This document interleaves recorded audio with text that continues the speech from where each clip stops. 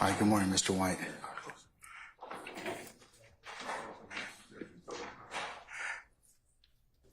All right, Sergeant Ingram, if you go ahead and summon our jurors for us, please, sir.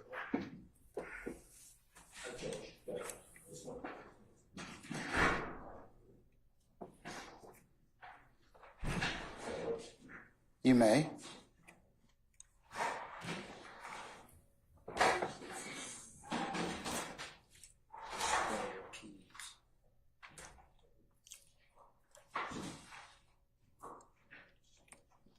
Okay, all right. Are you chewing gum, or are you just eating something? Cookies. Oh. Thank you, Mr. Matthews. Don't worry about it. Okay, so appreciate you telling me. You're good, you're good, you're good. You're good.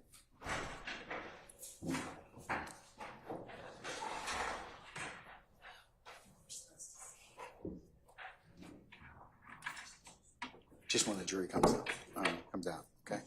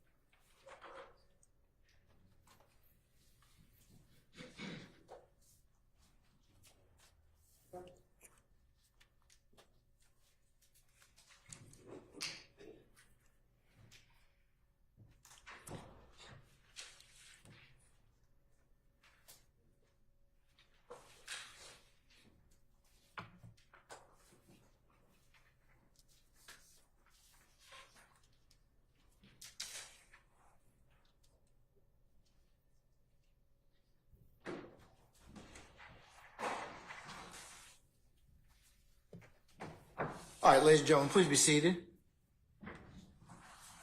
All right, thank you, Sergeant Ingram. All right, good morning, ladies and gentlemen, of the jury. Good morning. All right, we're going to continue with our examination of our last witness, Mr. White. Go ahead, sir. Good morning, Mr. White.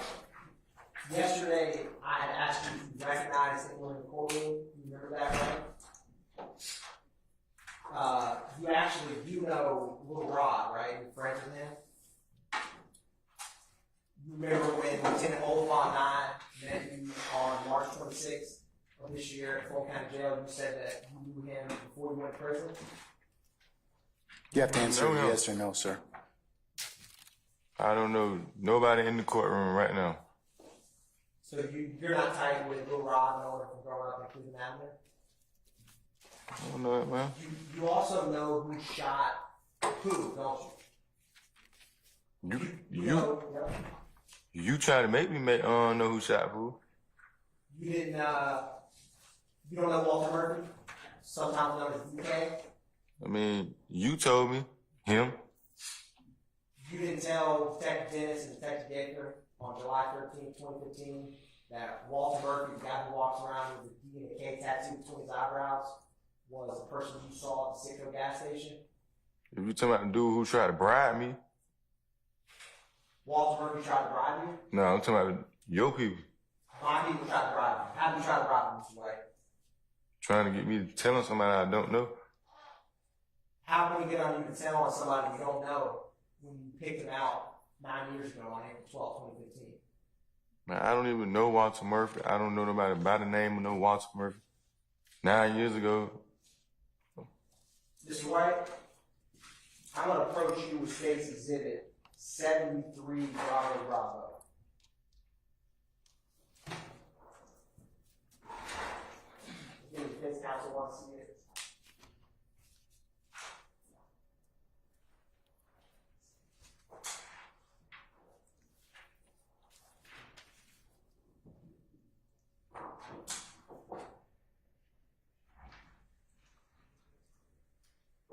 Your Honor, may we approach? Yes.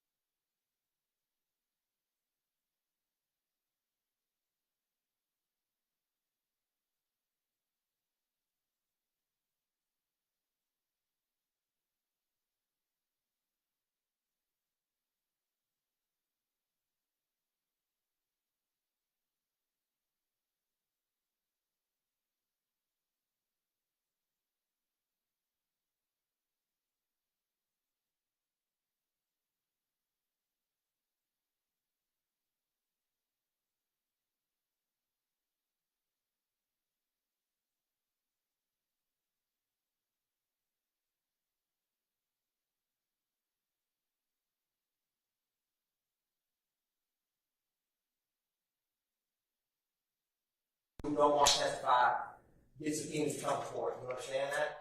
Nah, you holding me to my own will. So I'm approaching you with what's been marked as 73 Bravo Bravo. I'm going to ask you to take a look at it. You all have seen 73 Bravo defense counsels? I have. Okay, all right. So, Mr. White, I'm showing you the first page of 73 Bravo Bravo. I'm showing you the second page of 73 Bravo Bravo. And I'm showing you page 3 of Bravo Bravo. Do you see? Is that your signature, Mr. White? Man, I say my first and last name. I mean, but that could have been anybody's signature. So it does. It is your first and last name, but you're saying it's not your signature. Here on page 3, on the far right, top left photograph. Not my signature. Okay. Now, Mr. White, I also want to show you the last page, which is page 6. You see this photograph on the bottom left. That circle, is that the same initials that we just saw a second ago, Mr. White? Them look like two different signatures. Is that the same initials as your name, DW? Of course, because my name is DW, but it don't mean I did that. Okay, so you didn't sign or initial either of those pages in 73 Bravo Bravo? No. Okay, thank you, Mr. White. Now, do you know many people or anyone else that has a D and a K tattoo between their eyebrows other than Walter Murphy? But I don't even know Walter Murphy. Why you keep trying to make me know somebody? Mr. White, would you agree that someone who is that tattoo unique? 2 letters between their eyebrows? Is that unique? I mean, there's a million people in the world. Have you ever seen anyone that has D and a K between their eyebrows in somebody? No. When Lieutenant Oliphant and I met you in Fulton County Jail, you said that Walter Murphy you knew, correct? Okay, same day you keep saying you met me at Fulton County, right? Right. I told you I didn't know Walter Murphy. You saying I know Walter Murphy, but the same day you met me is the same dude an hour before you met me, the bald head dude back there, told him I don't know Walter Murphy. And Mr. White, you said that Walter Murphy and Jeffery Williams are like this. You cross your fingers, right? You said that. And Mr. White, when you go like this, like you did with being Lieutenant Oliphant in Fulton County Jail, this means someone's tight, right? Someone's close. If you cross your fingers. I guess if that's what you want to put it. Have you ever seen someone ever put your fingers crossed like this saying that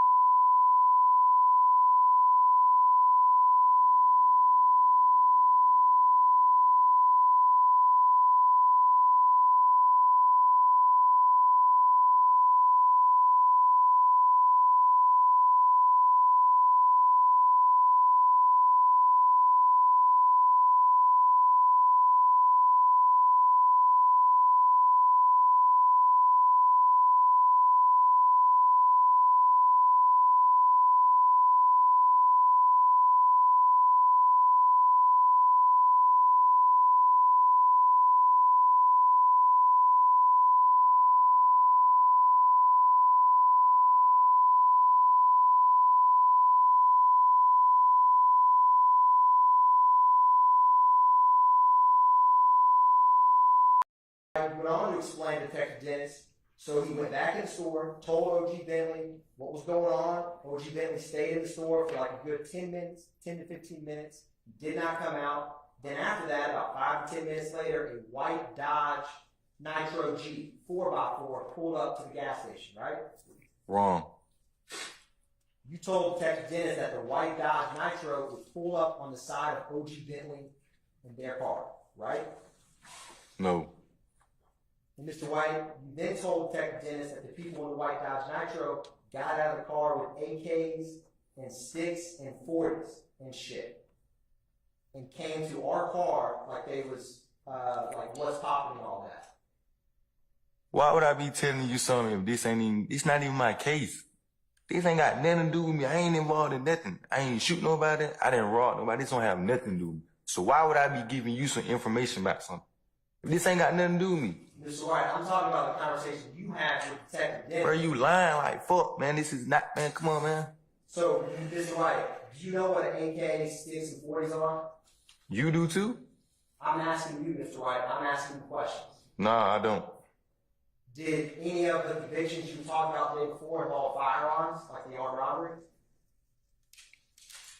I'm convicted for my own robbery. Yeah, 2 on. Did any of your crimes you talked about involve an AK, a stick, or a 40? You talking about in my case? Yeah. No. You've never heard of an AK or a 40, Mr. White? Yeah, I played with it on Call of Duty, yeah, if that's what you're talking about. You're familiar with it from video games.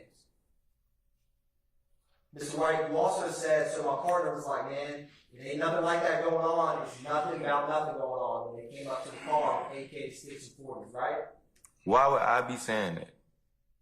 This don't have nothing to do with me. It's not making no sense at all. Mr. White? This is not my case. I didn't shoot nobody. I didn't rob nobody. So why would I be telling you anything or telling your group of people anything? Mr. White? Why? That bullet could have struck you in the car on April 12, 2015, couldn't it? Struck who? I'll overrule the objection. Hey, Mr. White? Use the microphone, counsel. Yes, Your Honor. Thank you. Is it on? I don't believe it is, Mr. Weaver. Let me fix it. Mr. White, that bullet on April 12, 2015, when you were sitting in the back seat of the blue Ford Escape, could have struck you, potentially, right? Wrong. What are you getting out of this? Mr. White, you ducked when you saw that bullet come through the windshield because you were scared, right? I was at a gas station. Before the shooting, right? They wasn't shooting, nobody wasn't shooting at me. Were they shooting at someone that you knew? Why you keep trying to make me know that dude? I don't know him. That's not my partner. We were never friends, nothing. But do you remember a time that you just left the gas station and a car you were driving in was shot?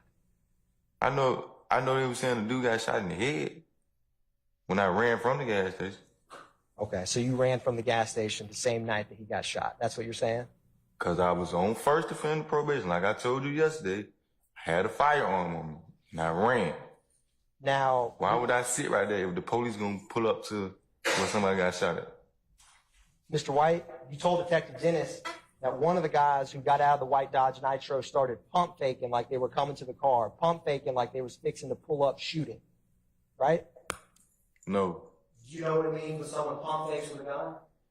I know when you pump fake playing basketball, that's what you're talking about. What does it mean when someone pump fakes playing basketball? I'll get you in there. And then I may jump trying to block and you score over my head. Is that right? Then I go around you. So if someone's pump faking with a gun, are they acting like they're going to shoot you, but they don't?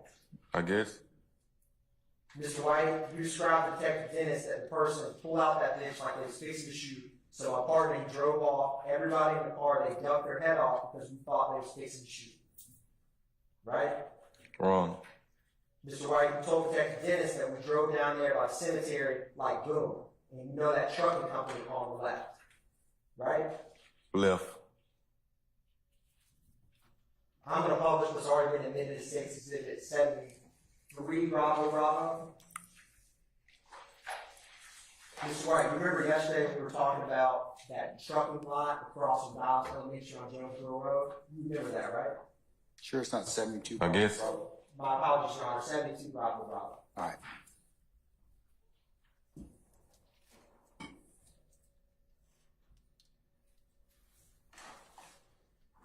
Mr. White, on that screen to your left, it's going to come up here in just a second.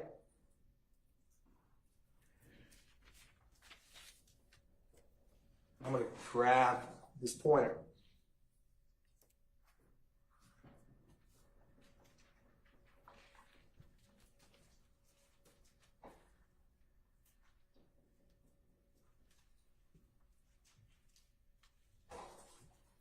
Mr. White, if you don't mind swirling around real quick, I'm going to ask you a question.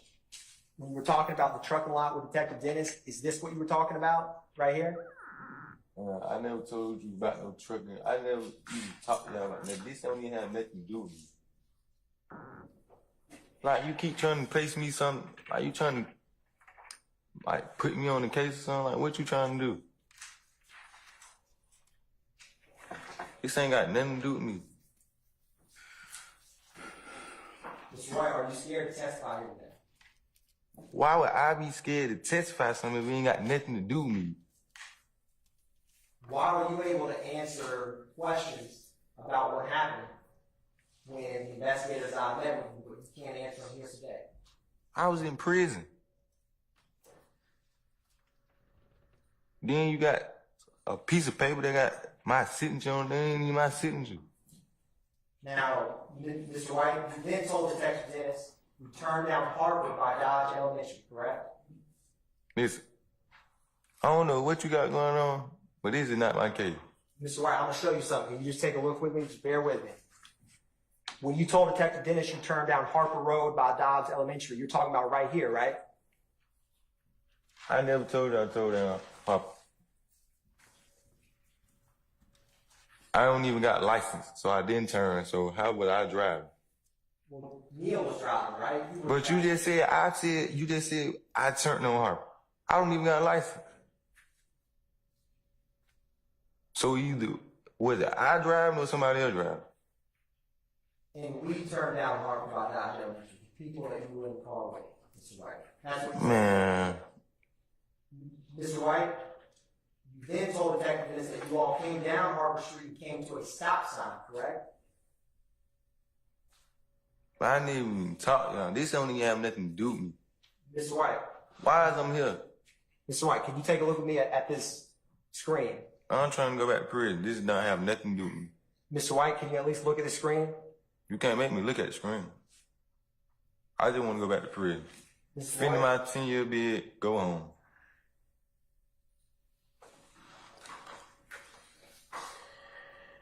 You disturbed me from when I was at prison doing my time.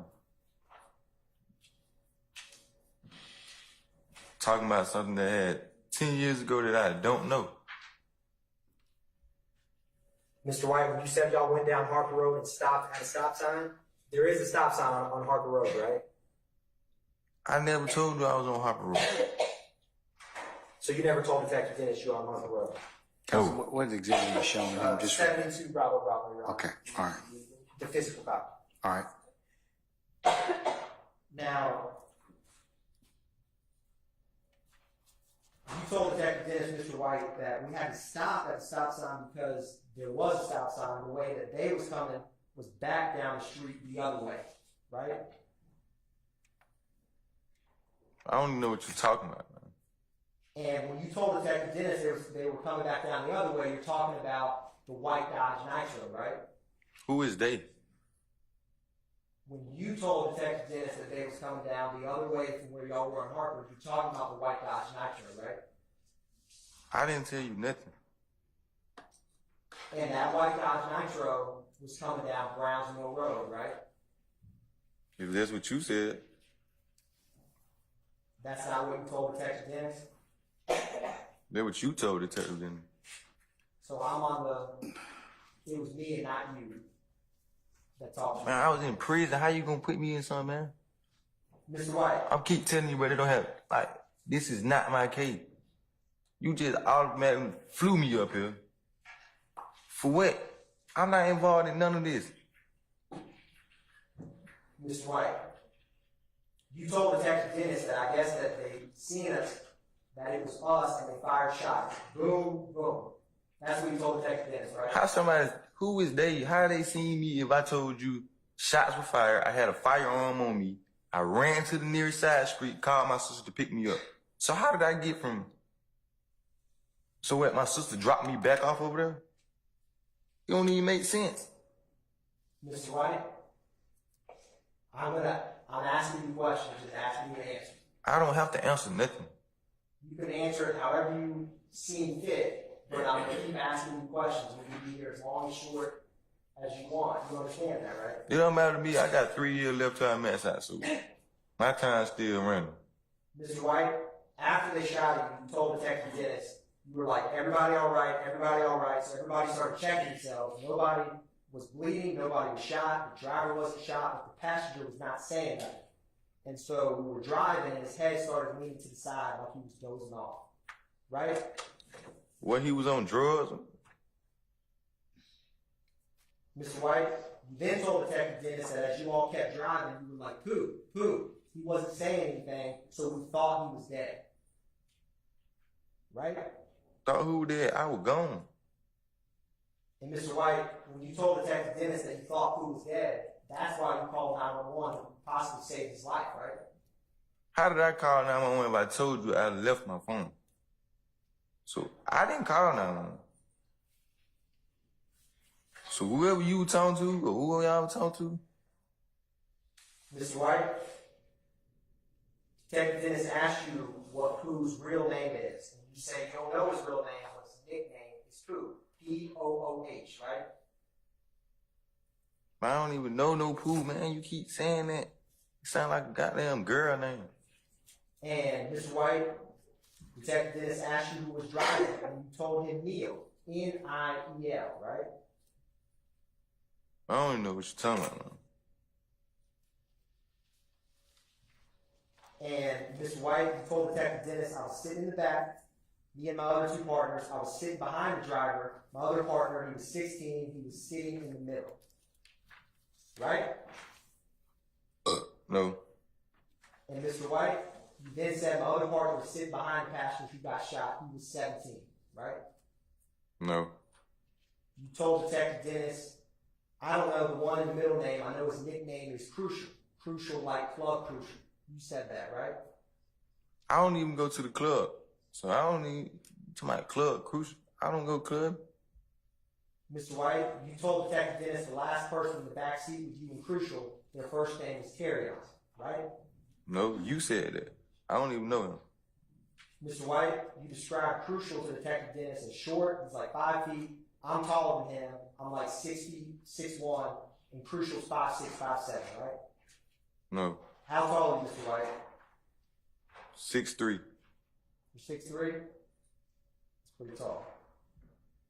Mr. White, Detective Dennis asked you to describe Terry, and you said he had dreads. At first he didn't have dreads. He had an afro, then he had dreads like I had dreads, but my dreads were longer than his. And you had to cut them off because you went to Clay County, right? You one got a picture of me with some dread. You never told Detective Dennis that you had dreads kind of like Terry did that night? I ain't told you nothing like that. And you told Detective Dennis, I just got out of Clayton County, so I didn't get my hair cut. Or I had to get my hair cut, right, Mr. White? I don't recall nothing you saying. You remember yesterday when you said that you were on first offender probation and you couldn't have a firearm, right? Yeah, and that's why I told you I ran. So how could you put me on the scene of being in the car with somebody if I told you I ran to a side street, called my sister, and got picked up? So how could you put me in the car? So the D'Angelo White that Detective Dennis spoke with, who said that on April 12, 2015, they were on first offender probation out of Clayton County with someone other than you? Had it been. Detective Dennis asked you if you know the guys that pulled out the sticks, and you tell him you don't know them, but you've seen them before, right? Who you talking about? And Mr. White, you told Detective Dennis one of the shooter's names was DK. Because in the middle of his head, by his eyebrow, it says DK. Because it says DK in the middle of his eyebrow, right? I never even knew that dude. You came to me at Wheeler and asked me something about a dude named Walter Murphy. I don't even know no dude by no name Walter Murphy. You like, so you don't know nobody by the name of DK. How you gonna make me know somebody? Mr. White, when I met you, it was 2024. It was this year, right? Right. So when you were talking to Detective Dennis in 2015, you and me had never met, right? Right. Mr. White, you then said Detective Dennis asked you if you've seen the other guys who got out alongside DK. And you told him no, they had masks on, right? I never talked to no investigator, nothing. Mr. White, Detective Dennis asked you how long was it from when you left the gas station till the shooting started, right? You remember that? How am I gonna remember a shooting? I'm trying to get the hell on. I got a firearm on me. I don't remember shooting. And Mr. White, in response to that, you said we came down Jonesboro Road. Jonesboro Road has a cemetery not that far, and so it was like a good 3 to 5 minutes, right? How could I be on Jonesboro Road if I told you my sister came to pick me up and I ran? And Mr. White, you then said, so we came and we turned right on Harper. We made it at that stop sign, and then boom, we went down there. First you said I turned right on Harper. Then you said we. So is it I turned right or we? 'Cause I wasn't there. Mr. White, you were directly behind the driving wheel, right? Wrong. I wasn't even there. Mr. White, you then told Detective Dennis that when y'all stopped at the stop sign, the way that they was coming, there's not a stop sign, right? No, you probably told him that. Because in 2015, there was no stop sign at Brownsville Road, but there was one on Harper, right? I have been in prison 7 years. This case that you keep talking about, or whatever going on in 2015, that down there 10 years ago. I haven't been on the streets in a long time. Shit changed, so I don't know what are you talking about. That wasn't me. Mr. White, Harper Road and Brownsville are on that map that I showed you yesterday, 72 Bravo, right? Yeah, it say Harper on that map. And you were familiar with that map when I showed it to you yesterday, right? Because you grew up in Lakewood. My auntie stayed in Lakewood. And Mr. White, you told Detective Dennis that they recognized the car because we was the only 2 people at the gas station. So when they seen us, they shot like 2 times, right? I'm gonna tell you again, why would I be telling you or anybody else, if this is not my case? I wouldn't even tell on myself. So why would I? Mr. White, you told Detective Dennis it was not a regular bullet. It wasn't a 40, it wasn't a 4.5, it wasn't a 9, it was a chopper bullet they shot 2 times. Those were your words, right? No. One of them missed, and one went through the windshield and hit my partner Pooh in the head, right? Why you keep trying to pin Pooh as my opponent if I keep telling you I do not know the dude? I'm asking you about your own words to Detective Dennis of the Atlanta Police Department. Them were not my words. Mr. White, Detective Dennis asked you if you stopped, and you told him we never stopped. After we left the gas station, we skated past. Boom, we went another way so they wouldn't follow us. You remember that, Mr. White? How could I stop if I keep telling you I got picked up? So you must be was talking to somebody else, or you had to be, man, because if I keep telling you I had a firearm and I ran, got to the nearest side street and paid my sister to come pick me up right then ASAP, how could I still be on Harper and Lakewood if I went back home, Cleveland Avenue? Mr. White, when you, me, and an investigator met before, you were always respectful to me, and I was respectful to you, along with my investigator. Is that true? I ain't said nothing disrespectful to you. You were. That's correct, right? So how is I'm disrespectful? I ain't call you out your name. And when we met, we were able to talk more easily than these questions are here today. Is that true, Mr. White? Man, what did I tell you when you came to see me? That you don't want, Mr. White, you said you don't want to testify, but you remembered everything that I said, isn't that true? I'm not testifying against nobody. I don't know nothing. This ain't got nothing to do with me. This ain't my case. I'm serving my own 10-year bid. And after you said that, Mr. White, you talked about what happened to Pooh that night when you were in the car. Isn't that true? I don't even know Pooh. Now, I couldn't even tell you the dude's name. I don't know that man. Mr. White, Detective Dennis asked you if you all stopped, and the second part of what you said was, we turned down Harbor, we were going back to where we were hanging out in Lakewood, we came by the stop sign and they started shooting. Right, Mr. White? You just gonna place me somewhere I wasn't. Mr. White, you told Detective Dennis on this phone call that you made sure everybody was straight. Everybody, they're good. And Pooh's head started sliding down, and we rolled up the street to my nearest partner's house so we can call. Right? I wasn't there. You keep telling me your head slid down. What, he was high on something, drunk? And Mr. White, you said we called, we got Pooh out of the car, he was still talking even though there was a bullet in his head. Right, Mr. White? I wasn't there. He was still talking, blood was coming down, he was still talking, right? I wasn't there. Detective Dennis asked you if you saw which side of the car the shots came out. You told him it couldn't be from the passenger side or the back passenger side, right? I don't know nothing about that. And you also told him it couldn't be the driver either, it had to be the person behind the driver, right? I don't know nothing about that. I was gone, long gone. So, Ms. White,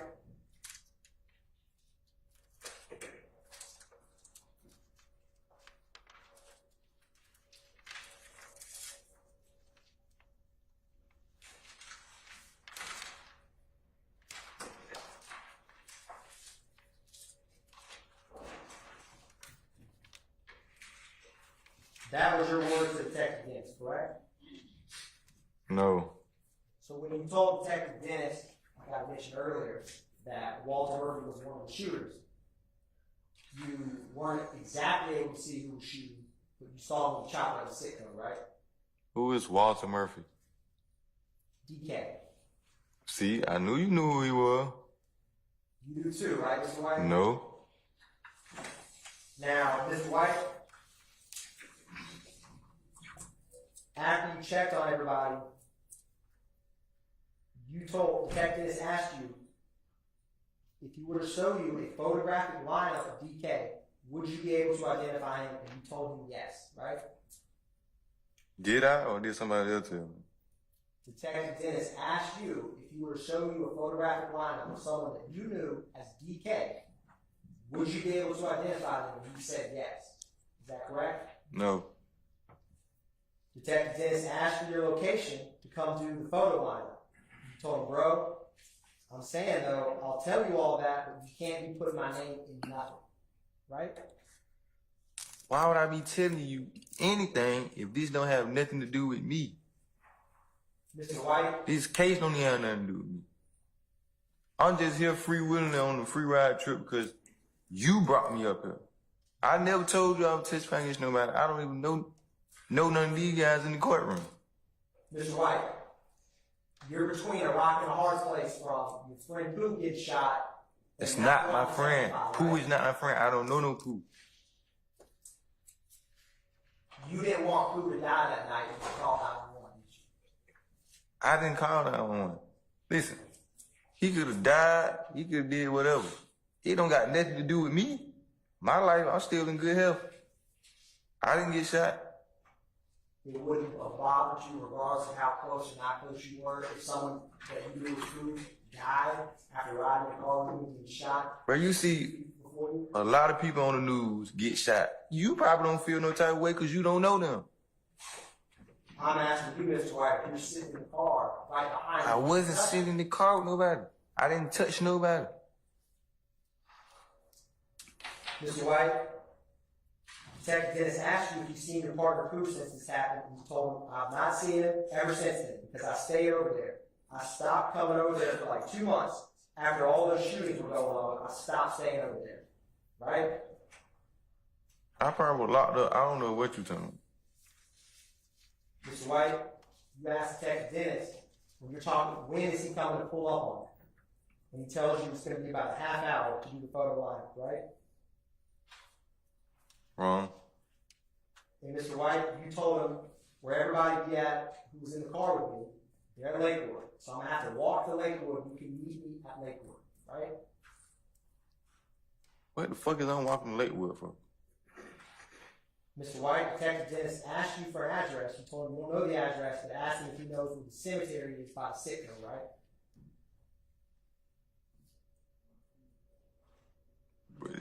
I don't know what you talking about, man. I don't even supposed to be here, man. And Mr. White, Detective Dennis confirmed on his cell phone that he was going to come pick you up. It was about 10 to 20 minutes in an unmarked car, right? Were you shaking your head no, Mr. White? No. Now, after this phone call with Detective Dennis, an unmarked ABD police car did come and meet you at your location, correct? No. It was Detective Dennis, who's a male detective, right? If this the same dude who you keep trying to bribe me to tell him somebody that don't have nothing to do with me, What are you talking about with the bribe, Mr. White? well, now you don't know what I'm talking about. I'm asking you. You know everything else? Mr. White, I'm asking you questions. Explain. What are you talking about? And listen, this don't have nothing to do with me. This don't have nothing to do with me.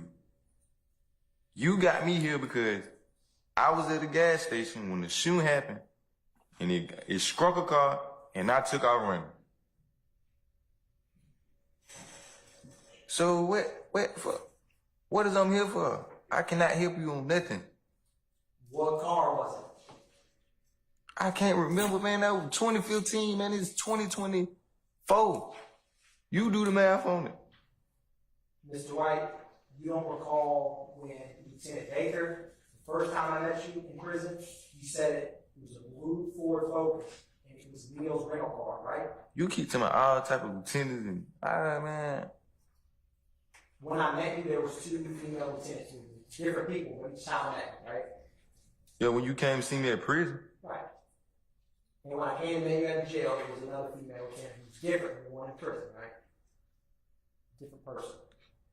Yes. Now, there also was a Detective Gaither that was in that unmarked APD car who's a female, right? How do you keep expecting me to remember something so long ago? On the lieutenants or the 2 females I remember is from this year. I'm asking you about the Atlanta Police Department detective. There was a third one, a Detective Edwards. So there were 2 males and a female detective that was in that car, right? I never got in the car with no police. They picked you up at your mom's apartments, right? No, nobody picked me up. And right when you got in the car, you asked them if they could go somewhere else because you really don't want to be in the apartments, right? Why would I be going anywhere else if this don't have nothing to do with me? Why would somebody be coming to my house if this don't have nothing to do with me? And you didn't want to be in the apartments because you didn't want someone to see that you were talking to the police, right? I don't even like the police. Mr. White, you pulled out of the apartments, were driving, and they kept asking you questions about when Pooh was shot that night, right?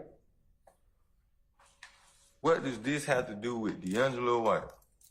Mr. White, I'm asking about a conversation you yourself had in an unmarked APD car, right? Y'all must have planned this. How much they paying y'all? Mr. White, Detective Dennis went back through the event with you while you were in the car. He asked you if you all were arguing or anything, and you said no arguing, right? This is not my case. Well, I'm not arguing with nobody. I don't need supposed to be here. I'm here because you brought me here. Mr. White. I got forced to be here. I almost got tased by the police because I didn't want to go to court. Mr. White, Why are you so reluctant to come to court and speak about this? What are you talking about? This is not my case. You trying to make me, you really trying to beat something in my head. Like, this is not my case, man. Yeah, I can tell you, yeah, about my 10 years, be it what I did, yeah. It got me here, yeah. I robbed some people, yeah, they got me here. To get my time, yeah. But at this time and moment, this is not my case, man. This is not my case. Mr. White, in that car, Detective Dennis asked you if anybody in your car pulled out anything on them, and you said we had some guns and shit, and we didn't pull anything out, right? How do we have some guns and shit if I left? I keep telling you, I left the sit-go. I ran because I had a firearm on me. First offender probation. Now, The police is going to show up at the store. Why would I be sitting right there with a firearm so I could get locked up? Mr. White, it's not a coincidence that you told Detective Dennis that we had guns, and you just said you had a gun that night, is it? I had a gun and ran. I don't know about no we. Don't try to put multiple guns on me. I had one gun. There was other guns in the Blue Ford Escape that you all were in with proof, right? Y'all must have got it off whoever was in that car. Because y'all didn't get no gun on me. Now, Mr. White, do you recall that while you were driving, you were pointing to the roadway and you said, explain what happened. You were driving up a little bit close. They feel like it was just following and pushing up on them. You remember that, Mr. White? But nobody was following me. Nobody ain't gonna push up on me. You go on to tell Detective Dennis and Gaither, they pull in there, we pull in there, boom. They were thinking we were trying to rob them or something. Right? I don't know what you talking about. Mr. White, you tell Detective Dennis and Detective Gaither that a person named O.G. Bentley, you got some money, right? I don't know no OG man. Detective Gaither asked you where O.G. Bentley got paid from. He said, "After something, where's his money?" And you said, "Nah, the rapper Young Thug fucked with him," right? But I don't know, feel me? I don't know what you talking about. You probably said, I don't know where you getting these information from. And Mr. White, Detective Gaither asked you, it's cool if y'all drive to where the shooting happened so she could see it, and you gave them directions to get to the location, right? No. Y'all probably got it from the gas station, man, that the shooting happened, man. Why would I give you a location? There's nothing happened with me, man. It's like you trying to put me on the scene, put me there. This don't have nothing to do with me. All due respect, this don't have nothing to do with me. I'm serving my own bid. I'm ready to go back to prison. Complete my 36 months off a 10-year bid and go home. Mr. White, you realize you were a victim in this case, right? How am I a victim? I ain't get shot. I ain't get hurt. But the bullet came in the car that you were sitting in, didn't it? But you said I'm a victim. Victim means something happened to me. Nothing didn't happen to me. You don't think someone shooting a bullet at someone doesn't make them a victim, Mr. White? I didn't get shot in the head. Somebody else did. It was not me. My head look all right, don't it? Mr. White, you remember yesterday, you're 27 now, right? In 2015, you would have been 18, right? You told Detective Dennis, when you spoke with him in the car, he asked you how old you are, and you said you were 18 years old, right? I never spoke with nobody, bro. You keep trying to put me on a case. I cannot help you. Detective Gaither, remember, Mr. White, yesterday you said that you went to South Atlanta, right, to high school? Detective Gaither asked you where you went to high school, and you told her South Atlanta, right? I mean, everybody who's staying late will go to South Atlanta. That's just an area code. Cleveland Avenue, you gonna go to South Atlanta.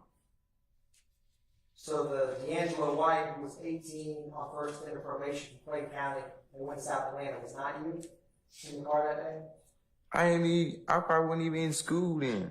I've been dropped out of school. I was going until I turned to school.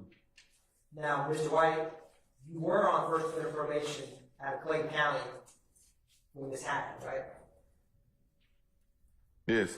And when you met the detectives in the car, you told them that you got out of Clayton County a day ago on a probation violation, right?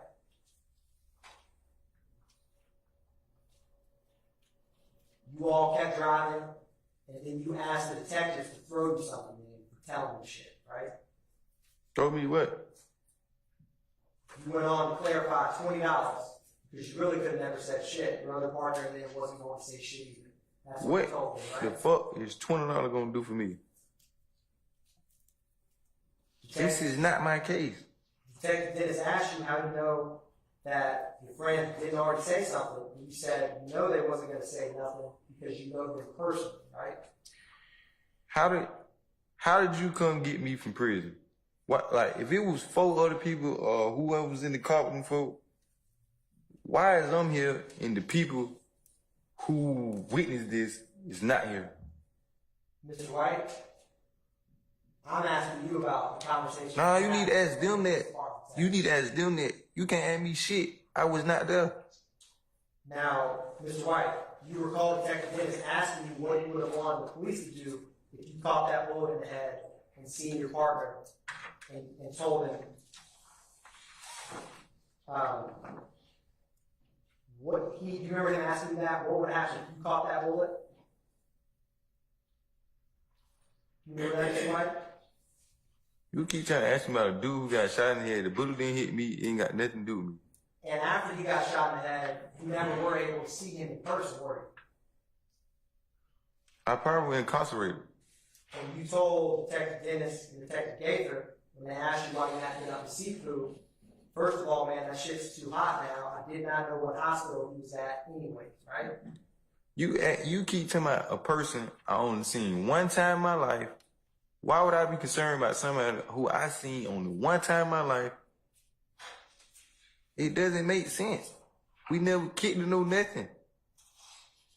And Mr. White, the detectives tell you who's missing a chunk of his head and is in a rehabilitation center, and your response is, I'm just saying though, nobody in my hood fucks with the police anyways. That's what I'm trying to tell you. I'm the only one who's fucked with them, just like I told you. I just told you right here out of my mouth, I don't even like the police.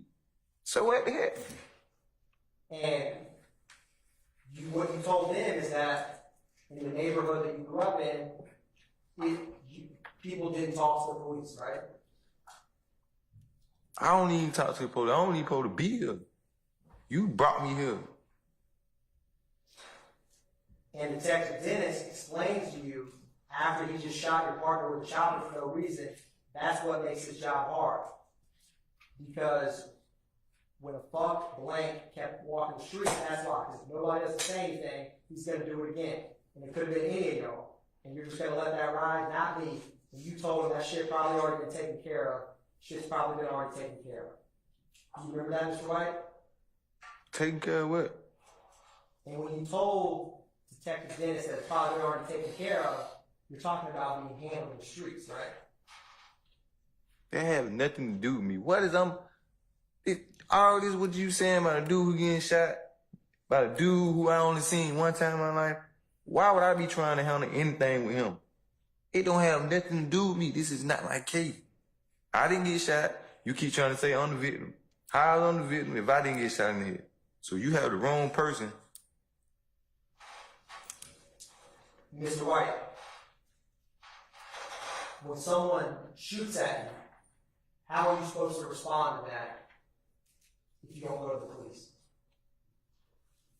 What? I'm asking you, how would you respond if someone were to shoot at you? How are you, Mr. White, how are you going to handle that? Objection, Your Honor, that's also speculation. I sustain the objection.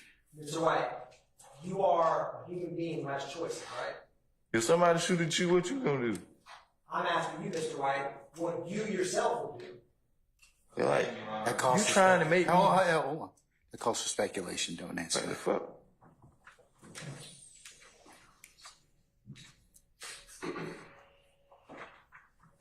And despite handling in the streets, Mr. White, you called 911 right after Drew got shot, right? Are you crazy, man? You didn't go back and shoot them or anyone else. You just called to get him help, right? I'm not finna be shooting at nobody. And Detective Dennis tells you He's still out acting a fool, and you said probably still hot. My folks been shooting at his ass. They've been coming back shooting here, right? I don't know nothing about no shooting. So what we were just talking about a minute ago, when I asked you how stuff is handled in the streets, when you told Detective Dennis, my folks been shooting at his ass, they've been coming back shooting here. That's how it's handled in the streets, right? That's how you want to put it in your mind. I never told you. My folks ought to know about it. This don't have nothing to do with me. I don't even know this dude. Why would I be having somebody shoot at somebody I don't know? That's right. Detective Dennis asked you, when does it stop when somebody's baby got shot? And you told him, somebody's baby, not my baby, right? A baby got shot. You didn't tell Detective Dennis that? Hell, fuck, no, I ain't even talking to you. You going off the wall now. And Mr. White, he asked you, what if they hit your baby trying to get at you? You tell him, you don't have a baby. My mom doesn't even come outside. I tell my mama not to come outside, right? My mom is not living right now. But she was back in 2015, right? And my mama don't even come outside because she was old. And when you were talking to him about that, your mom grew up, she's the one that lived on O'Hagan, Cleveland, right? Why did your mom not want to come outside? My mom was 60 years old. Why would my mom be coming outside? My mama only come outside to go to work and come home. Why would she be coming outside? My mom, I don't have a young mama, if that's what you're thinking. I'm not thinking that at all. I'm asking you. You told Detective Dennis that your mom doesn't come outside when he's asking what if someone innocent got shot. So I'm asking you, why did you think about your mom when I asked you that? I never even talk to nobody, bro. This ain't even got to do nothing with my mama, nigga. And when you brought that up, it's because people like your mom who live in Cleveland, they should be able to walk outside without getting shot, right? My mama was gonna walk the street anyway. You ain't got nothing to do with my mama. Do you agree that people should be able to, no matter how old they are, walk outside without getting shot? Where is you going with this? I sustain the objection. Jurors disregard the last question and any answer. Now, Mr. White, they did give you a photographic lineup, told you to circle and initial it, and you responded again, y'all gotta throw me something, man, right? What? I never signed nothing. And You want to be like what you bought this? You feel me? Like you can't get a conviction out of me, man. I can't help you. Mr. White? This don't have nothing to do with me. I'm gonna keep telling you. I'm just ready to go to prison, do my time, rest of my 3 years, and go home. Mr. White, after I asked you some questions, maybe some defense counsel asked you questions, you realize you'll get to go back to prison, right? When? When I get done asking you questions, and if any other defense counsel gets to ask you questions, we'll be through. You understand that, right?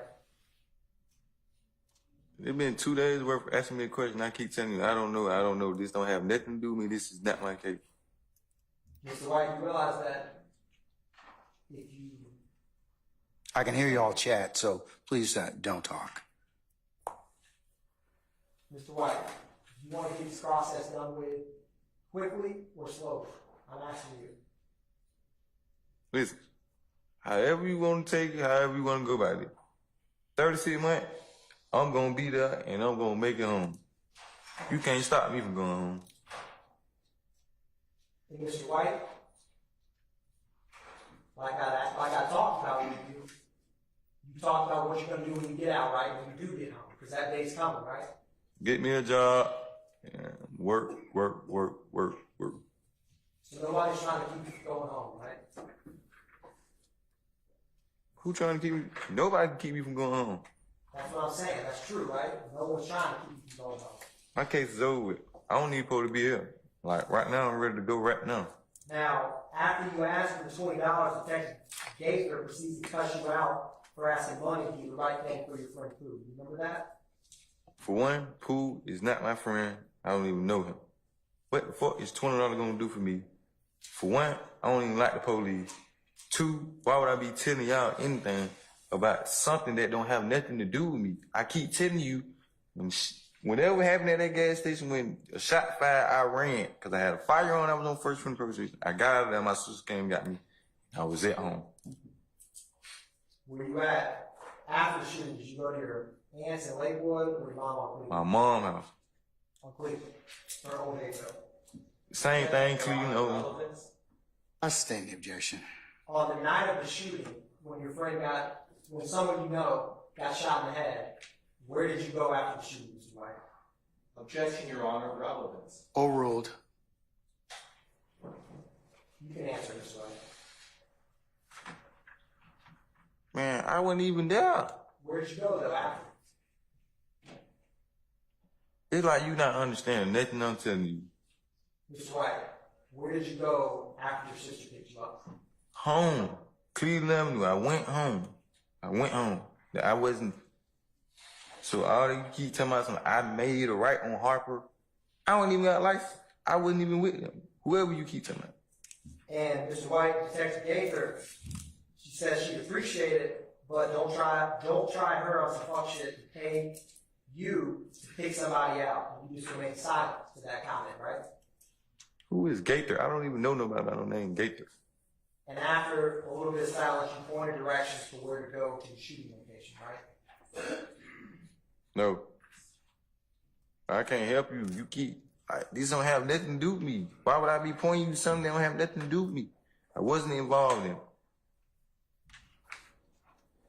Mr. White, did you know that you were being recorded on the phone call and when you were in the car talking to the detectives in 2015?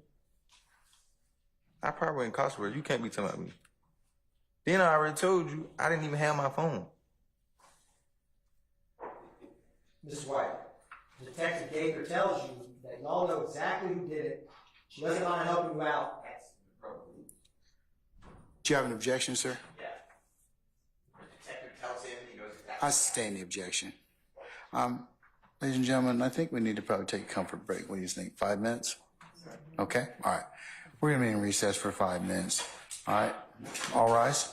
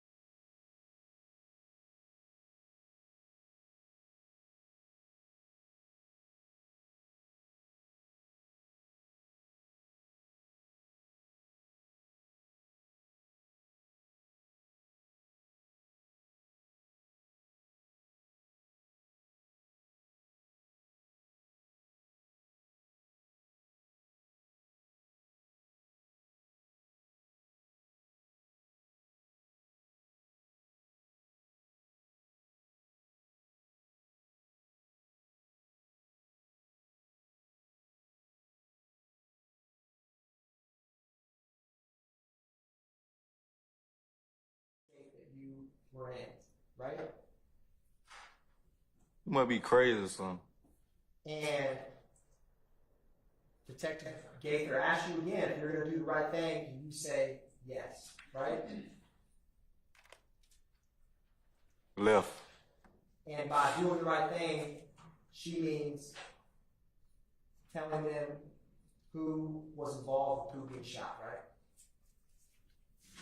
This don't have nothing to do with me. Why would I be telling anybody anything? Do I look like I'm the police?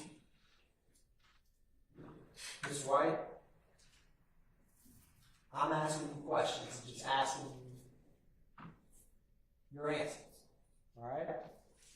And Mr. White, you ask again if she's still going to throw you something in there. And she says, I can't do it like that. And you say, I ain't talking about that.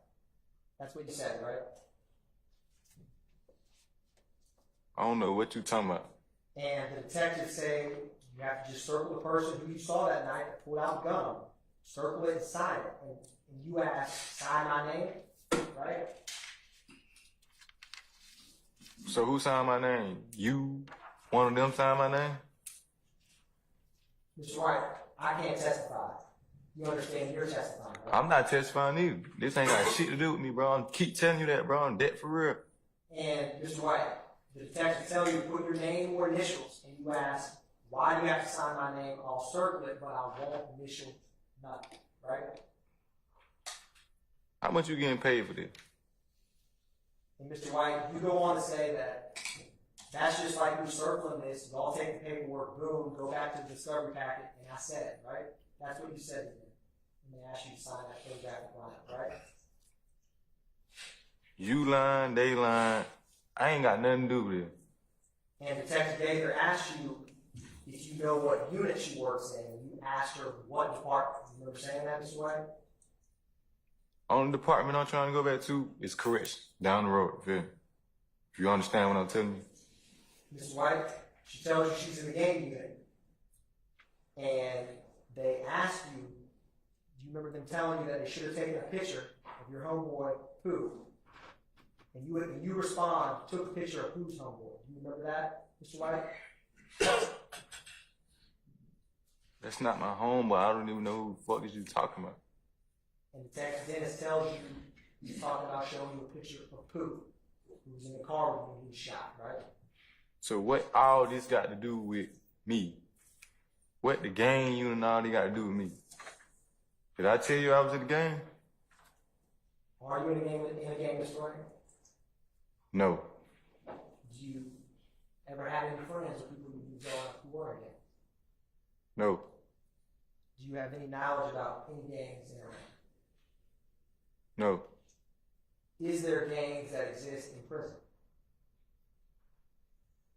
Of course. You know that. Everybody know that. The world know that. And do people who are in prison, do they ever keep up with cases and stuff that happens in the courtroom? I'm not in the gang, so I don't know. So you don't have to let them refer to me. Even people who aren't in gangs in prison, is there ways for them to find out what happens in court? I be minding my business. Have you ever heard the saying, keep your eyes on your own paper? And so I don't really be standing with no nigga got going on down the road. Feel me? And that analogy you used about not looking at your own paper is basically a way of saying that you can't testify against anyone else. Is that what you're saying? What? You don't want to tell on anyone else, snitch on anyone else, anything like that, right? For what? What? I ain't did nothing. I ain't got no case. And You need to be getting the dudes who was in the car, the dude who got shot in the head, you feel me? Because you got the wrong person. I'm not ready to go, man, you feel me? Mr. White, I'm just telling y'all what's going on now. I'm ready to go. Mr. White, I don't have that many more questions. And I ain't got that many answers. And the same answer I'm gonna keep telling you is, I don't got shit to do with this. It ain't got nothing to do with me. I'm ready to go. I'm ready to go back to prison so I can go home. Mr. White, They tell you that Pooh's in a rehab, waiting to get his skull healed, and you respond, he was still talking though, right? Those were your words?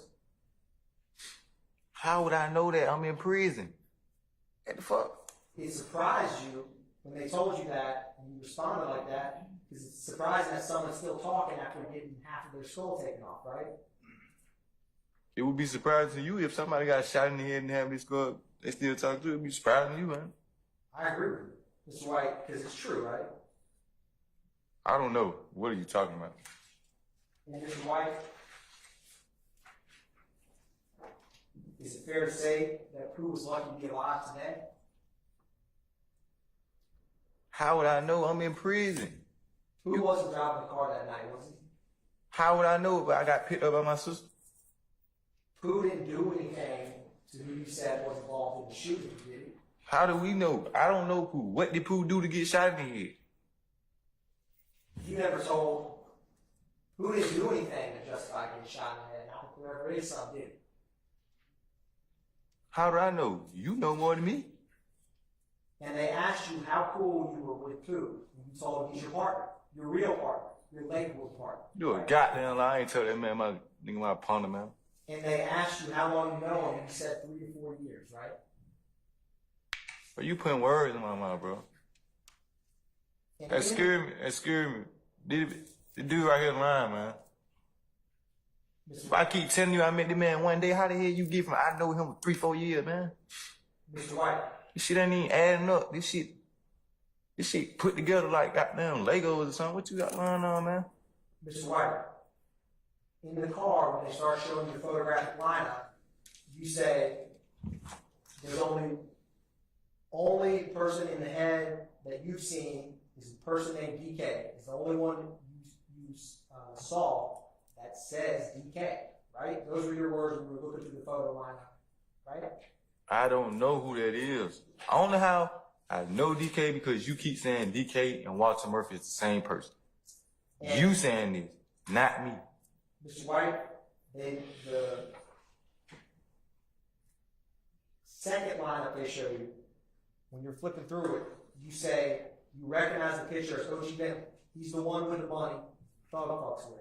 That's what you said, right? You said that. You trying to put emphasis on shit. You can't put nothing in my mouth. Hey, man, I'm about ready to go, man. I'm just being real. I'm just being real, man, because this ain't got nothing to do with me. Mr. White,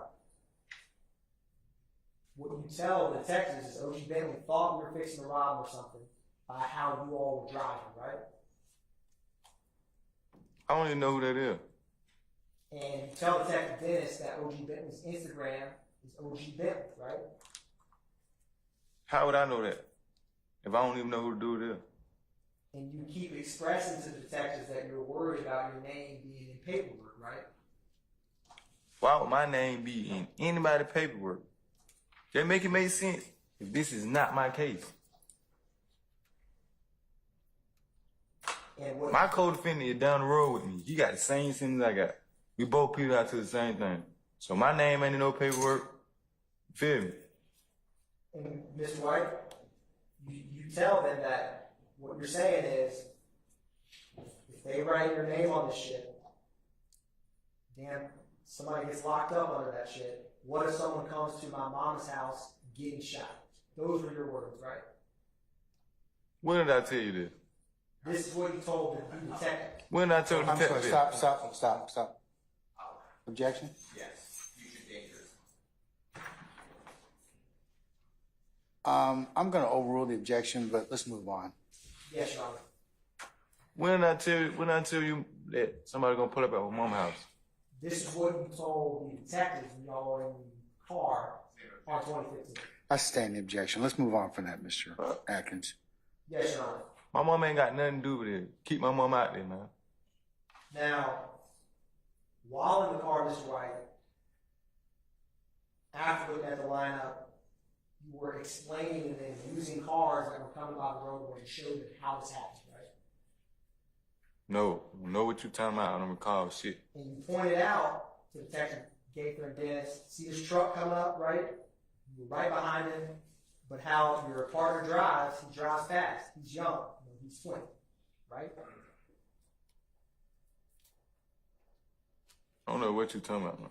Because this is what you're saying is people who are young. All this what you saying is made up. So all this happened because you were in a car. Who was shot because he was tailgating the car? That's what you're trying to tell the detectives, right? First you said, I keep telling you, I ain't met them poop one time. This is the first time I've seen in my life. Then you just said 3-4 years. This man, I ain't know this man no 3-4 years. Mr. White, after you showed them the direction the shooters were traveling in, they asked you which way did they keep going. You said they're from Cleveland, so they went this way, right? No. And you knew where they were from and what direction they were headed because you were from Cleveland, right? How did I know that if I was going from the scene?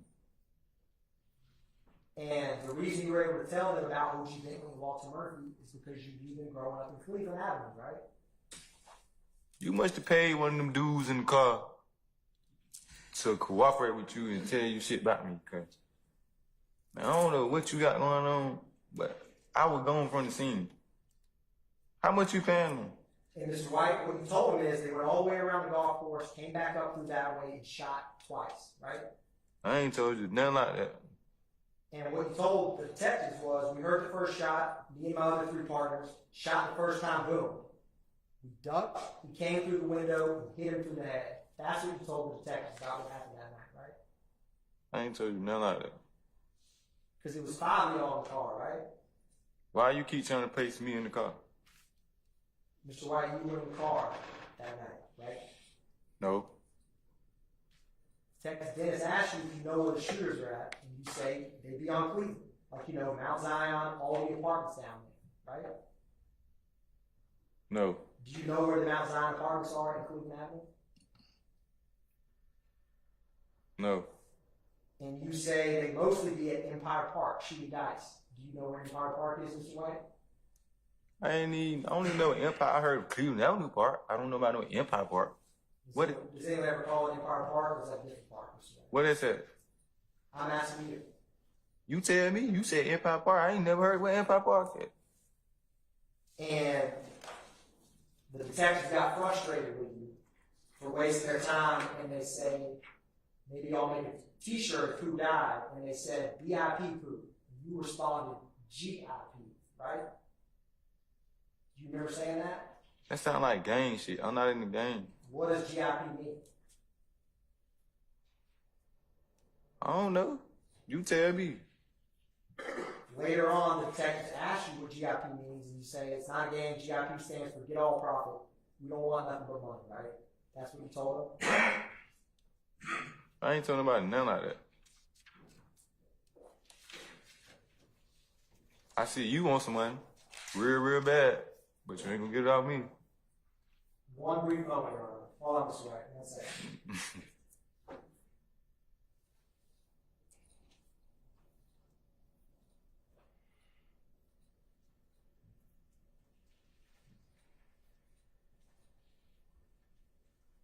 Thank you, Mr. White. No further questions from the state.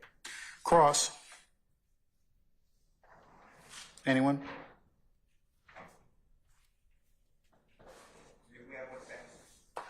All right.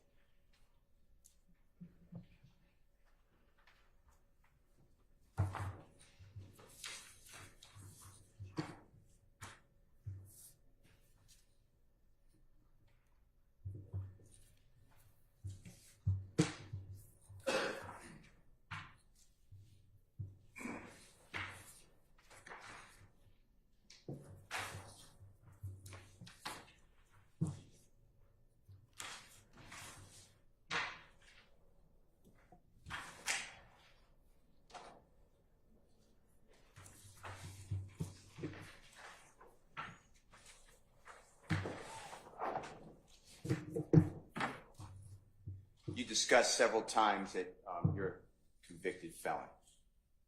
I'd like to show you, with the court's permission, Mr. Williams, April 10, 2024, exhibit number 215. Your Honor, will be 216, 217, 218, and 219. May I approach, sir? You may, sir.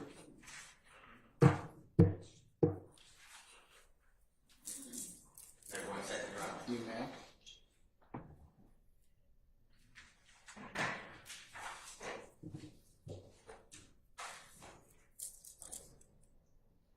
First one, they go in date.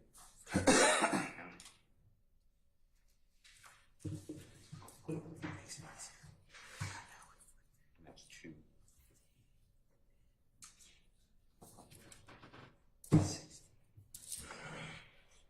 See that? You know, that's 2.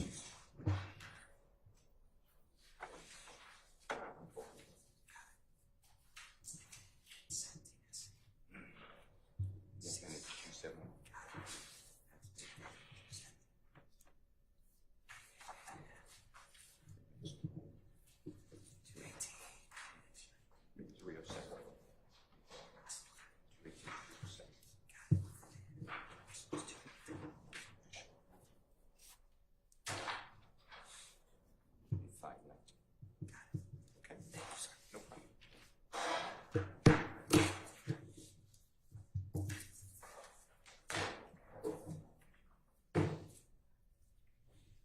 May I approach you, sir?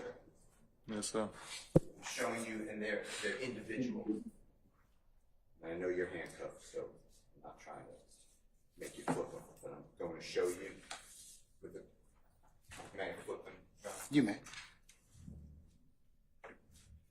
This is what I'm reading, Mr. Williams, number 215. Okay. Who's Mr. Williams? You know, performer known as Young Thug. Oh, yeah. Okay. This is just an exhibit number. This is the.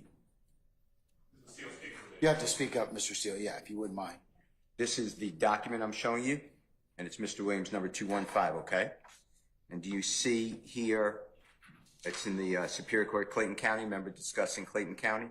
Yes, sir. And remember, this is State of Georgia versus you, right, Mr. White? Yes, sir. True. And do you recognize these charges, theft by receiving stolen property under the First Offender Act? You remember that? Yes, sir. And you received 5 years. Remember? Yes, sir. And then that was on probation, but that probation was revoked. Fair to say? Yes, sir. And then at the back of this, the last page, Your Honor, of this exhibit is the revocation for your violation, so you're no longer a first offender. True? Yes, sir. And this is certified. These are all certified copies, Your Honor. All right. Your Honor, I move for the admission of Mr. Williams, number 215. Any objection? No, Your Honor. All right, Mr. Williams, 215 is admitted. Then we're looking at Mr. Williams, number 216. It's just at the bottom, same thing, the exhibit. Okay? Yes? Yes, sir. You have to answer for the court reporter and the jury. Yes, sir. And then up here, you see where it says Fulton County Superior Court? Do you see that? Yes, sir. Okay. And then I'm turning the page. You see this indictment, State of Georgia in Fulton County, case number 16 SC 145806. You see that? Yes, sir. And then you see it says State of Georgia versus you, Mr. White, right? Yes, sir. And then it gives all the charges in the indictment, multiple counts of entering auto, theft by receiving stolen property, willful obstruction of an officer, and criminal trespass. Fair to say? Yes, sir. And then over here it says that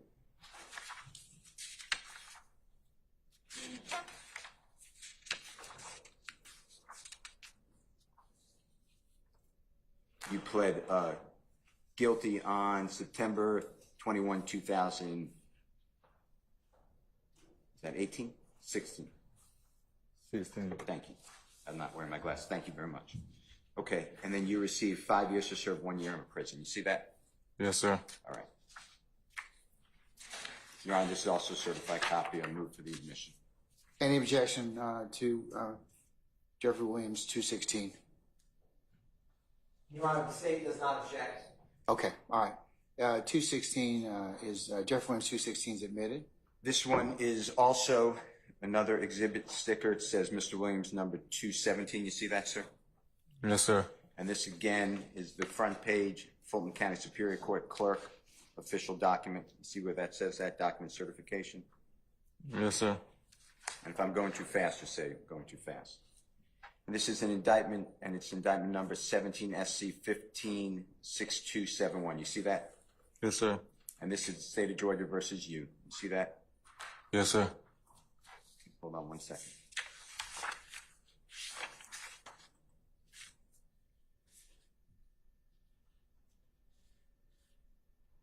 Your Honor, I am withdrawing actually number 217. I apologize. Okay. 218. You see that one? Yes, sir. Okay, and this again is the official clerk of Fulton County, correct? See that? Fulton County. Yes, sir. And this is again electronic document certification by the clerk of Fulton County Superior Court. Correct? Yes, sir.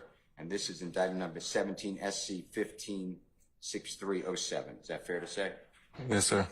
And then this one, and I made a mistake before, I apologize, is indictment number 17 SC 156307, State of Georgia versus two people, a Mr. Elliott as well as you. It's fair to say?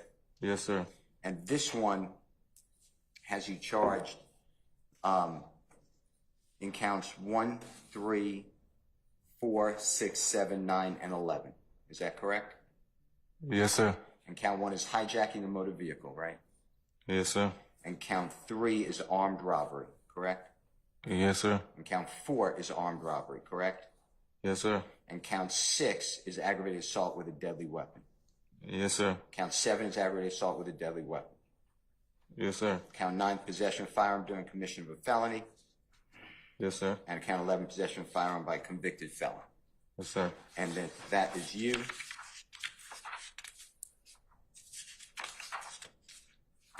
And then here is your sentencing sheet. Fair to say?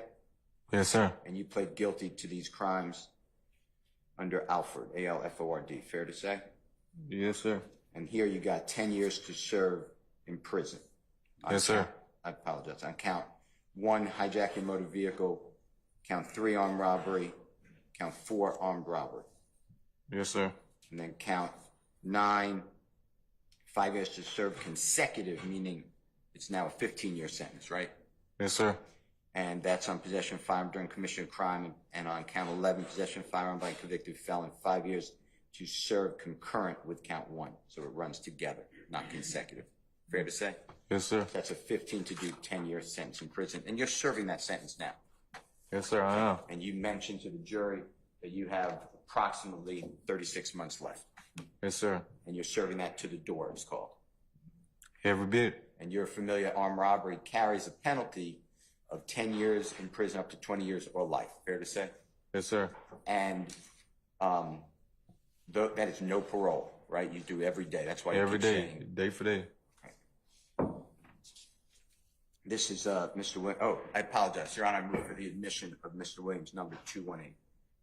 Any objection? No objection, Your Honor. All right, Mr. Williams, 218 is admitted. This is Mr. Williams, number 219. You see that?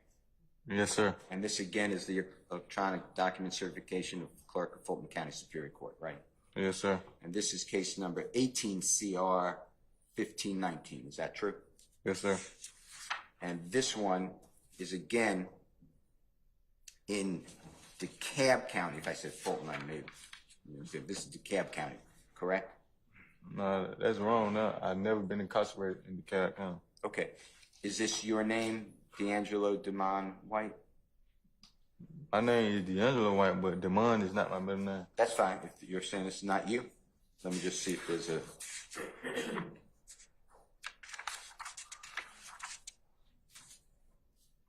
Is this your signature or your handwriting?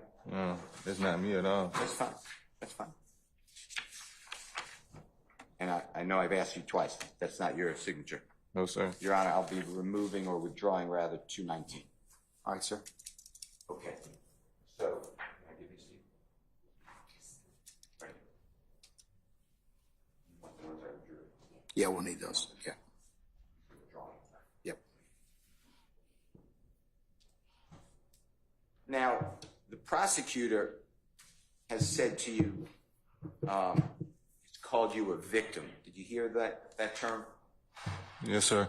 And you said that you're not a victim because you weren't shot. You remember something like that? Yes, sir. And to be accurate, on April 12th of 2015, do you remember that's the date that the prosecutor was asking you about? Do you remember that date at all? No, sir. Okay. At that time, you were with 4 other people in a car. True? No, sir. All right. And at that time, you were doing what you and your friends do. You were looking, you had guns in the car, right? You said that earlier. I wasn't in no car with no gun. Okay. And you were doing what you do. You were trying to find somebody with money or a nice car or a car and arm rob them. Objection, Your Honor. Is that true? Basis. It's improper character, Your Honor. I sustain the objection. That's what was going on. I sustain the objection. Just rephrase it. Okay. Do you remember following a car with a person who you believed in that car was wealthy? You remember saying that? I wasn't following nobody. You remember being in a car that was following another car that you believed in the car that was being followed, so the front car had a gentleman named O.G. Bentley or Bentley. Do you remember that?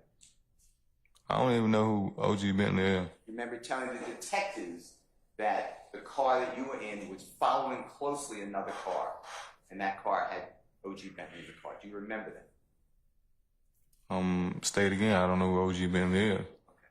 Do you remember explaining that you believed O.G. Bentley is wealthy because he had worked for a very well-known and accomplished artist, Young Thug?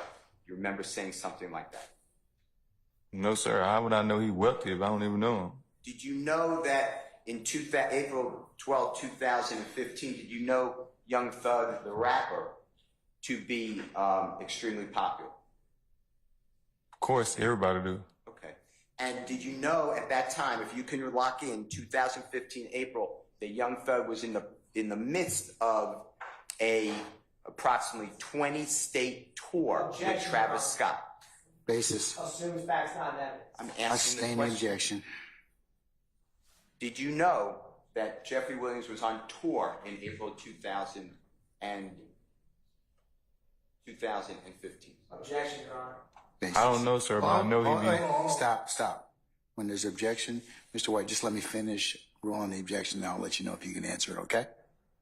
Yes, sir. All right, okay. Assumes facts, not evidence, Your Honor. I'm gonna overrule the objection. Let me just see where this goes. Were you aware that Jeffery Williams was touring throughout the United States, the southern part of the United States, in April 2015? Objection, Your Honor. Basis. Touring on the southern parts of the United States, assuming facts, not evidence. I'm asking this question. I'm gonna overrule the objection. You can answer the question. Did you know he was touring? I mean, I don't know his tour date, but I mean, I know he's a celebrity, so he probably was touring. Do you know whether at that time, if you remember, if you don't remember, just say, I don't know, that Jeffery Williams at that time, or Young Thug at that time, was touring with another artist known as Travis Scott? Objection, Your Honor. Lack of foundation, based on the witness's previous answer. I'm gonna overrule the objection. You can answer it. I think so. I don't know what city they was in. Or... That's fine. Now, you never told detective and whomever the detectives are, or anybody, that Jeffery Williams was in any way involved in this April 12, 2015 incident. Is that true? I never absolutely told nothing like that. You never saw Jeffery Williams on or around April 12, 2015 during this incident that you're talking about when you called your sister, correct? And when I say Jeffery Williams, that's what I Young Thug. Okay. I know what you're talking about. All right. I connected it for you? Yes, sir. Okay. You never said that to anybody, right? I never ever said that. Have you seen the video footage from the Citgo gas station? Doesn't have Jeffery Williams there, correct? I seen the footage, but he was not there. Right. This has nothing to do with Jeffery Williams, correct? Correct. Now, you're in a car, if you were in a car, I'm talking about that same night, following people, and you told you told somebody that, yeah, O.G. Bentley probably thought we were going to arm rob. You remember saying something like that? I don't even know what you've been. You remember saying that your car was driving, not you driving, but the car was driving very close and fast behind the car that it was following. Do you remember saying something like that? And if you don't? I don't. All right. Do you remember then a car pulling into the Citgo gas station we talked about after the car with O.G. Bentley in it? Do you remember that? No, sir. Can you tell the jurors why, if you know, on that video you saw, why the car that was following the other car pulled into the Citgo gas station if it didn't get gas? I mean, I can't recall, sir. That's fine. And in that car, you knew that people got out of the car that was being followed and wouldn't come out of the convenience store. You remember telling the detectives that? I never told them that. And then a young lady was talking with a person who you may have known, and there was no yelling or anything. Do you remember telling that? No, sir. All right. And when there were guns in the car that you're in, can you tell the ladies and gentlemen jury why there were guns in that car? I wasn't even in the car with no guns. Then, I had my own weapon, so I wasn't in no car with no gun. I was standing outside the store. Then at the Citgo gas station, other people came up in another car and they displayed guns. Do you remember that? No, sir. Do you remember a man who you're referring to as DK, or the state referred to him DK or Walter Murphy, came up with a long gun, came up to the car? Do you remember that? Although I know how Walter Murphy and DK is the same person because he mentioned it to me. Okay. And then DK didn't shoot anybody in that parking lot. No one got shot in the parking lot, true? No one got shot in that parking lot. And then the two cars drove away in different directions, or the same direction but different streets. You remember that? I can't recall. Do you remember the car that you were in, not driving, but then came and drove at the car where Mr. Murphy or DK was in and other people? Do you remember that? I wasn't there, sir, because shot with fire, like, when they left me, I had ran. And then people, both cars are being armed, and then, God forbid, Mr. Montgomery was shot in the head. True? I don't know Mr. Montgomery. I just seen him one time. All right.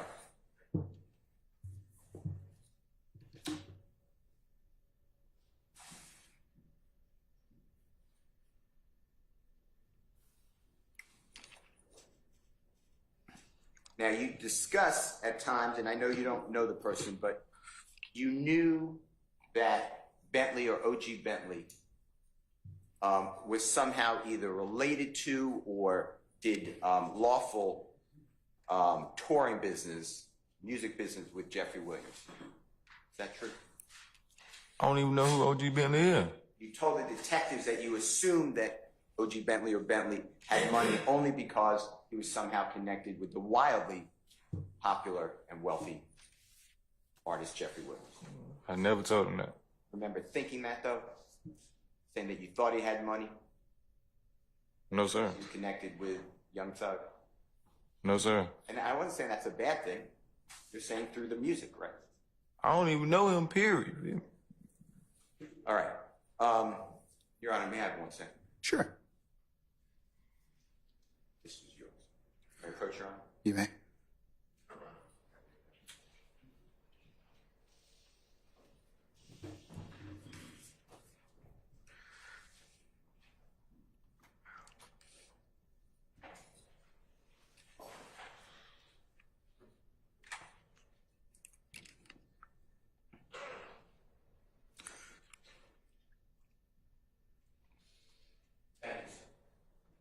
right. Any other examination on behalf of any other counsel? All right. Any redirect from the state? Briefly, Your Honor. Mr. White? You didn't cuss one time when you were just speaking with Mr. Shield, did you? No. your demeanor's a lot calmer now than you and I spoke, right?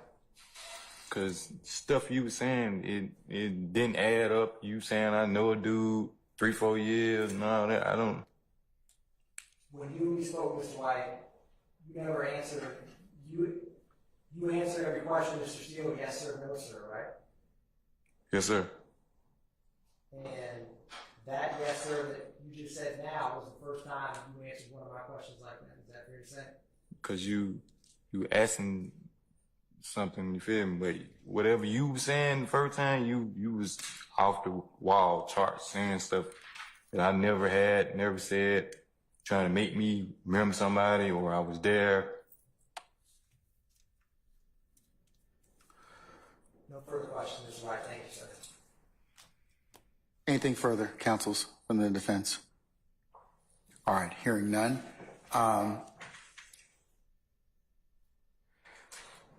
Mr. Atkins, may we permanently or temporarily excuse Mr. White? Permanently, Your Honor. All right. Mr. White, I'm going to permanently excuse you as a witness. Thank you for your patience with us, and just give us a second. Ladies and gentlemen, we're going to go ahead and take lunch, and I'd like to have you all back for 1:30 and we'll start back up at that point in time with the state's case, okay? All right, so ladies and gentlemen, all rise.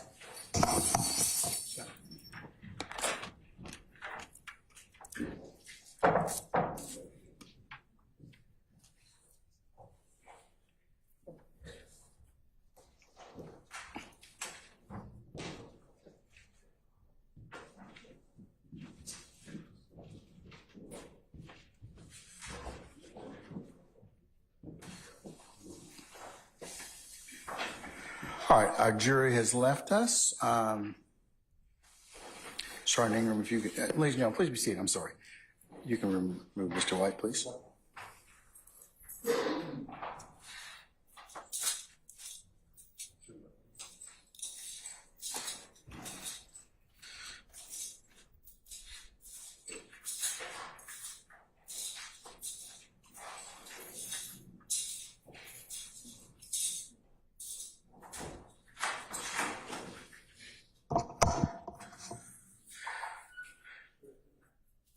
All right, councilors, we're going to go ahead and recess for lunch. Before we do that, Mr. Steele and Mr. Adams, can I see you along with Ms. Love, please? Thank you. All right, we're in recess.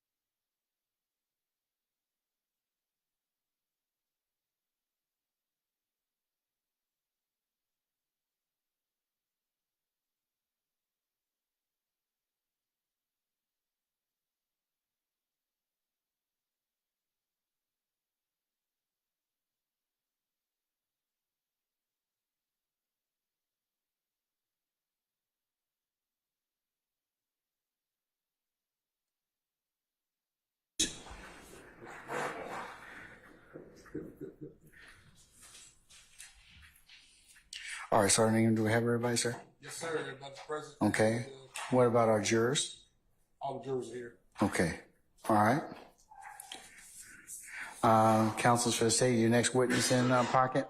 I know he's in the building. I believe he's outside. Y'all are really great at not answering my questions, but I know he's you don't know whether or not he's outside or what? You can check if you want. Okay. All right. Your Honor, may I address an issue with the court before the witness comes out, before the jury is brought out? Sure. Would you like me to do that now, Your Honor? If you must, go ahead. I must. Go ahead. So, Your Honor, I just learned of this because I'd been inadvertently left off of a lot of email correspondence from the state this week. But when Your Honor was on the bench last week and discussed the 5 rules for streamlining the case, you stated that the parties, since we're the case in chief for the state, are to present to us the Friday, every other Friday, the list of witnesses and the exhibits that those witnesses would be testifying, or would be used with those witnesses. And I believe that Mr. Murphy is next, and we did not receive last week the list of exhibits that would be used with Mr. Murphy. In fact, I personally... You didn't, or? No, we. I believe I can say we did not. I did not, and I do not believe any of the other defendants received the list of exhibits for Mr. Murphy last week. I just learned that there was some email correspondence this week that included exhibits for Mr. Murphy, and I just received for the first time the exhibits that are going to be used with Mr. Murphy. But regardless of my being left off of the email chain, I do not believe any of us received these exhibits last week as ordered by the court from the bench. And I do not see how we are going to streamline and move this case along if your efforts to do that are not being followed. And assuming I am correct, and I think I am, I just have to say that this is just part of the continuing pattern of discovery abuse in this case, and I do not believe that this should be trial by ambush, Your Honor. Okay, what specifically didn't you get, Mr. Weinstein? I did not get what the court ordered, which is a list of exhibits that are to be associated with the presentation of Mr. Murphy's testimony. Okay. Now, I'm sorry. Go ahead. No. If you received that last week and I was simply left off of last week's chain, perhaps that happened, but I've tried to check with co-defendants counsel whether they received, I mean, I could be in error, but whether they received this. Did you talk to Ms. Hilton or Ms. Love about that? I just learned about this, Your Honor. I just learned about it. Did you talk with them before I came out to discuss them once you learned about this? I asked them to please include me on the emails that I did not receive this week. Sir, just answer my question. Here, tell me your specific question. My specific question is, did you talk with Ms. Love or Ms. Hilton about these particular exhibits? No. Okay. That's the first point of contact. So why don't you do that right now, and maybe they'll be able to tell you, hey, we sent it out in the state, or it's an oversight, then I can take it up. Okay? Okay. So Could I why have don't a you moment? why don't you do that right now? Thank you. He said that was on my back, which has the link to the audience. Let me finish. I'm sorry. In addition, some pictures are actually included in what was sent out last week. So exhibits 9 through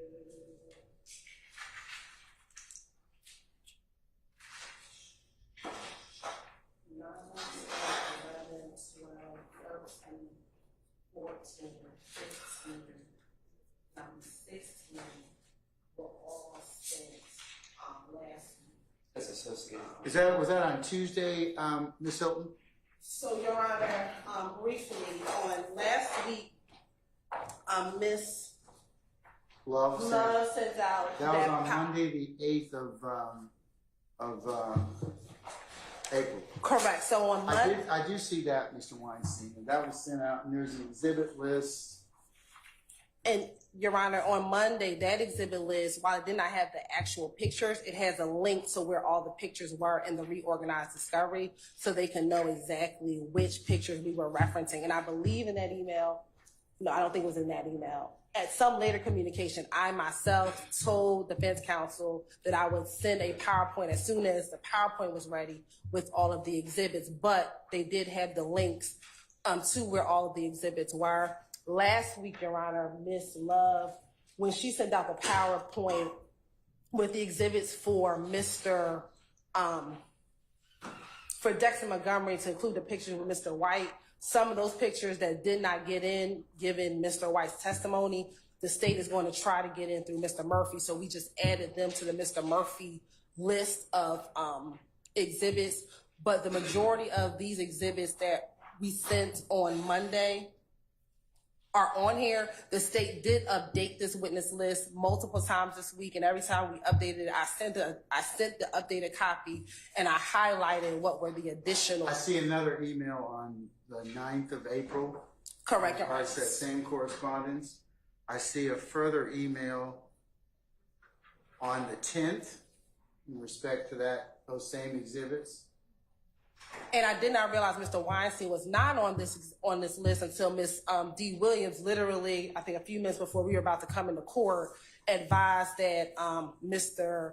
Weinstein, Ms. Apton, Ms. Hingerty were not on that email chain. I told her that we would make sure that's corrected moving forward. But what the state did try to do, Your Honor, in all candor, is as the state is continuing to work up questions, more pictures may come to the thought, but these are all pictures, all evidence that have been turned over in discovery, and that's why I provided a specific link where they can be found, so it's no surprise of where they're coming from. But this isn't any new discovery, Your Honor. These are all things that have been served, and what the state has tried to do is, as I've been continuing prepping my questions and updating any type of evidence, is providing that exhibit list. And we appreciate the updates, Your Honor, but whether they came in Monday, Tuesday, or this morning, neither of those days are last week, which is what this court ordered from the bench. All right. Well, I'm noting your objection, Mr. Weinstein. I'm going to include those three emails from the state, Ms. Weaver, as the next court's exhibits in order, and I'll deny your motion.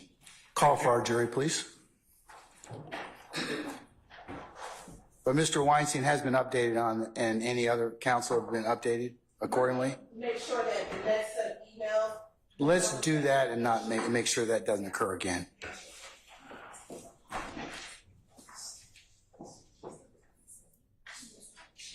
And I believe Ms. Hingerty was on that email, what I was saying. All right. So, Ms. Hingerty was. Sir? Mr. Botts is not present. Hold on. Okay. Who was responsible for keeping an eye on him? Was that you, Mr. Harvey? Come on. I don't ask for much, okay? Really? There are Apple devices you can kind of help him out with that. So. Yes, summon our jurors, please, sir.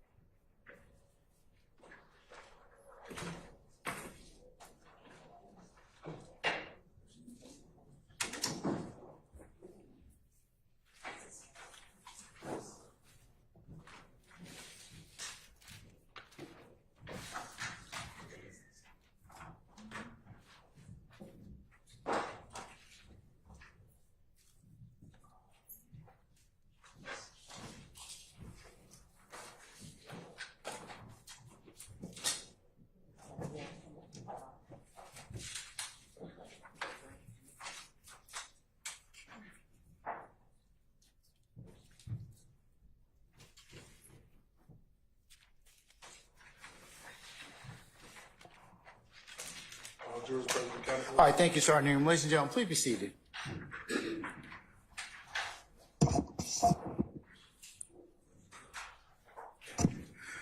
All right. The state prepared to call your next witness? Yes, Your Honor. All right. The state called Mr. Walter Murphy. All right, summon Mr. Walter Murphy, please.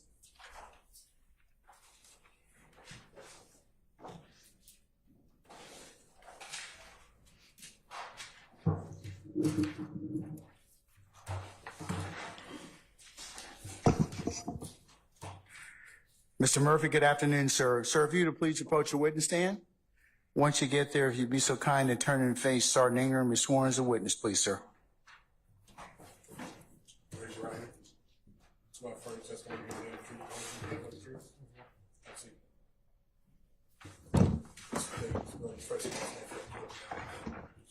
Walter Murphy. WALTERMURPHY. And good afternoon, Mr. Murphy. What's up? How old are you? I'm 32. And when were you born? August 9th, 1991. And where are you from? Georgia. Where in Georgia? Forest Park. Jonesboro Road. Is that within the city of Atlanta? Yeah. Mr. Murphy, do me a favor. Can you put yourself a little closer to the microphone, speak directly into it, so we can all hear you, sir? Appreciate it. When you were younger, did you grow up off of Jonesboro Road? Yeah. Did you live in a particular apartment complex? Or where did you live? Did you live in a house or apartment complex? Projects. Okay. And where were those projects located? Jonesboro Road. What were the name of those projects? Gilwood Gardens. You said Gilwood? Gilbert Gardens. And about how long did you live at Gilbert Gardens? Bless you. Since I can remember till I was till 2005. Since However old I was then. And if you were born in 1991, would it say you were 14 in 2005? If the math, and then that's it. Okay. When you lived in Gilbert Gardens up until 2005, who did you live with? My mom and my siblings. How many siblings do you have? 4. And within your line of siblings, where do you fall? You're the oldest, the youngest, or in the middle? I'm the oldest son, second youngest kid.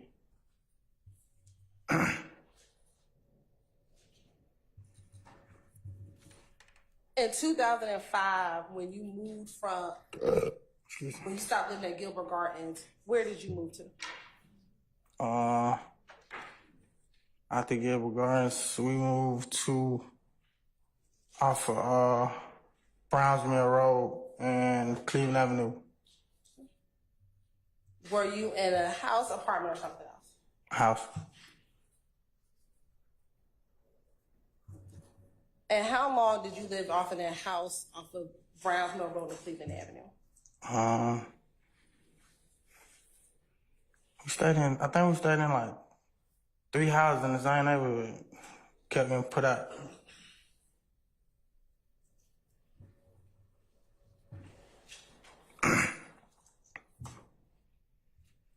And when you moved to those homes from Gilbert Gardens to those 3 houses off of Browns Mill and Cleveland, did you move with your mom and your 3 other your other siblings? Yeah.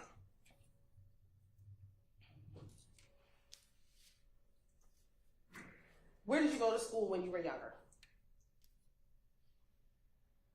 I don't remember the name of this. Oh, Minnie S. Howell. Say that again. Minnie S. Howell Elementary. Minnie? Yeah, Minnie. N-N-I-E? Yeah, Minnie S. Howell. Okay. Did you stay in elementary school until 5th grade? Yeah, and then I went to Crawford Long. And how long did you stay at Crawford Long? Was that until the 8th grade? 6, and then I went to alternative school. What alternative school did you go to? CEP. And did you ever attend high school? No.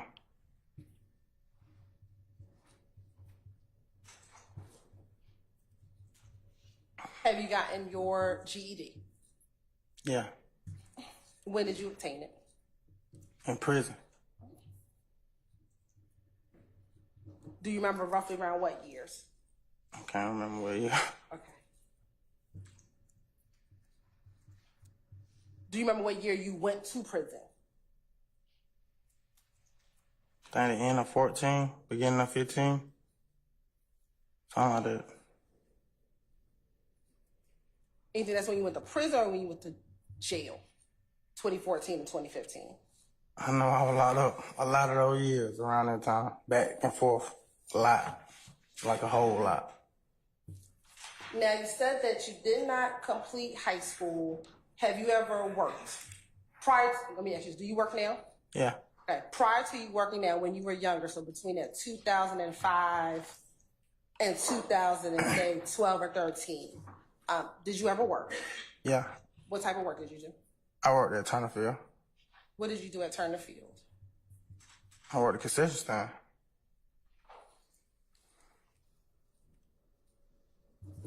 If we're going to use 2005 as a landmark, which you said you were 14 years old, about what years did you work at Turnerfield in the concession, at the concession stand? I don't know, I ain't really good with years, but I know I was in alternative school when I worked. It was summertime.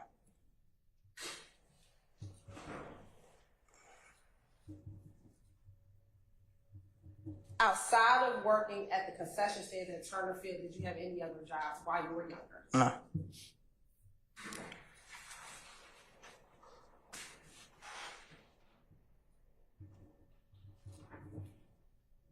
Are you married? What you mean, on paper? Yeah, on paper, are you married? No. Do you have a significant other? Yes. How long have you all been together? No, it's been a long time. Probably about, at least about 11, 10 years, something like that. 10, 11 years. Do you have children? Yeah, 4. And do you have boys and girls, all boys, all girls? 2 girls, 2 boys. And what's the age range of your children? Objection, Your Honor, relevance. What's the age range of your children? Sure. What is the age range of your children? 16, 15, 8, and then I got a 4-month-old baby boy. And are you currently working? Yes. What type of work do you do? I'm manufacturing windows and doors at a company. How long have you been working for this company, manufacturing doors? I can't remember the years, man. I'm terrible with years, but So we're in 2024. I started in the halfway house. Whenever I went to the halfway house, that's when I got the job I'm at now.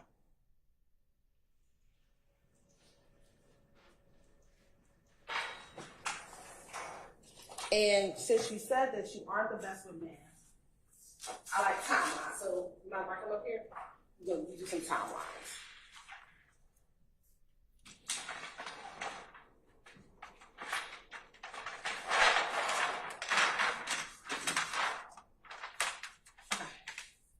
Ms. Mercer, you were born in 1991? Sir? Yeah. Okay. And that from between 1991 to 2005, you lived at Gilbert Gardens? Yeah.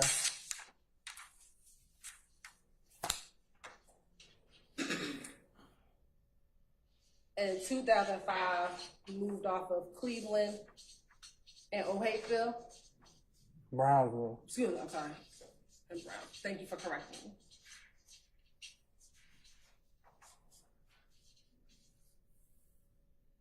Now, you think you may have went to prison, you believe sometime in 2014 or 2015?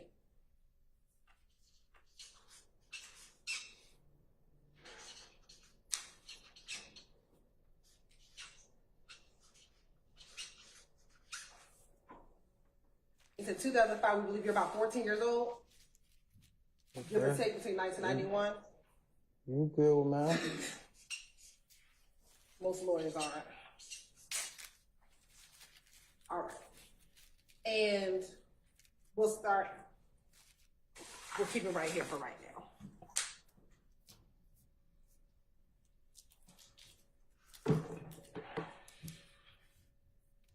And I'm sorry, one more thing. You said that you were working at your current job since you got put in the halfway house, correct? Yeah, only time I wasn't working when I went back to prison for this.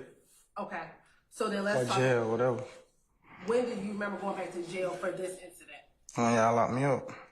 Was that in 2022? I turned myself in June. Whatever year. 2022? I think that was the year. Okay.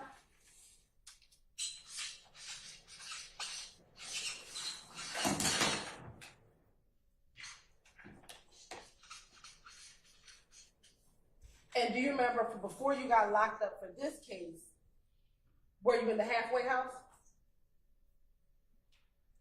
I was free. I was So you weren't in the halfway house? no. Okay. Do you remember when did you get out of prison? What year was that? When I went to the halfway house, Yes. I don't know. It was COVID though. Everything was shut down for COVID. So we could say around 2020? Do you remember COVID being in 2020? I don't know. I was in prison. Okay. If I say it was in 2020, would you agree with me? I don't know. I can't agree with you if I weren't here. Okay. But it was around COVID. All right.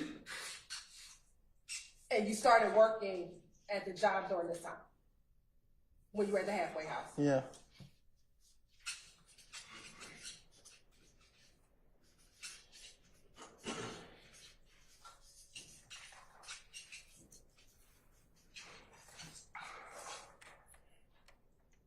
And did your company allow you to return back to your job once you got released from jail for this case? No. No. Did you start working somewhere else? No. Okay. So I thought you said that you were still working at the same company that you were working back when you I am. Okay. They didn't let me come back at first. But they eventually have let you come back. Yeah. All right.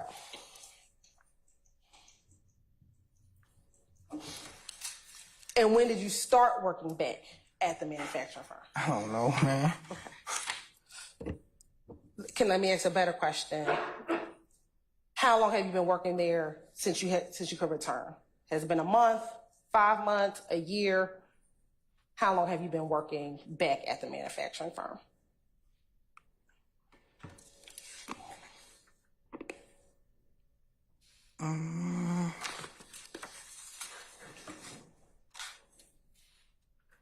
It been a year.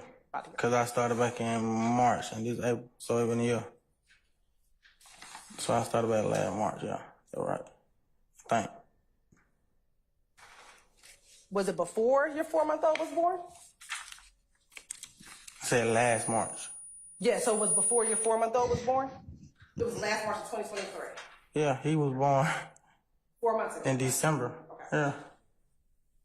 And are you enjoying the work that you do? I mean, Or it's is it work. just a job for you? Yeah, it's just work. It's work. I like the people though. They cool. Now, when you were younger, did you ever come to know an individual by the name of Jeffery Williams? Yeah. How long have you known Jeffery Williams? I'm not good with time. Since we was kids. About how old were you when you first met him? I can't remember the age. Was As far it, as I can remember, I knew him. do you believe it's while you were in elementary school, middle school, or something else?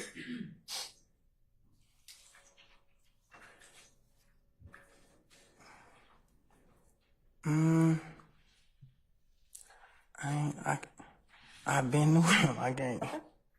How did y'all meet? Before I knew him, I knew of him. Put it like that. I knew his family members before I knew him. Which family members did you know before you knew him? His mom, his dad, his sisters. How did you know his mom, his dad, and his sisters?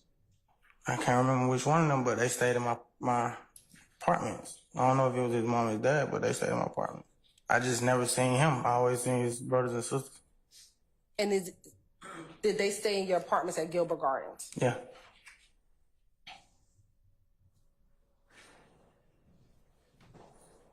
And since you first saw his family before you met him, did you have any type of relationship with his family members? No, we was kids. It was just at the basketball court, you know.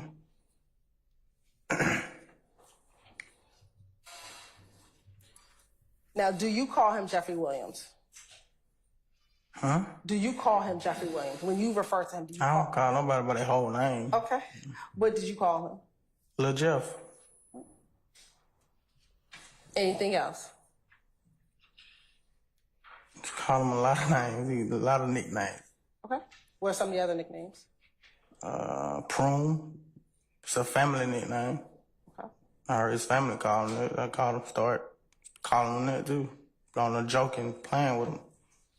Anything else? That's all I can remember. Uh-huh. And do you see Jeffery Williams in the courtroom today? Yeah. Okay. Can you identify him by article of clothing he is wearing? Stipulate that Mr. Murphy can identify us. All right, it shows out. The record will reflect. Thank you.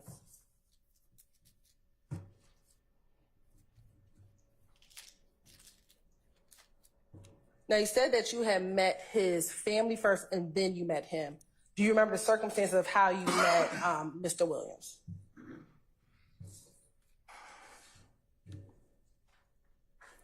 I can't really remember, man. You asked me to think about a long, long time ago. You know how much I've been through since then? Have you been through a lot? Tremendously. And we're going to talk about some of those things over the course of this time together. Yeah, I don't remember my first encounter. Okay.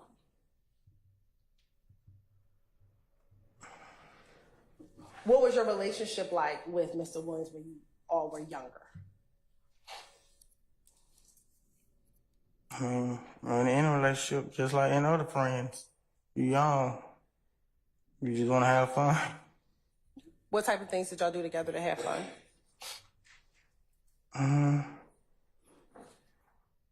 One of our biggest things was listen to music. The dissect music. What kind of music would y'all listen to?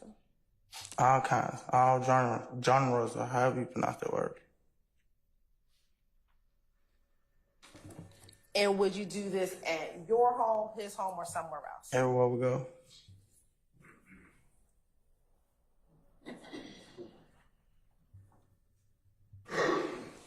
As your relationship developed with Mr. Williams, did your relationship with any of his family members develop? I understand what you asking. Sure.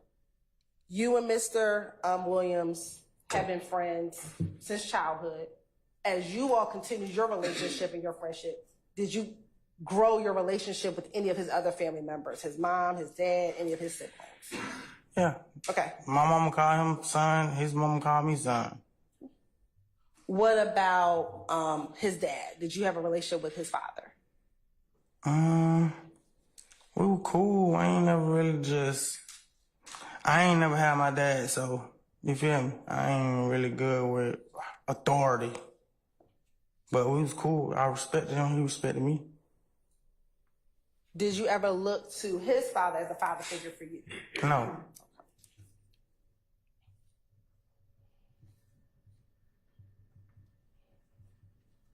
And then what about his siblings? Did you ever develop a relationship with any of his siblings?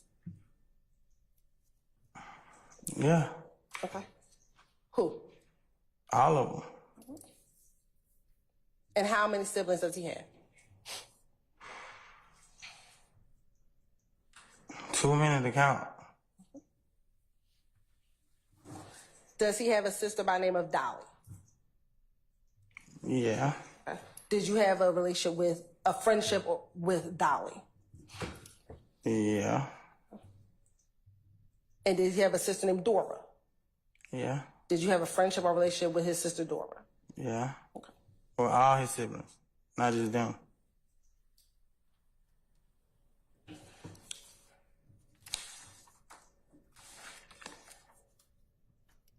Did you and Mr. Williams ever go to school together?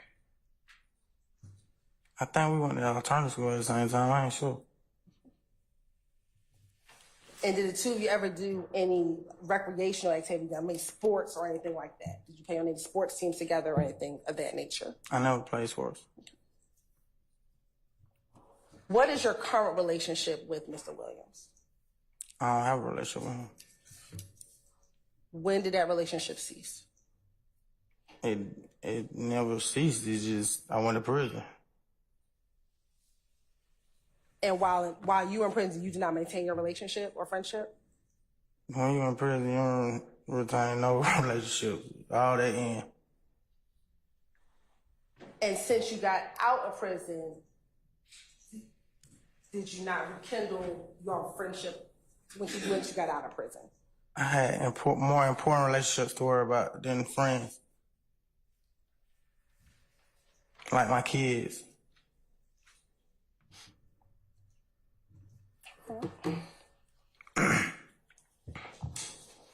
Permission to approach? As long as you've shown that to defense counsel already. Yes, Your Honor. I believe they all have it on a PowerPoint. I'm going to show you what's been marked as State's Exhibit 3, Charlie. Do you recognize the individuals inside of State's Exhibit 3, Charlie? Yeah. And how do you recognize the people in the picture? It's me. Okay. Is that a fair and accurate depiction of you in that picture? Yeah. Does it look like you? Yeah. Is there anyone else in that picture? Yeah. Okay. And does it look like that person who was in the picture? Yeah. Okay.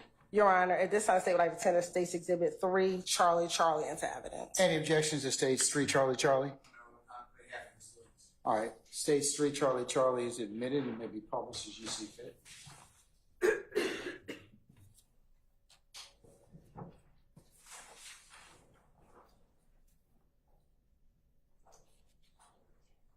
Now, looking at State's Exhibit 3, Charlie, who's in the picture? Me. And who else? LaJah. All right. And in looking at that picture, do you recall when that picture was taken? No. Okay. Is it before you went to prison, either in 2014 or 2015? Yeah.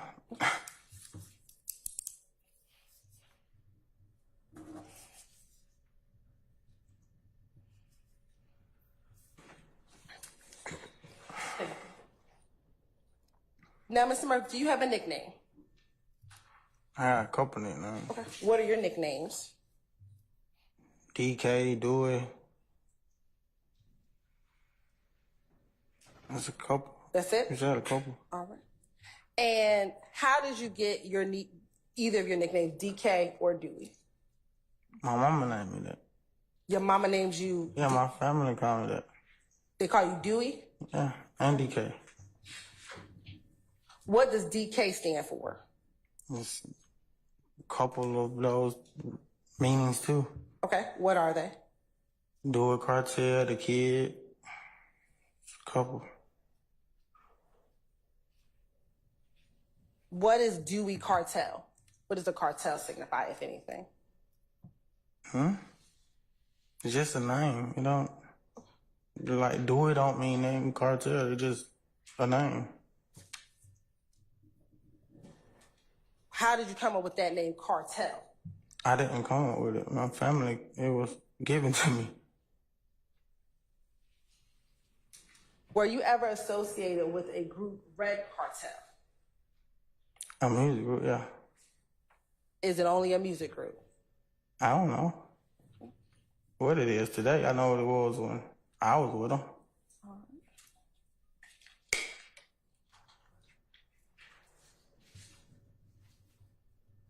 When did you first get involved with Red Cartel? I can't remember that. That was like 20 years ago. So you think it was in about 2004? If that's 20 years ago? I was over exaggerating. I don't know. All right, let's do this. When you got involved with Dewey Cartel, was it first before you got to prison? When I got involved with Dewey Cartel, that's my name. Excuse me, Red Cartel. Ask the question again. When you got involved with Red Cartel, was it before you went to prison? So before 2015? Yeah, that's old. And you said it was about 2004. Were you living at Gilbert Gardens? I didn't say that. You said it was about 20 years ago, I was right? over exaggerating. Okay. I was over exaggerating. Saying 20 years I was being. So do you think it was more than 20 years ago or less than 20 years ago when you got involved with Red Cartel? I don't know. I've been through a lot. I did like a lot of prison time, and I used a lot of that time to like focus on changing, and that's what I did. So I don't really think about stuff like that. You feel me? And I understand, and it's good that you're changing, but we're just gonna talk about this for a little while, and then we'll move forward to where you are currently. Is that okay? That you feel like they got something to do with currently me? We're gonna talk about what you're doing currently, but we're gonna talk about this for right now, and then we'll go to what you're doing currently. Okay. All right? So when you first got with Red Cartel, was that while you were living in Gilbert Gardens, or when you were living up in Cleveland and Brownsville Road? Cleveland Avenue.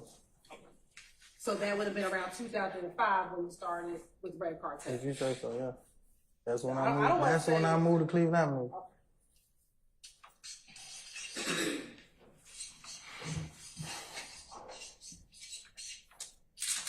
How did you get involved with Red Cartel? It was a music group who was rapping or trying to rap.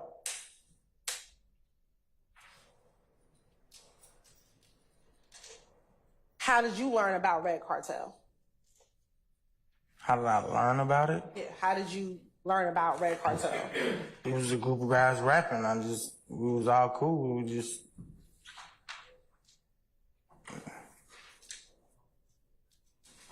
Do you know when Red Cartel formed? No. When you got involved with Red Cartel, you said it was a group of guys. About how many guys are part of this rap group, Red Cartel? I don't know. Okay. Was it more than 2? I can't remember. All right. Were you the only person rapping in the group? No, they want to be a group. It was just me. All right. So then how many more people besides you was in Red Cartel? I can't say. I don't want to lie. Okay. Was it more than 10? Yes. All right. Was it more than 20? I can't remember. I don't want to lie. Okay. I know it was more than 10 though. More than 10. And the members of Red Cartel, did they live in that Cleveland Brownsville Road area or somewhere else? Kind of all over the place. We was all from Gilbert Gardens, so they tore down the projects and everybody just scattered. Now, you said they were all from Gilbert Gardens. When you were living at Gilbert Gardens, did you know some of these individuals who now form this group, Red Cartel, in 2005? Yeah.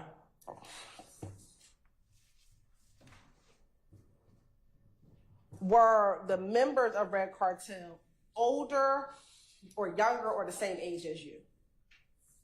Both.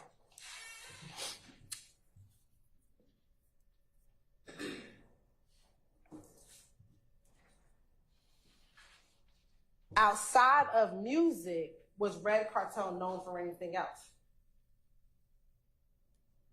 Not to my knowledge. Did you have to do anything to join this music group, Red Cartel? No. Did you have to rap so they can determine if you knew how to rap or do whatever other type of music? Yeah, I mean, yeah, if that's what you're talking about, do something. Yeah, so how did you get involved? How would you become a part of Red Cartel? I mean, dude, so they would have to like your music, I guess.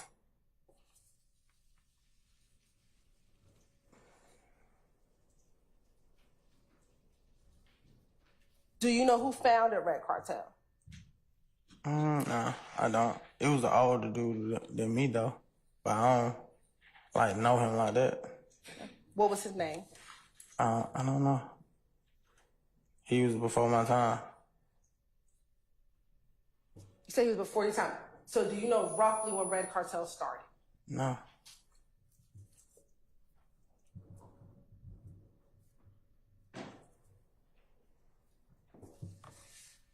Do you know how they came up with the name Red Cartel? No. As a member of Red Cartel, did you wear any specific colors? No, you can wear whatever color you want to wear.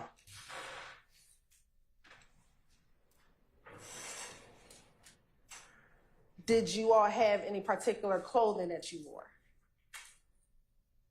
I think we did have like shirts or something with like our names on them. So something like that. I can't really remember, but I think we had like some shirts. I'm going to show you what's been previously admitted as Exhibit 1, Slide 22.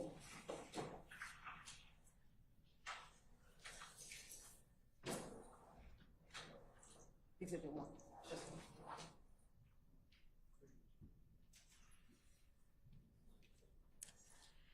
It's Slide 26 for you all, but it was originally Slide 22.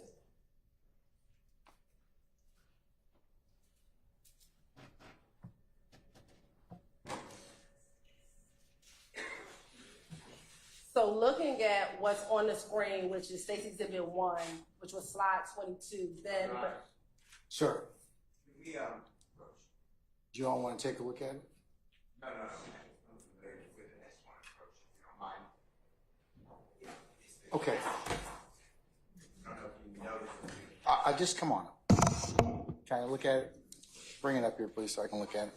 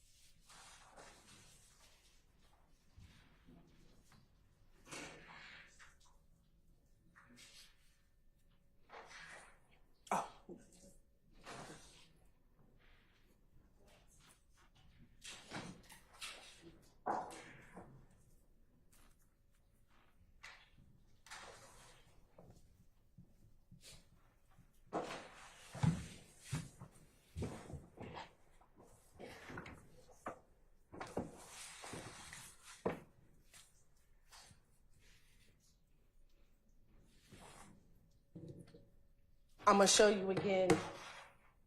State's Exhibit 1, slide 22.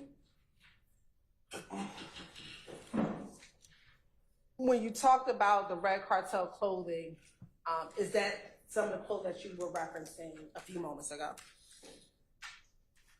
I don't remember that. The ones I'm talking about, we had our name on it, like individually had our name on it. And looking at that, do you see the back of it on the right-hand side? Which part is the back? So let's go to the one on the left-hand side. Do you see the individual with a chain around their neck? Yeah. Okay. I see that. And does that appear to be the front of someone? I guess. All right. And what does that shirt say? Can you read it? Your Honor, it's not in evidence. He said he does not recognize it. Your Honor, it is in evidence. Yep. We need to approach Stacey. It is in evidence, Mr. Steele, but, so I don't know that. I'll overrule an objection now. Right now, you can ask him. That's enough. Then we can subject to other objections. Looking at State's Exhibit number 1, the front of that shirt, what does it say?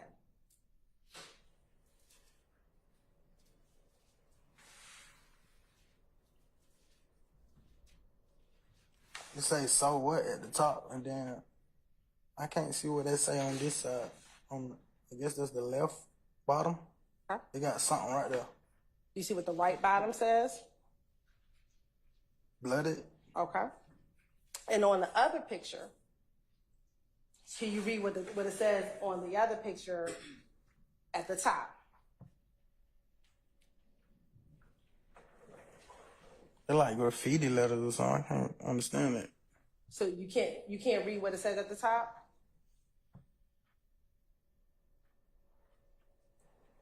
Okay, I see Red Cartel. And I then don't know what that is on the end though. It's kind of weird. on which end?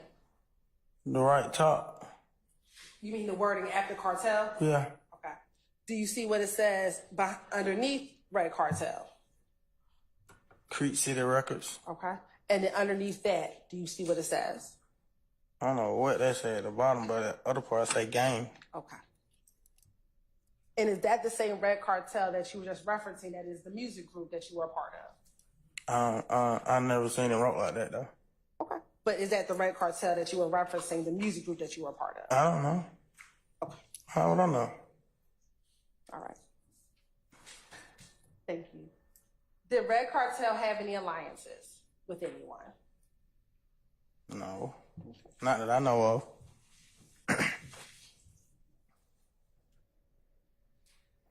Did Red Cartel ever associate or affiliate themselves with the Rock Crew?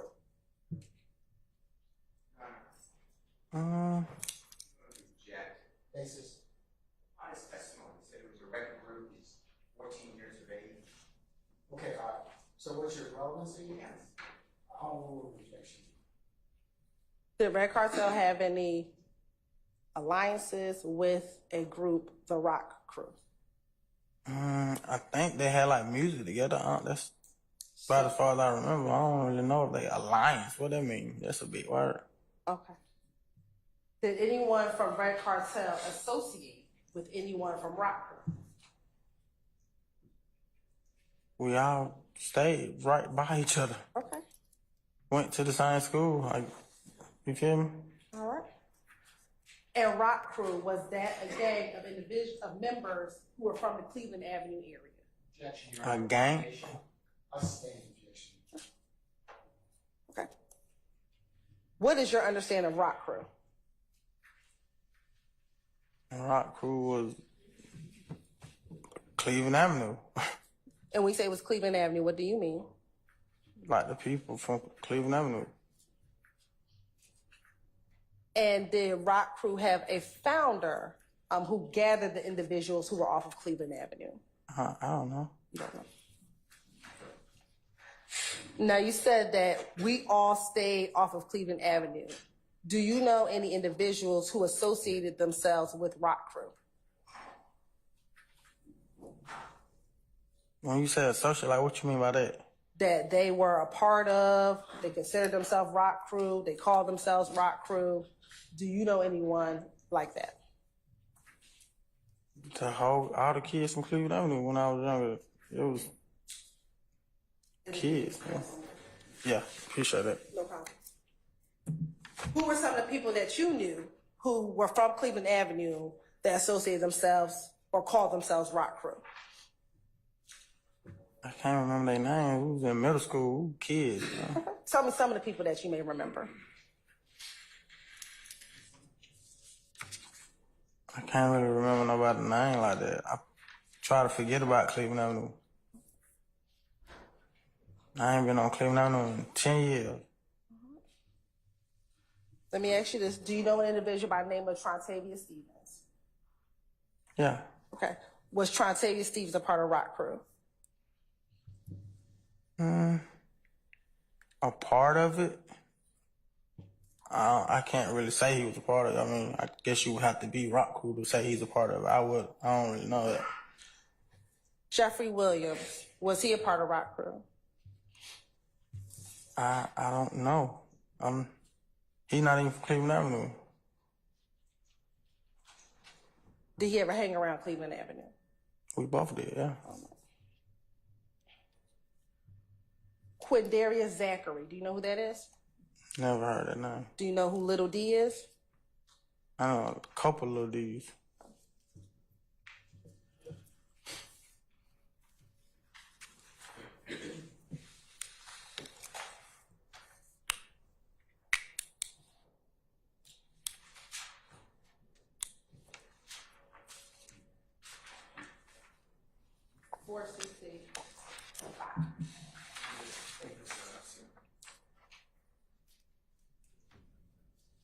Sorry, Corey, Charlie.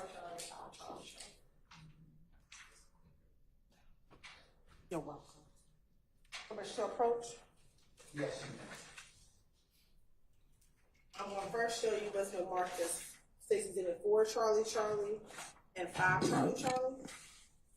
Tell me if you recognize or see yourself in 4 Charlie or 5 Charlie. Yeah. Okay.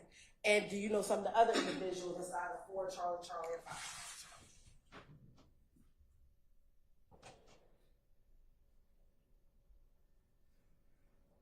Yeah, I know some of them. I know him. And does that appear to be a fair, accurate depiction of yourself, along with other people that you may know inside of both 4 Charlie and 5 Charlie? Yeah. Okay. You're on this time stay like the 10 to 6 Exhibit 4 Charlie and 5 Charlie inside. Any objections to states 4 Charlie and 5 Charlie. They're admitted. May be published as you see fit.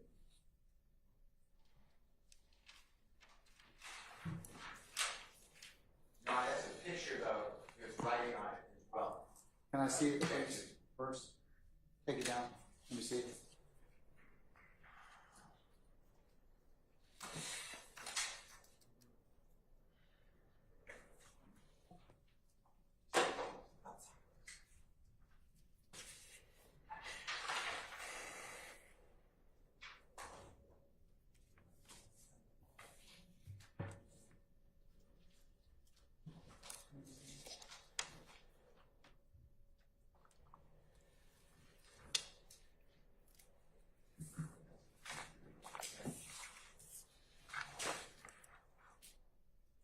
Can I see counsel's perspective, please?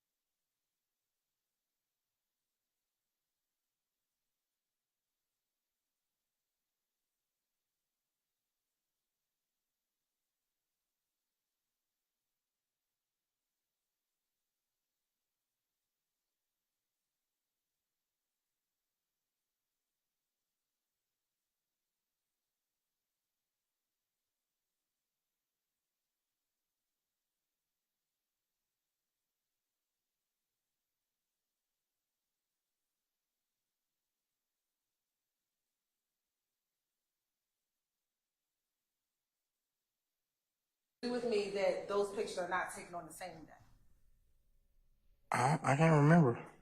Are you wearing the same clothes in 4 Charlie Charlie that you wore in 5 Charlie Charlie?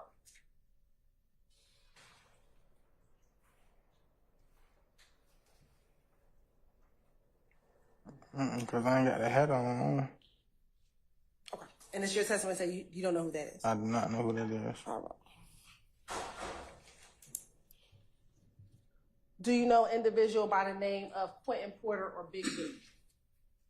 Boo. Yeah, I know Boo. Do you know him to be a part of Rock Crew?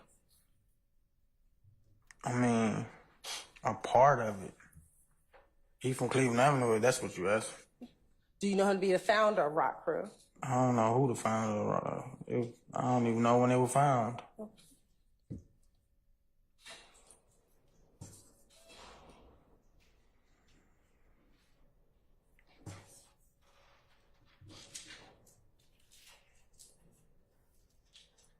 Now, with Red Cartel, was Red Cartel ever associated with any gangs?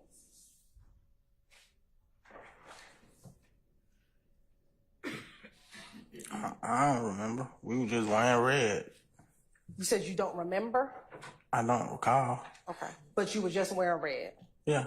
Do you know why you all were just wearing red? It was just a color. Why red versus any other color?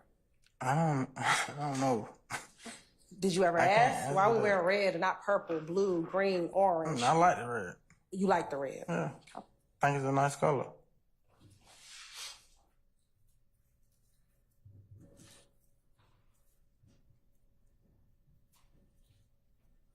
Did you ever associate or call yourself a member of any gang?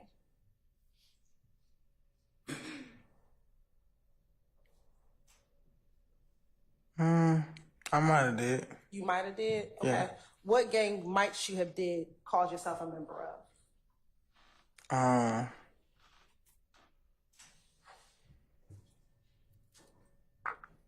Blood.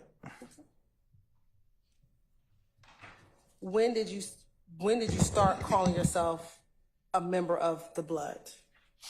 I can't remember what year. It was just. Let's go back to our time. So trying to orient you. Was it when you were living in Gilbert Garden or Cleveland Avenue and Browns Mill Road? I think.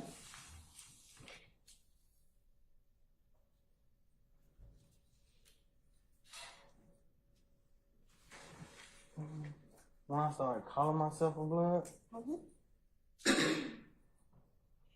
probably when I was living off of Cleveland. So this time period off of here. Now, was there any particular faction of Blood that you were calling yourself to be a part of? Faction? Like, was there any particular Blood sect? No, I just thought being Blood was cool. It was like rappers and people were being Blood. I thought it was cool. How did you become a Blood? How did you become a Blood? I didn't. I just started saying I was Blood. So, if that's what you mean. So you didn't have to do anything in order to become a Blood. You just started calling yourself a Blood. Yeah. Did you hang around with other individuals who were Bloods?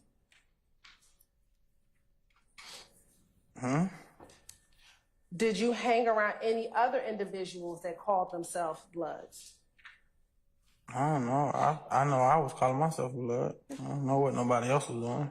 Did you hang around other people and y'all were in a group together and each of you all called each other Bloods? I stand the objection. Was there ever a time that you and other people were together and called yourselves Bloods? I'm trying to figure out what you saying. That I don't understand that. I've hung around people who call themselves Christian, Muslim. I hung around all kind of people. So I'm asking specifically about the Bloods. Were you ever in a group with other individuals who called themselves Bloods? Objection, Your Honor, hearsay. I'm not. I'm going with the objection, Mr. Matthews. Can you ask the question again? Sure. Were you ever in a group or associate yourself around other individuals who call themselves Bloods? In prison or jail, probably. What about outside of jail? I don't recall that happening outside of jail, though. Courts and government.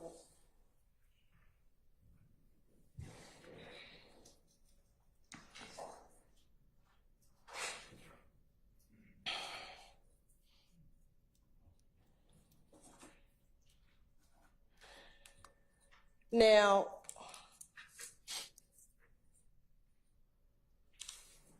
as a Blood, or while you were calling yourself a Blood, did you ever commit any crimes while you called yourself a Blood? Huh? Did you ever commit any crimes while you called yourself a Blood? Like, what you mean? Like, while I'm doing the crime, like, I'm a Blood. What are you saying? Sure. While you were in that 2005 era that you said you started becoming a Blood, were you committing crimes? I call myself a Blood. I ain't Right. start becoming a Blood. Okay. So you started calling yourself a Blood around 2005. Yeah. All right. During that time period, did you ever commit any crimes? In 2005? Yes. No, I was in school.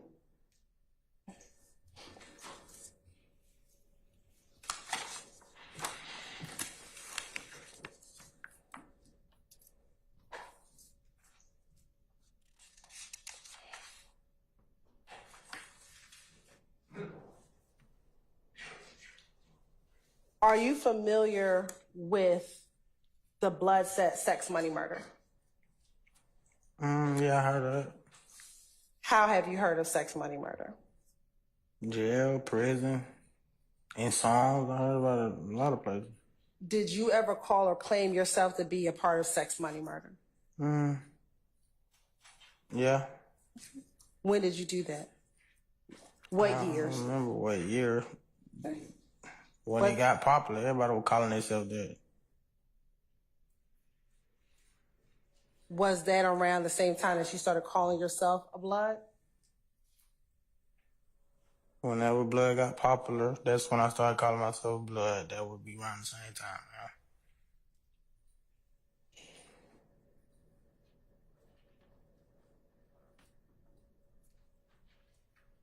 And did you have to do anything in order to call yourself a part of sex, money, murder? What you mean, do anything? I don't understand it. Were you just able to wake up one morning and start calling yourself a part of sex, money, murder? Yeah.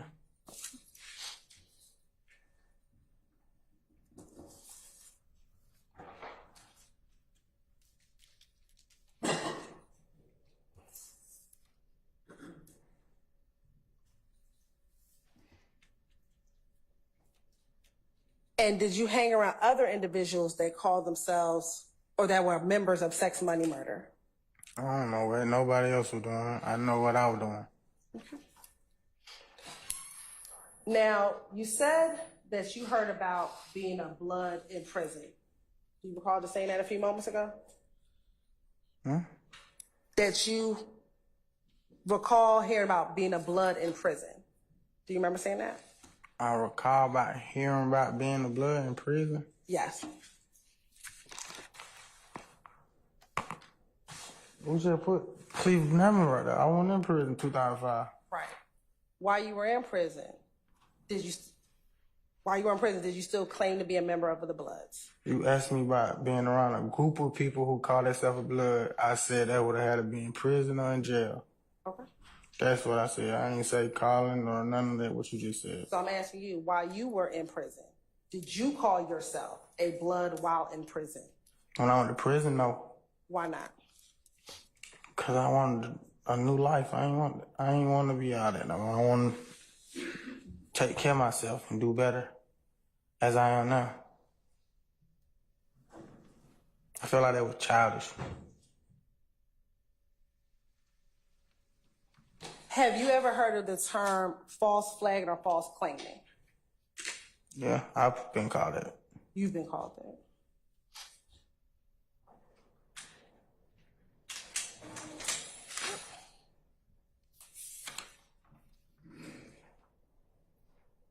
To your knowledge, did any of the individuals that we talked about, Trontavious Stevens, do you know if he associated himself with sex, money, murder? I don't know. Nobody else was doing. I know what I was doing. What about Jeffery Williams? To your knowledge, did he claim himself to be a part of sex, money, murder? I don't know what nobody else was doing. I know what DK was doing.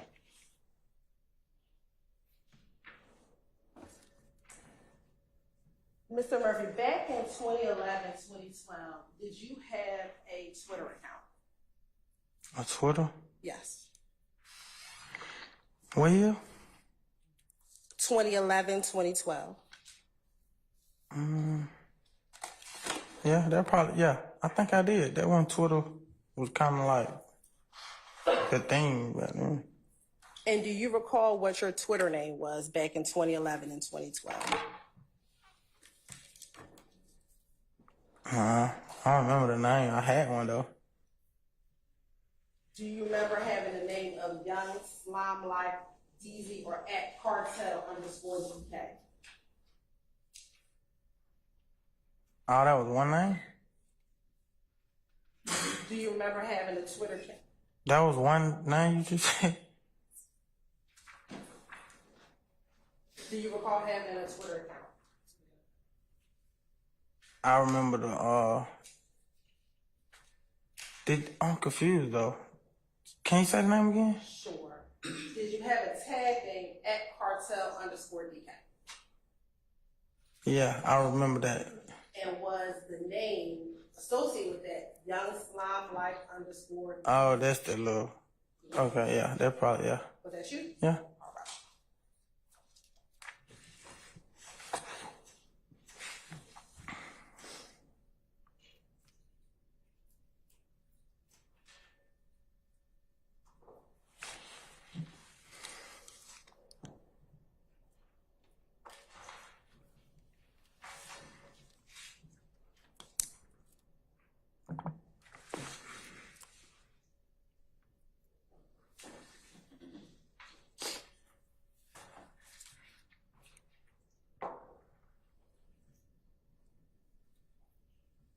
All right. I think he does mention Mr. Williams in there.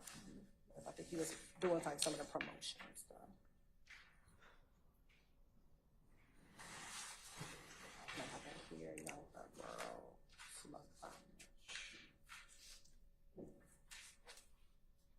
I think here he was like promoting some of his stuff.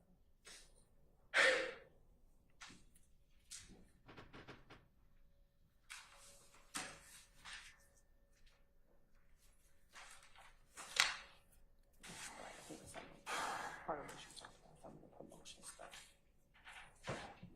Going off the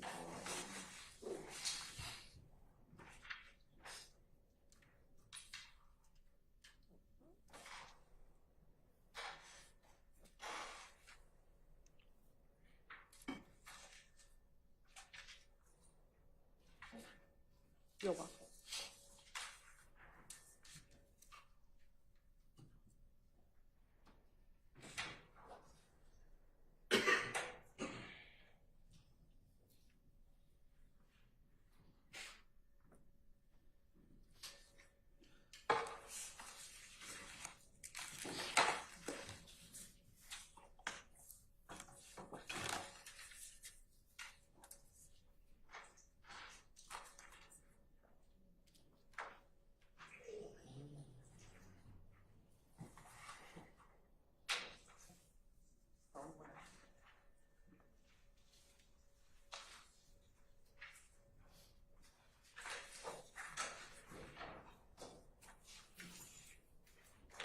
I'm going to show you what's been marked as State's Exhibit 8CC. Do you recognize your name, your Twitter name, at cartel_DK on there? At the top. Yeah. Okay. And matter of fact, do you see an image of yourself on the front page of State's Exhibit 8, Charlie? Yeah. And was that the Twitter handle that you had back in 2011 and 2012? Mm-hmm. And I want you to flip through it, take your time, look at some of these tweets, and you see that at Cartel DK making some tweets within that packet. of information. Yeah, I wasn't the only person with that password though. You was the only person with it. I wasn't the only person with it. That's fine. But flip through, do you see some tweets with the from @cartel_?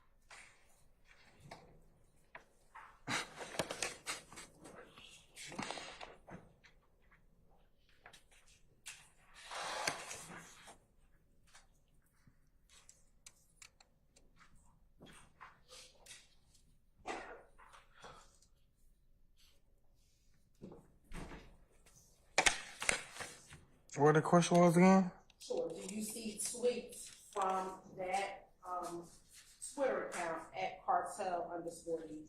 Yeah. All right.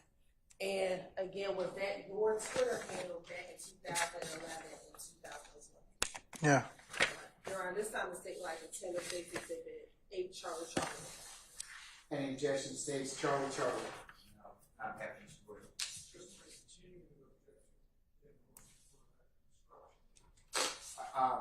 Okay, I noted that, Mr. Harvey, so deny that. I'll give you continued objection. Mr. Steele, no objection, no further objection as to states Charlie. Right? Okay, all right. States Charlie is admitted and may be published as you see fit. Okay. Mr. Murphy, you can look on either screen on the side or behind you. We're going to start with the first page of 8 Charlie, okay? You were gonna go through that whole thing? Not all of it, but some of it, yes.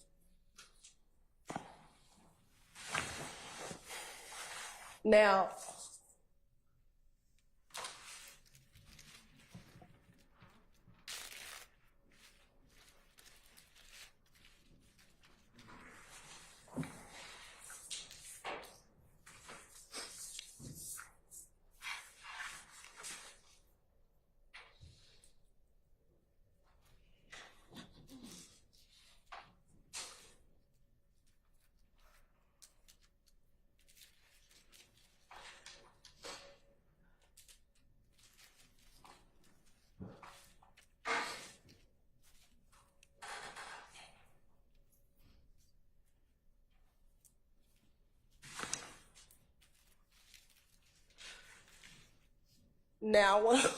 excuse me. Look at this first tweet from January 29th, 2012. Is that you? Yeah. And underneath the tweet, is there a caption?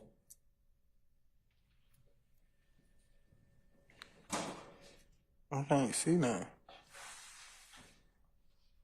Above the picture and underneath @cartel_DK, is there a caption? Yeah. What does it say? Just say what's right there. Okay, so what does it say? Sex, money, murder. All right. And is that you in this picture? I would answer that. Okay. What are you doing with your hands? You know what's crazy? I don't even know what that means. Okay. So you were just taking a picture and you don't know what the hand symbol means? Yeah, I don't know what that means. It looked fire though, back then. All right. Now we're going to scroll down a little bit to September 4th, January 10th, 2012. Do you see that tweet with the different hashtags? Yeah. Okay, what does that say?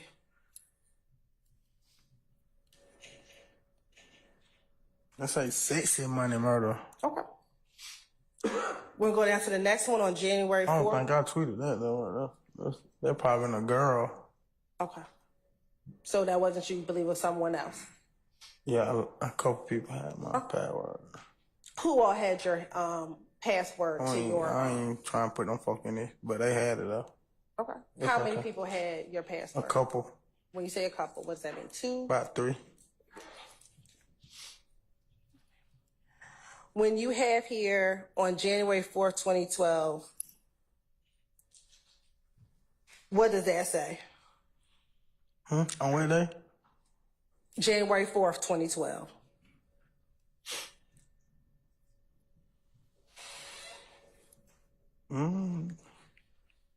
For that banging sex money murder, I don't know what that other, like, a bunch of letters. What is black? I don't know. That just seemed, I thought it was cool everybody else was doing it.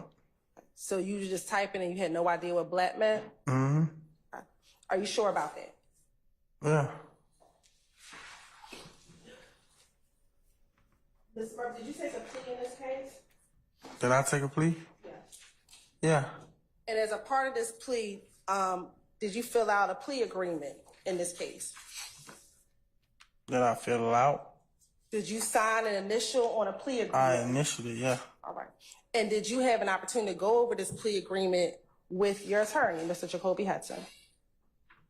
When you say go over, what you mean? Did Go you? over, like, thoroughly? I'm going to ask you, we can talk about thoroughly, but I'm going to first ask you, did you have an opportunity to look at this document prior to you signing it to take a plea in this case? Prior, what that mean? What you mean by that? Sure. Before you signed it, did you and your attorney go over it? Yeah, we went over it. Okay. And did you talk about all the contents that was inside of it when you went over it? Yeah, but it was, yeah. Okay. And did you essentially end up signing and initialing certain acknowledgments inside of this plea agreement? Did I initially? Yes. Okay. And did you understand what you initialed? That's a good question. Oh, did you? I did, but I didn't though. Okay, what does that It's mean? kind of confusing because I understood it, but I didn't understand like this part of it. When you say this part of it, what do you Like mean? testifying part, I didn't understand that part. Okay, but did you understand what you read and initial the acknowledgments? We're going to talk about the acknowledgments right now. And do you need to look at it to see what I'm talking about? Yeah. All right. You're on permission to approach? All right, so I'm going to show you what's been marked as State's Exhibit 1, Charlie. And I want to specifically direct your attention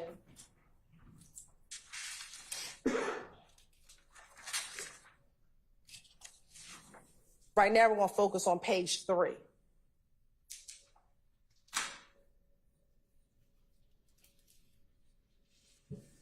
Are you on page 3? Oh yeah. Okay, and I'm going to look at number 9 on page 3. Okay. All right. When you went over that with your attorney, did you understand what you were going over?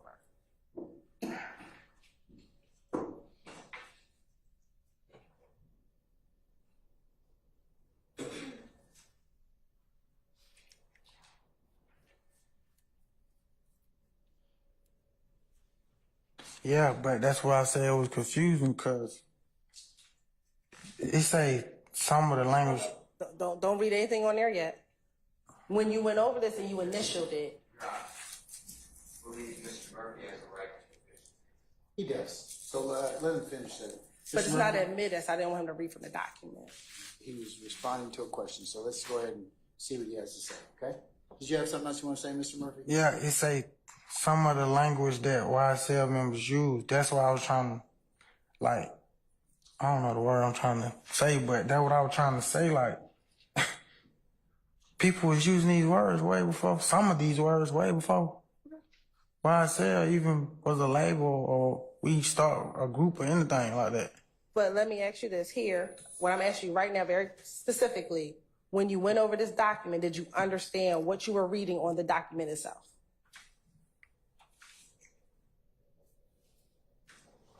Like, did I understand though? The words on the page? Yeah. Okay. And did you end up signing this plea agreement when you took your plea in this case? Yeah, I signed it. Okay. And did you sign it with your attorney? Yeah. All right. And did Ms. Love also sign this document? Yeah. Your Honor, this ought to state like the tender section is one Charlie. Any objection, states one Charlie. No, sir. All right, states one Charlie admitted. Now, we're going to talk about this document. Well, since we're talking about the word black, I just asked you if you knew what black meant. On page 3 of State's Exhibit 1 Charlie, at number 9, what does number 9 say? Some other language that YSL members would use is something. Okay, and then what does it say under A? Black. And then what does it say? But I heard that way before YSL even. Sure. Answer my question. Finish reading. What does A say? It say black. And what else does it say? Oh, which means blood, love all the time. Okay. And so when I just asked you a few moments ago if you knew what black meant, why did you tell me you did not know what it meant? Now I remember. I got a whole life. You think I'm sitting at home or at work thinking about black? I'm not thinking about that, bro. I got 4 kids. I'm not thinking about that. But back in 2011, you used that terminology black. Yeah. All right. And in 2012, did you use that terminology black? Huh? In 2012. You should ask me that, didn't it? I asked you about 2011. In 2012, did you use that terminology? I did what they just said on that tweet. So, do you know what black means? Now I recall what it means. So you had to use this to refresh your memory? Is that what you want to call it? Okay. All right.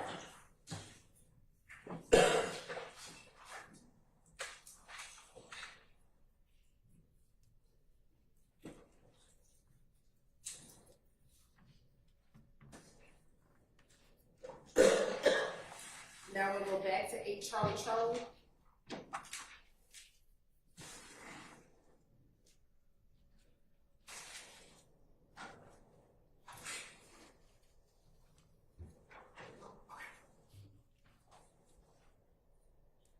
And I want to go down to August 25th, 2012. Can you read that tweet on August 25th, 2012?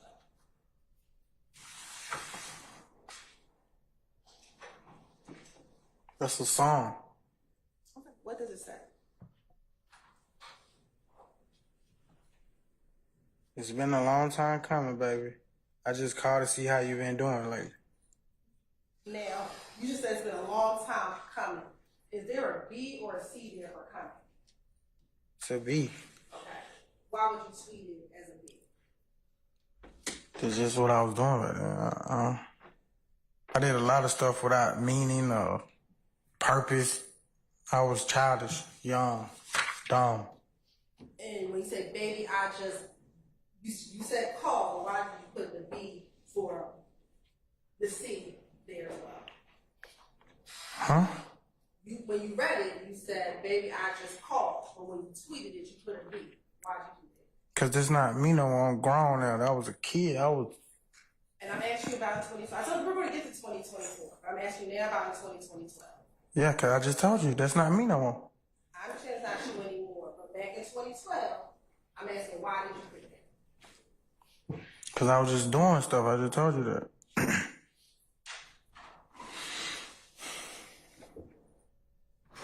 Now, looking at the next tweet on November 9th, 2012, what were you tweeting out on November 9th, 2012? I was promoting music. Okay. And whose music? Lil Jeff. All right. And what did you write in order to tweet his music? Huh? What does the tweet say?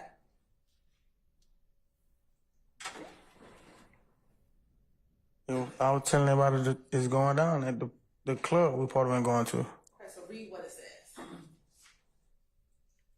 It's going down tonight.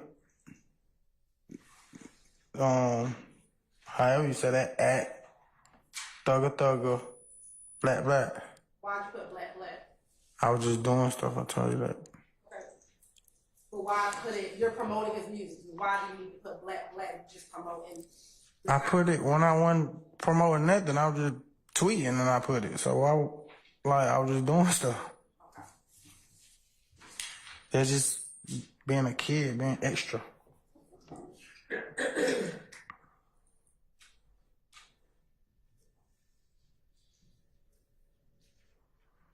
We're gonna flip.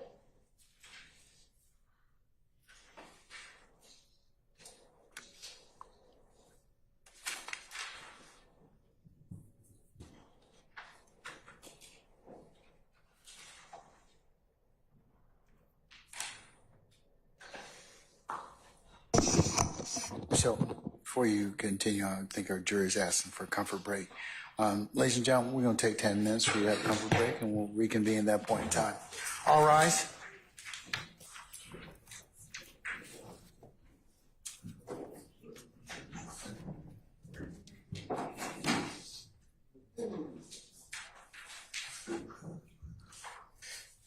Mr. Murphy, you can take 10 minutes.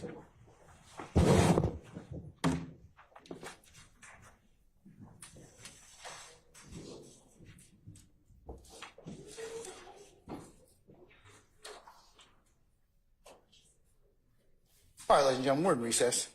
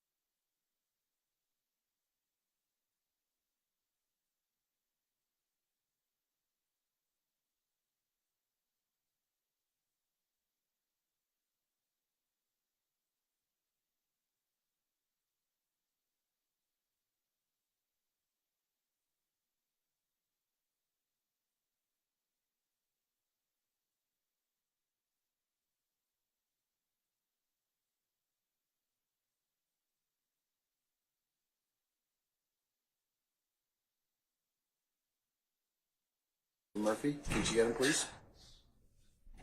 Thanks, Christine. Hey,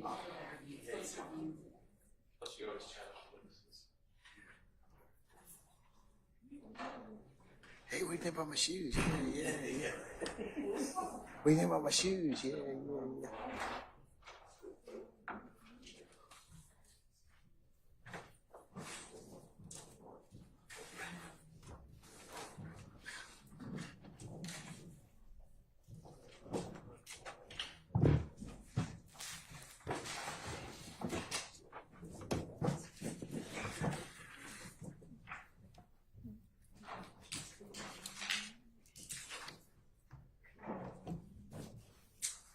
All right, ladies and gentlemen, please be seated.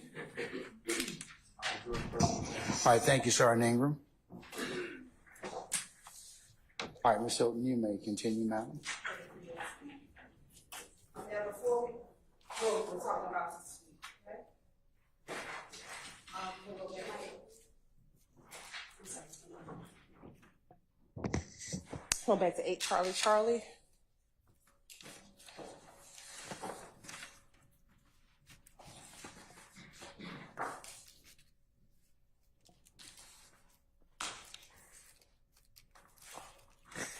All right. Do you see that tweet from November 28th, 2011, Mr. Murphy? At the top of the page? Yeah.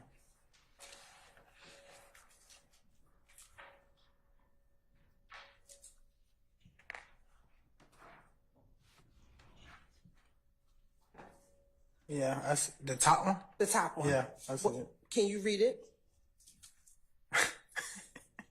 Why you trying to make me read all this childish stuff, man?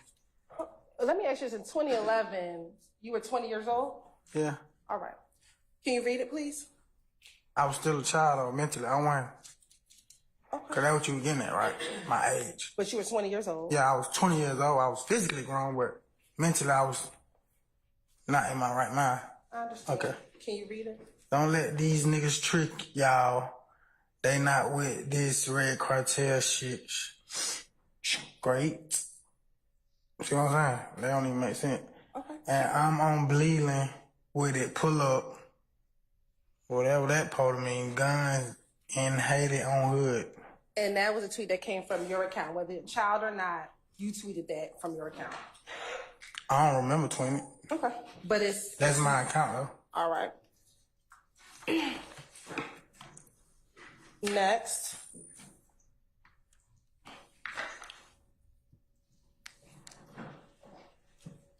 I'm going to go to that same exhibit. And we're going to look at August 17th.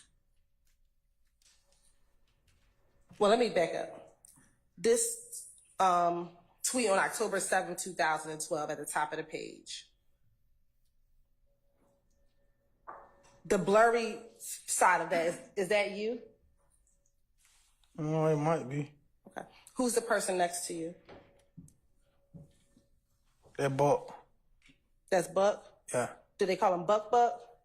Okay. I call him Buck. All right.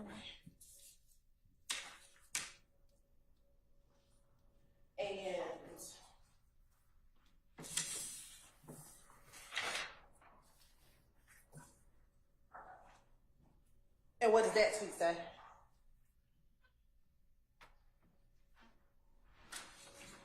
I am my brother's keeper. I love you, little Brody. And what are the hashtags?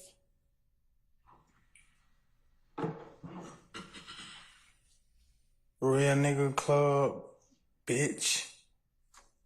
SMM and ROB, Lil Haiti. Okay. What's ROB? I think that's like Rock Crew. Okay. When you say you think that's Rock Crew, what do you mean? I think that's Rock Crew. What I said. Okay, so Rock Crew also used ROB. Yeah. Okay. And what did the V in ROB stand for? I don't know. I can't tell you what it stands for. Okay. I know that mean Rock Crew though. All right. And going down on that same page, on August 17th, 2012, what does that tweet say? I'm a ROB every day. Okay. I think if I tweeted that, I definitely misspelled it. Okay. And why do you believe you would have definitely misspelled it if you would have tweeted it? Cause I probably would have said, like, I'm on Cleveland every day. Okay. All right. And looking at the tweet on November 7th, 2012, what does that say?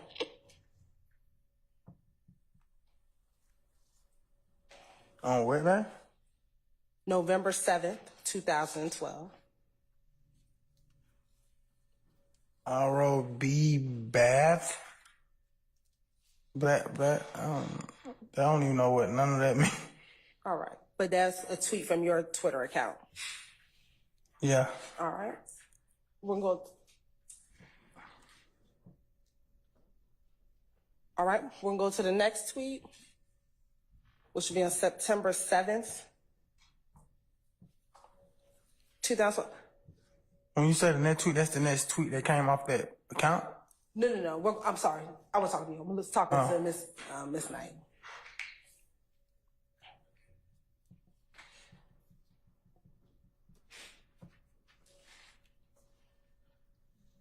Now, September 7th, 2012, did you retweet a tweet?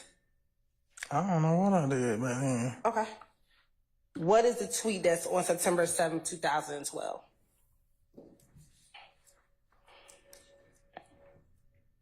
Maybach, Rolex, back, what?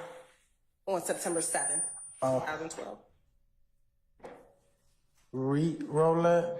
If you can't read, you know what I'm banging. I'm a billboard. What? I'm a billboard for the set. I don't even know what that mean. Peak gang or net, I don't know what that mean. So you don't know what Peak Gang is? No. Okay.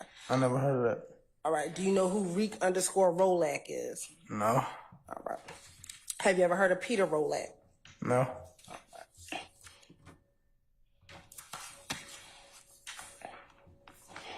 All right. We can move to May 26, 2012. All right. Looking at May 26, 2012, what does that tweet say? Mob SMM. Okay. What does SMM stand for? Sex Money Murder. All right. Now we're going to skip down to May 10th, 2012 on that same page.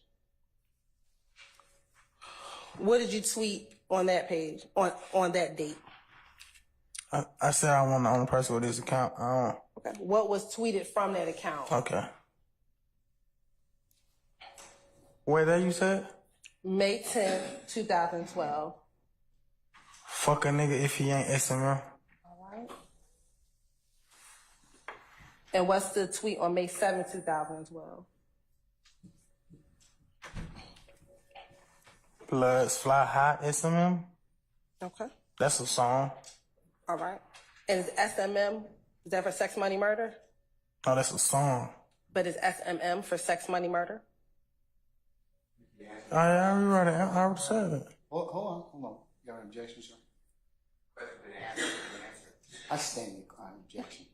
Going to May 30th, 2012?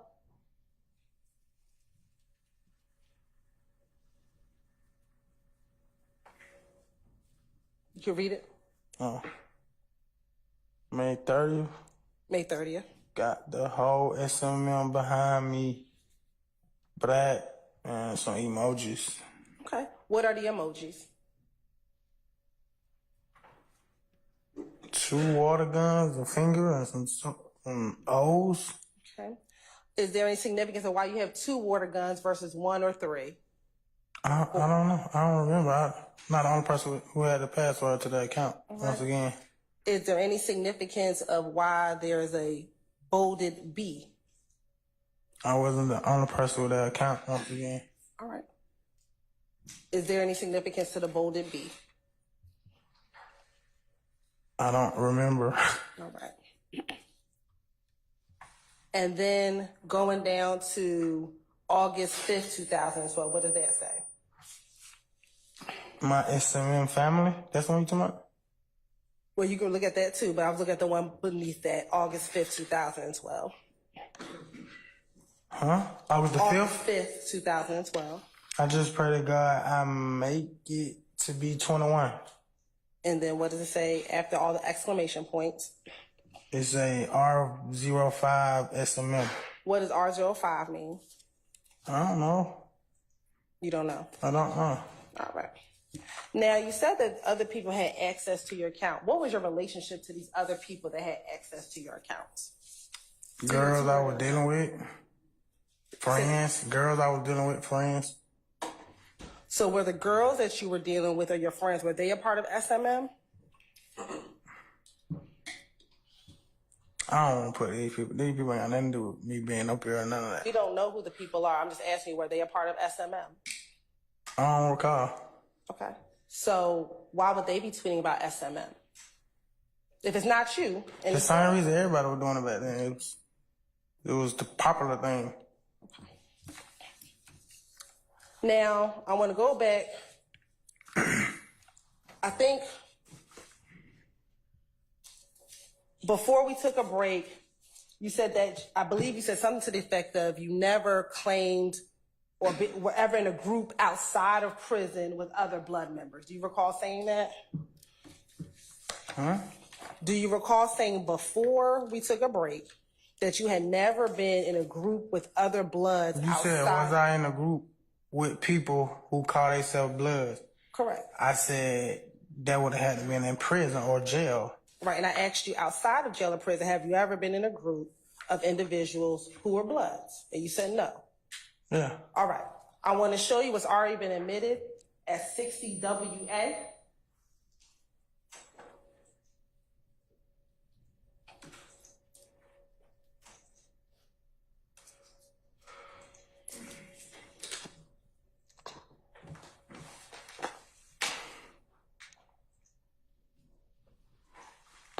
I want you to watch the video on the screen. Hey, baby. I'm saying, my whole crew got blunts. We just walked the big club Valerie, man. Anybody ain't played with them on Trey, they dead. You know what I'm saying? Yeah. It's a real rock crew movement, man. I got them pounds in on Trey. Crew, it's clapping. Get out of the road. 2 guns up Pistol Pete. 2 guns up Pistol Pete. Oh, back. Come here to smoke. Come here to smoke. Hey man, nigga reading up or nothing. Hey, put camera in my face. I'm talking to these little niggas, man. First later, I roll 5, man. These bitches ain't my equal. We working too. We working. We working on the block. Hey man, what most of y'all niggas reading up with, man, my little girl got it on right now, man. Trey, man. Trying to tell ya. Listen, she got a car and she ain't even walking yet, and that's on Trey. Hey, it's about. Hey, Rock Courtroom, man. Look. Man, what? They gotta get out the car. I really don't give a fuck about bitch. Yeah, ho. Yeah, ho. Black, 2 guns up, nigga, salute. You understand me? Yeah, ho. 1426 money game, bitch. Okay. I be that bloody trouble banging that sex, money, murder, man. Get peed over, beat up. Shit tatted on me, man. Know what I'm saying? Pee up or get beat up, man. Know what I'm saying? Yeah, ho. Trouble, sex, money, murder, man. Cream, cash, rule, everything. What a bitch get do, ho. You heard he just said, they ain't passing the game, he say give him an ounce roll up. Yeah. Hey, man. He say give him an ounce. He say give him an ounce. We got our apartments on control. Go to the car and get 3-4 ounces. We got our apartments on control. Matter of fact, go to the car and get a pound of it. In a minute, ho. Yikes. He talking about in a minute. And I'm riding with the chopstick. Hey, I'm gonna show y'all what I'm riding in. Straight up. Y'all see Big Girl early shrimp fried rice? Shrimp fried rice a little bit. With a what? And fruit punch. Man, I'm the only bitch out here in this shit, though. That's serious shit. Hello? And yeah, that big called Valerie, man. So, anybody play with him? Ooh. 1426, man. Louis V everything. Louis V, true. You know what I'm saying? Them Gucci. You know what I'm saying? You know what I'm saying? They have my family kicking, man. You know what I'm saying? True religion, everything, man. You know what I'm saying? You know what I'm saying? They have my family kicking, man. That big bad, man. You know what I'm saying? Little brother and Louis. Louis, he said he wants some red bottom tomorrow. I told him no problem, I got him. You know what I'm saying? I was on my car. I on all them cars. Anybody who knows somebody who ain't smoking right now, man, tell them come on, believe. He didn't give me shit away, man. No fuck. I'm talking to Maybach right now. I got weed up. I'm talking to Maybach right now. I'm talking to Maybach, man. We got control on our part, man.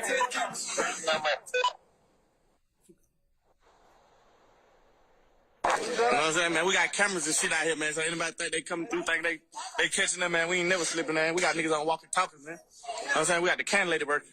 You know what I'm saying? Everybody busting for Troy, man. You know what I'm saying? They my blood brother, you know what I'm saying? Bees up, pee up and get beat up. Mm-hmm. Oh, yeah. You know what I'm saying? But my boy DKJ got out and he got it on. You're DK, right? Are you DK? Yeah. Is that you? Yeah. Are you in prison in this video? Yeah, he said I just got out. Right. So Yeah. are there other bloods in this video? Yeah, it ain't me with the camera. But are you in the video with other bloods outside of prison? I'm in some apartments in the neighborhood. I'm not with nobody. I'm by myself. I just got out of jail. Okay. Are you in a group with other individuals? Your Honor, ask and answer. I stand objection. Okay. You keep playing, please. And he got the screen up on him. Bloody DK. You know what I'm saying? Did you see those hand signs? Yeah, I seen the video. What were you doing with your hands? I don't know what I was doing. It was moving though. I don't know. Okay. So you don't know what they were? I don't know what they mean. I was just doing stuff. How did you learn those hand signs? You don't learn them. You just move them. Okay. Did someone show you how to do it?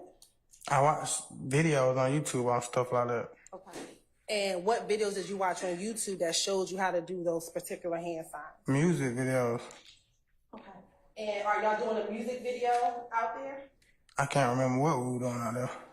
And did you have a strap on you that day? I don't recall. I just got out. I kept a gun though, so I probably did have a gun. I don't know though. And were you supposed to have a strap on you? Huh? Were you supposed to have a strap on you? You had just gotten out? Yeah. Were you on bond? I don't know. I don't remember. I don't even know what year that was. Okay. I heard him say my boy DKJ got out though, or something like that.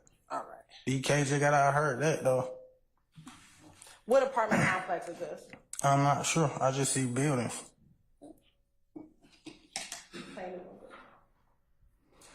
Let me ask you this. Did you see Trontavia Stevens in that video? Yeah. All right. Who else did you recognize in that video? Jeff? Okay. Anybody else? No.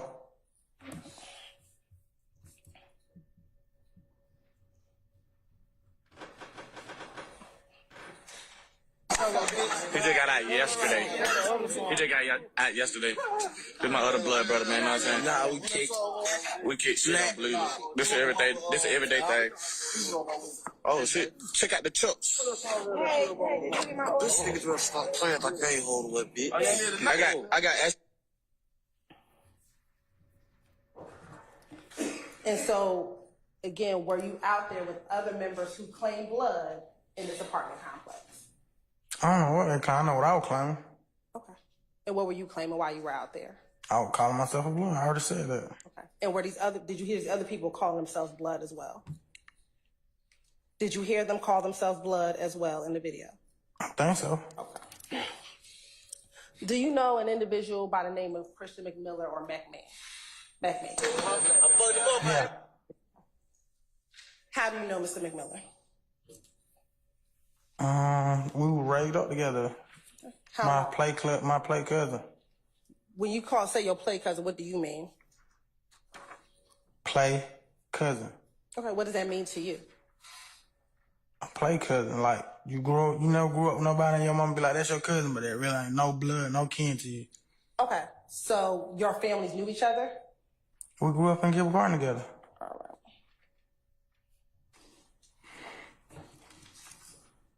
permission to approach? You may, as long as you show it to defense counsel. Yes. I'm gonna show you what's been marked as State Exhibit 7, Charlie. Do you recognize any individuals inside of State Exhibit 7, Charlie?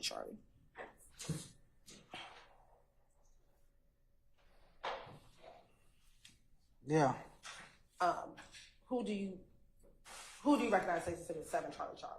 That me, Okay. Anyone else? Matt Lang, Lil Jeff. That's about it. And do you know who the God bless you. And is that a fair, accurate depiction of those individuals within that picture? God bless you. I don't know about it. I don't know them other people though. I don't know who I said I know though. Who I seen. And do you remember when you took that picture at all?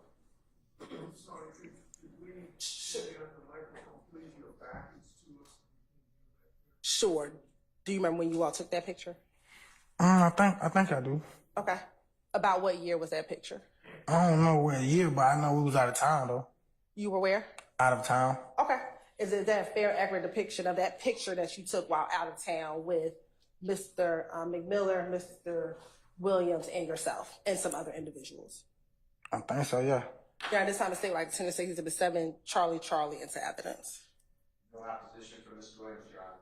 All right, State Charlie is admitted and will be published as you see fit. I think it was 7, Charlie. 7 Charlie. Okay.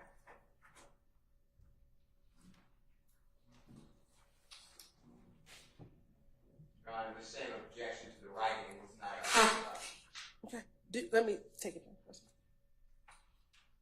Did you know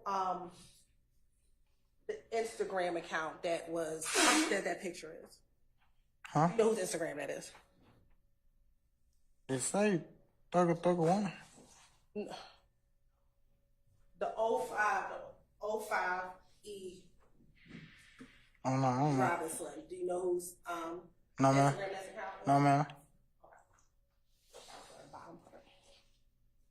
You got permission to publish after the bottom redaction. All right, we'll redact it and show that or are you gonna just redact it just to show the picture? Yes, Sean. All right, then I'll authorize to the publish States Charlie.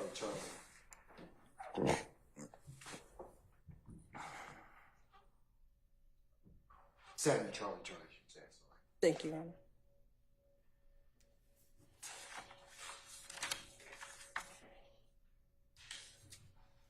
And while we're waiting for this, I know I asked you about Trontavia Stevens. When did you first meet Trontavia Stevens? I don't remember how I first encountered. I know he's younger than me though, so we probably like one in the same grade or school and then. Did you know him while you were in middle or elementary school or later than that time? I didn't go to elementary school on Cleveland Avenue. Not even that you went to school on Cleveland Avenue, but I'm just talking about time frame. When did you think you first met him? While you were in middle and elementary school or a little bit older than that? I can't remember. Okay.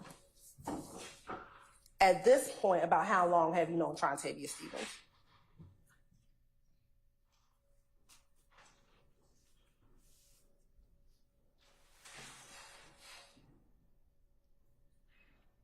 It's been a minute. I can't like put a time on it. All right. And what, if anything, did you call strike that? Did Trontavia Stevens have any nicknames? Little Tip. Little Tip? Huh? Is that the only thing you called him? That's what I call him. That's what you call him? Okay.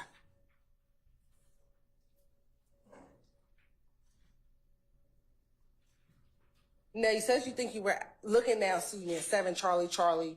You said you were out of town. Do you recall where you may have been out of town when you took this picture? No, I've been to a lot of different states. Okay, so you don't remember where you were? No. All right. If it's easier, there's a stick.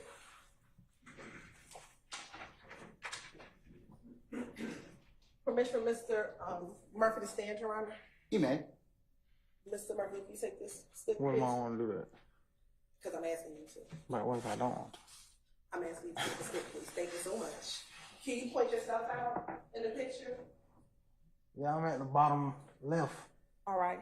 And you said that Mr. Williams is in that Right picture? beside me to the right. Okay, and where is Mr. McMillan?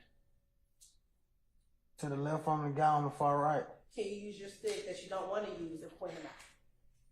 To the left of the guy on the far right with the glasses on and the red shirt.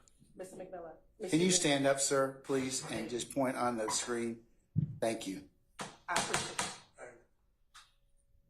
You got to see. Thank you. What's the significance of 1426? I don't know.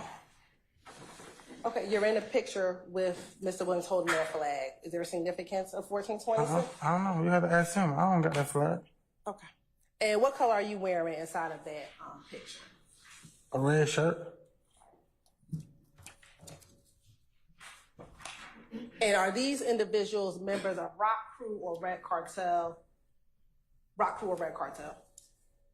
I don't know. I know I was a member of Red Cartel. I don't know what they were member of.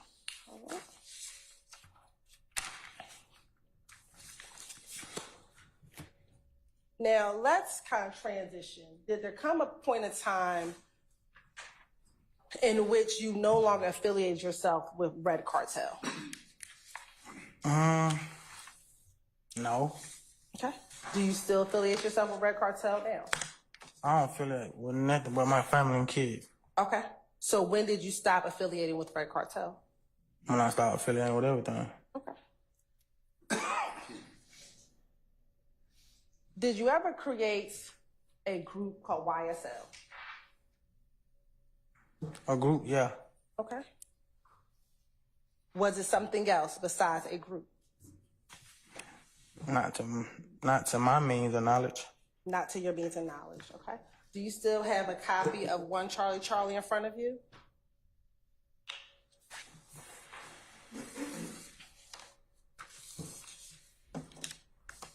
Yeah. Okay. I want to direct your attention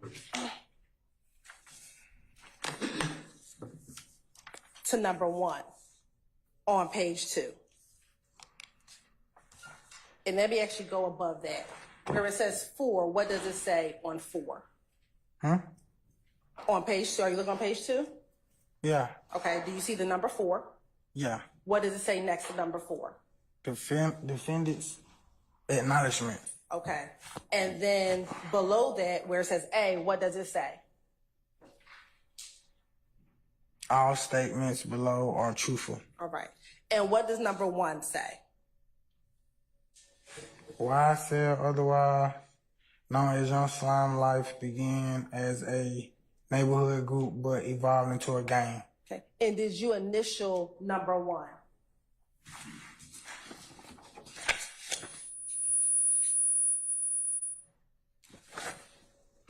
Yeah. Those are your initials, right? Yeah.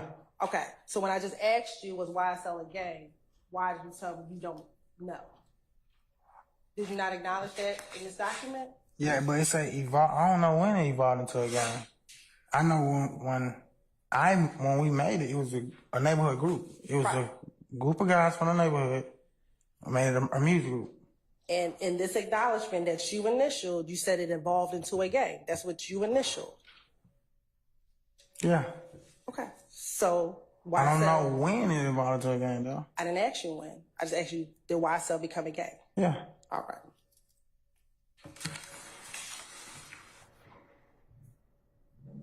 When did you all form YSL?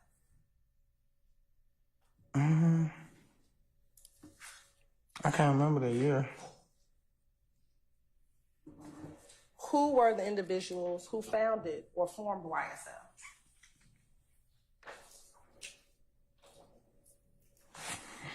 It was a couple of us. It was probably about. It was a handful of people, though. I can't just name them off the bat, but. Name some of the people you can.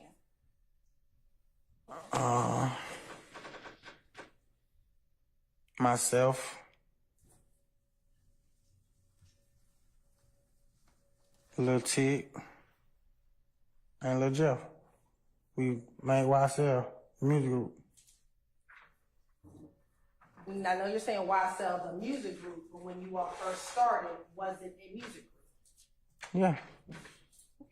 Yeah. And when you say it was a music group, what do you mean? Were you incorporated as a music group? What do you mean by that? When you say incorporated, what you mean by that? You're saying that it was a music group. Tell the jury what you mean by it was a music group when y'all first started. What do you mean? I mean, we was trying to rap. We was trying to make money off rapping. That's what I mean. Why did it then evolve into a gang if you were first trying to do music? I don't know. I don't know. Okay. I don't know why it involved into a gang. Everybody just wanted to be YSL. We ain't say we finna be the biggest gang in the world. We ain't do that. How did you come with the name YSL?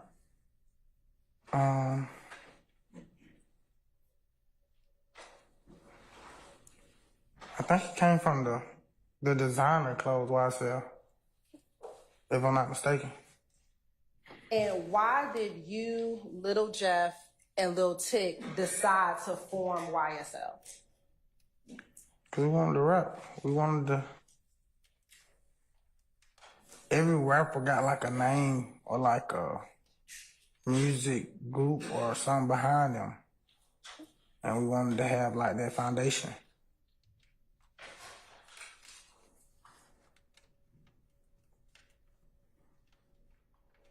I want to direct your attention back to page 2 of State's Exhibit 1, Charlie. Mm-hmm. What does it say under number 2?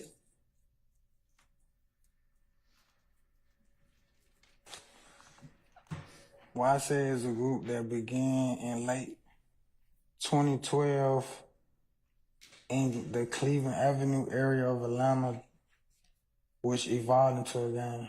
Okay. So do you understand that you formed, along with Little Jeff and Lil Tick, YSL in 2012 based upon what you initialed? Yeah. Okay. So about 2012, is that right? Yeah. I don't even think we was on Cleveland when that happened though, but okay. I'm sorry, I didn't hear you. I don't think we was on Cleveland. Like, when we was sitting around, like, we gonna make a music group, I don't even think we was in Cleveland Avenue. But Where do you think you were? If you weren't on Cleveland Avenue at that time, where were you? 2012, I don't even think we were hanging on Cleveland then. So where were you hanging? Not on Cleveland, where were you? We wasn't hanging, we was trying to promote music. Did y'all still stay off of Cleveland Avenue? Like, lived? Yeah. Okay. I did. What about Tick? I don't know where he lived at. What about Lil Jeff? His mom still stayed on Cleveland then. All right.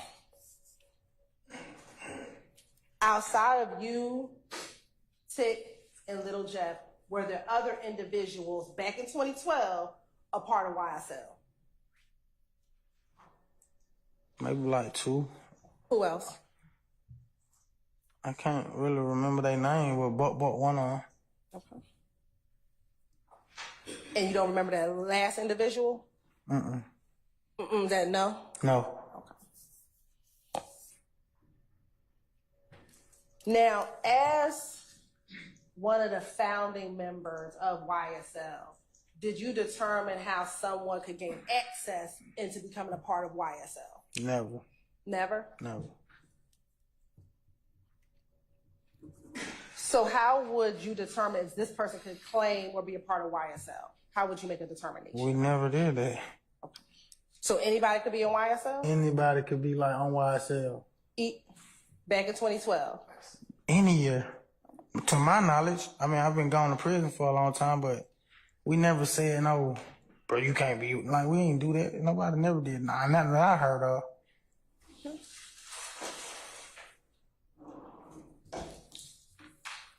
Do you recall back in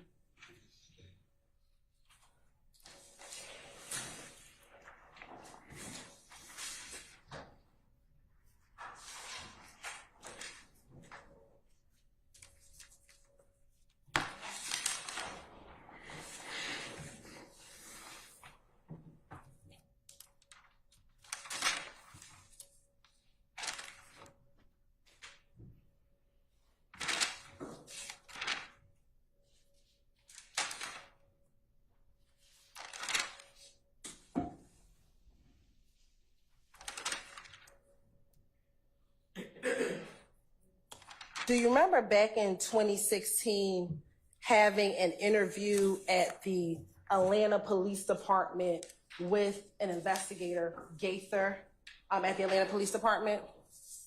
Yeah, where you? In 2015. Really around August of 2015. I don't know. I had an interview though. I don't remember like what year or with who though.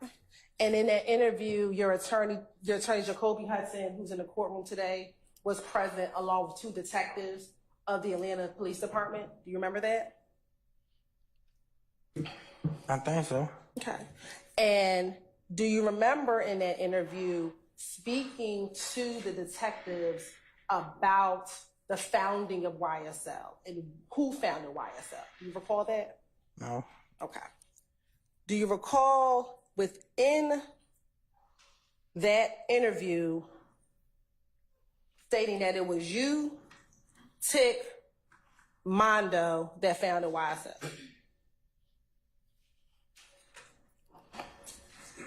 I don't recall saying that, but Who is Mondo?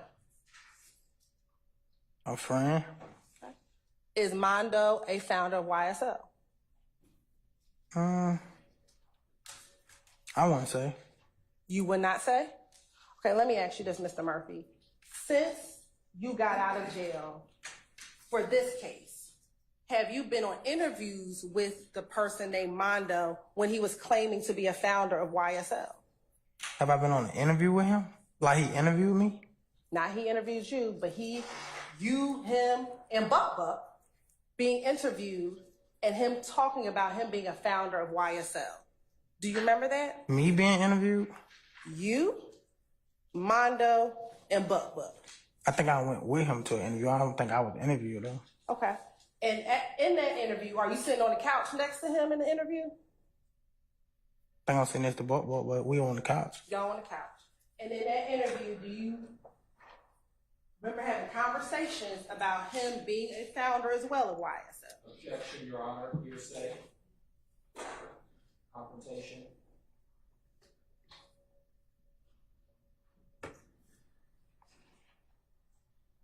Hold on, Mr. Matthews.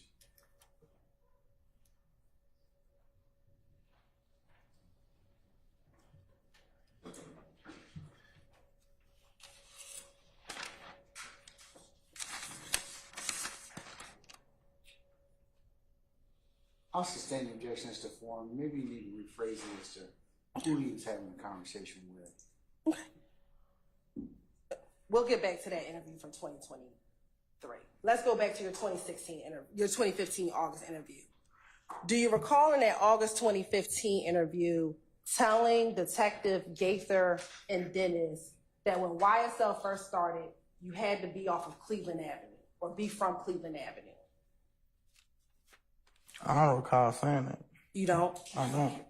I was on a lot of drugs back then, like. Okay. Back in August? I don't remember none of that, but okay. You were on a lot of drugs when? When you did the interview? All my life. Okay. When you did the interview... I'm sober now, but for a long period of, majority of my life, I was high. Okay. When you did the interview in August of 2015, were you in jail at the time in which you did the interview in August of 2015? Yeah, I think I was in Rush Street. Okay. And when you went to the interview with Detective Dennis, Detective Gaither, and your attorney, were you high inside that interview? I was high while in Rush Street, so 9 times out of 10 I was high. Okay. During that interview, were you able to give them information, which we're going to get into later, about the case for which you were arrested for? I don't remember that. I don't remember. Back in August... I ain't saying I didn't or I did, though, but I don't remember. Back in August 2015, were you arrested for the shooting of Dexter Montgomery? Yeah, that's what I went to prison for. Okay. And back in August of 2015, did you interview or speak with detectives about that shooting? I know I did an interview. I don't remember what I said, though. Okay. But so, yeah. And did you also talk to them about YSL during that interview? I don't remember that.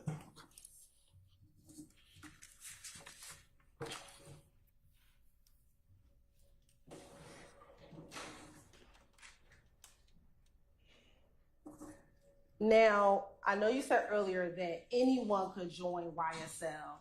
Did there come a point in time where there were more members of YSL that were not from Cleveland Avenue? Can you repeat that? Sure. When YSL first started, were most of the members of YSL from the Cleveland Avenue area?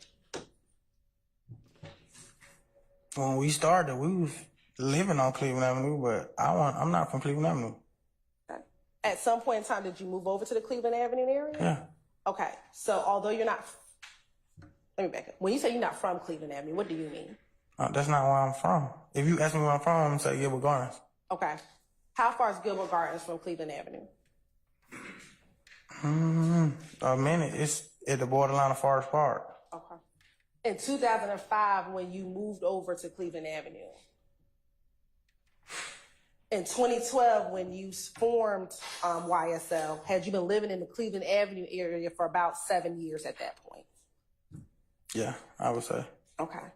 And so initially, although you were not born on Cleveland Avenue, at this point in time in 2012, had you been over on Cleveland Avenue for a good amount of years? Yeah. All right. And the other individuals, Little Jeff, Tick, Buck Mondo, were they from the Cleveland Avenue area? No. Did they live in the Cleveland Avenue area? No, not all of them.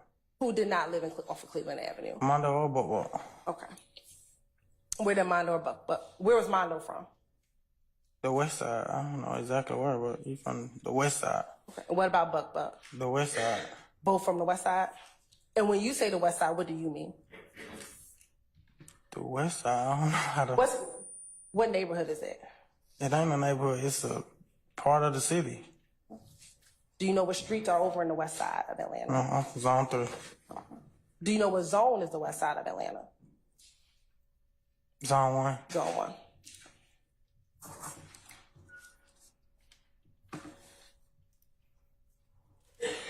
Outside of Buck and Mondo, were there other members as YSL grew that were not from the Cleveland Avenue area? I don't recall. I don't really be remembering where people from or where they lived at, and I don't even think about stuff like that. Okay.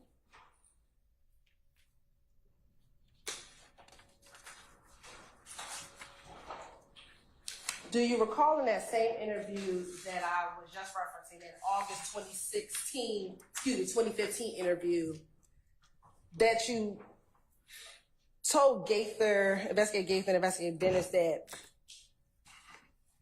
as Mr. Williams got bigger, things with YSL kind of changed and more people started coming into YSL? Do you recall telling Investigator and Investigator Dennis that? Basis? This is. I'm gonna overrule the objection, sir. Do you recall telling them that? Say that again? In your interview with Investigator Gaither and Investigator Dennis, do you recall telling them that as Mr. Williams got bigger, more people started joining YSL who were not from the Cleveland Avenue area? That sound about right, though. Okay. I don't remember saying that, but that sound about right. And how did you feel about that? How did you feel about these other individuals now joining YSL? I don't care.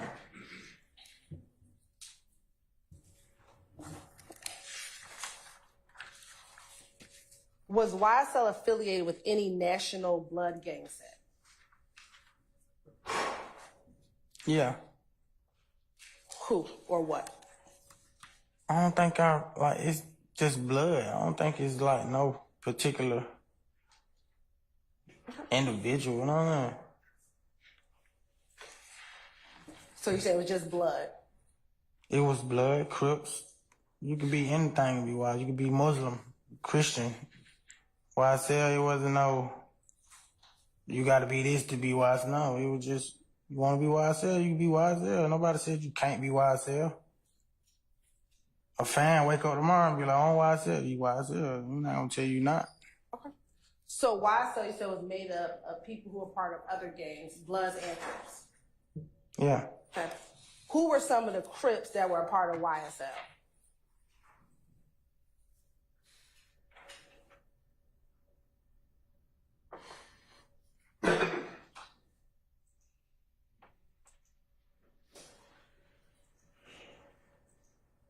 Some of the Crips. I only know one. I don't know. Which one do you know? Duke. Do you know Duke's real name? Nah, I don't remember his real name. I don't remember his real name. Do you recall in that same August 2015 interview stating that Pee Wee Roscoe was a Crip who was a part of YSL? No, I don't remember saying that, but that's about right, though, I guess. Do you know who Pee Wee Roscoe is? I know who Roscoe is. All right. Is he a Crip? Yeah. And From my knowledge, I don't know if he a real Crip, but he could just be saying he Crip. I don't know. And was he a part of YSL? Yeah, he worked for Lil Jeff. Prior to him working for Lil Jeff, was he a part of YSL? I ain't never seen him until he started working for Lil Jeff. And what did he do for Lil Jeff? I think he was his manager or something like that. I don't know. What kind of manager? I ain't sure what kind. I just know he answered a lot of calls. When did you first meet Pee Wee Roscoe? I can't really recall when I met him. He always been around though. Like I always seen him out. I knew about him. Say that. Okay. When you say he's always been around, are you talking about from 2005, 2012? When you say he's always been around, give me a time frame. I seen him on TV before I even seen him in person. Yeah. Before seeing him on TV, so talking about in person, when do you first recall encountering Pee Wee Roscoe? At the studio where he worked for Lil Jeff. Okay. And around what year? That's the first time I spoke to him. But I seen him before that, like in person. Okay. What years are we talking about? I can't remember what year it was though. Let's go back to our timeline. I mean, if he was working for Lil Jeff, it had to be like around 2015. Around 2015. Yeah. Right before I went to prison or something.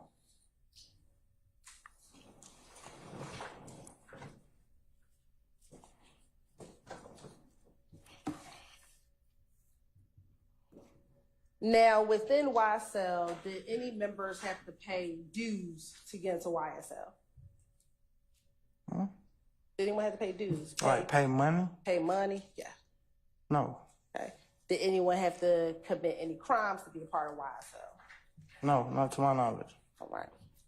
Did members of YSL have to assist with payments of bond or putting money on people's commissary if they were in jail or in prison? You wouldn't have to do that, but I mean, if you mess with a dude and he messed up like that, then everybody probably would expect you to. Okay. I'm going to go back to that interview in August of 2016. Do you recall, not August 2015, in February 2016, do you recall being here in the Fulton County Jail giving a statement to Investigator Gaither again, Investigator Dennis, your attorney was present, and a prosecutor with the Fulton County District Attorney's Office, Suri shot at him? Yes, sir.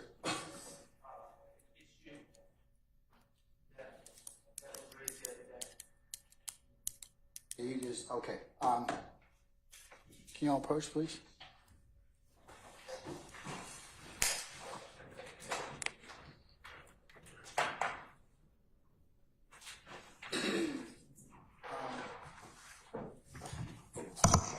Ladies and gentlemen, can I ask your indulgence to, I'm going to let you recess you for just a little bit, and then we'll see where the rest of the day leads us, okay? All right, thank you.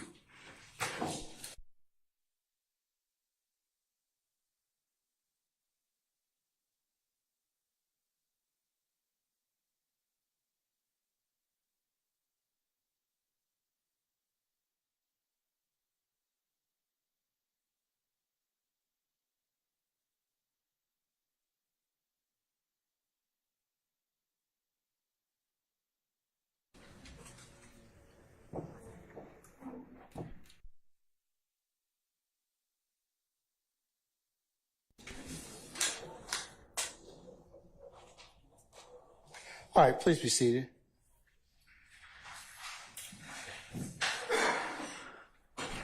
All right.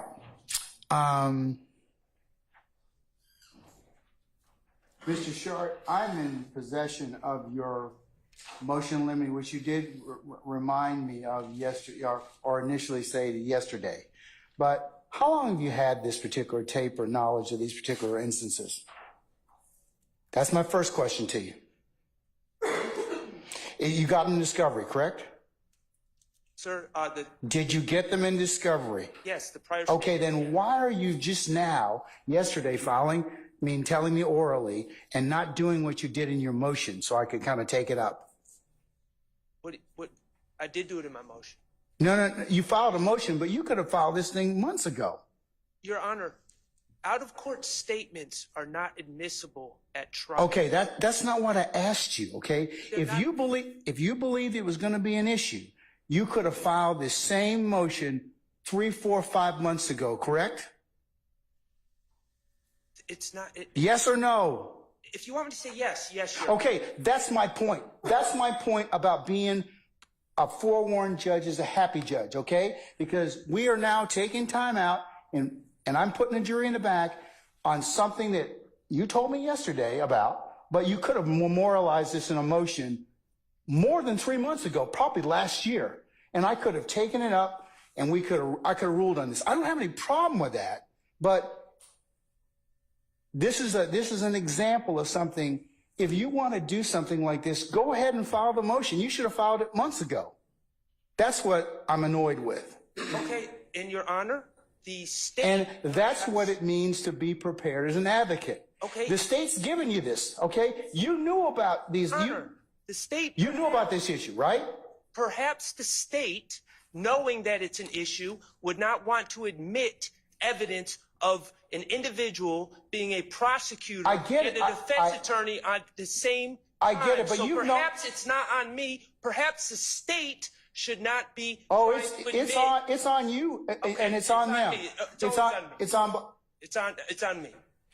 You know why? It's on you because you could have filed this thing months and months ago, and you could have also had a conversation with the state. I have. Okay, and are they going to use this particular information? You'd have to ask them. Well, that's not what I asked you. Are they going to use that particular information? I cannot speak for the state, Your Honor. Okay. Do you see the problem or the issue that you filing this untimely motion has caused? Yes or no? You're not going to like my answer, so I'm just going to remain silent. That's not being an advocate, because if you can give me a reason as to why you waited months and months, because you probably, when did the state give this interviews? The first interview or note that you were going to, about the proffer agreement with Mr. Chada Jimenez. The proffer agreement was in the first round of discovery in July of 2022. Okay. When was the other interviews that were made from 2015 turned over? July 2022. Okay. So arguably, Mr. Sharp, this could have been filed sometime in 2022 or early 2023 when we started having these particular motions. Your colleagues, you filed several motions, several preliminary issues I've had to take up. So that's what I'm telling you in terms of just having to stall the proceedings so I can go ahead and take this up. I'm not trying to stall anything, Your Honor. No. And I don't mean you. Listen. I don't mean you like just filing this to stall it. Okay. Okay. All right. But the state has. But you filed it. But my angst with you. I don't have any angst with you filing a motion. I don't.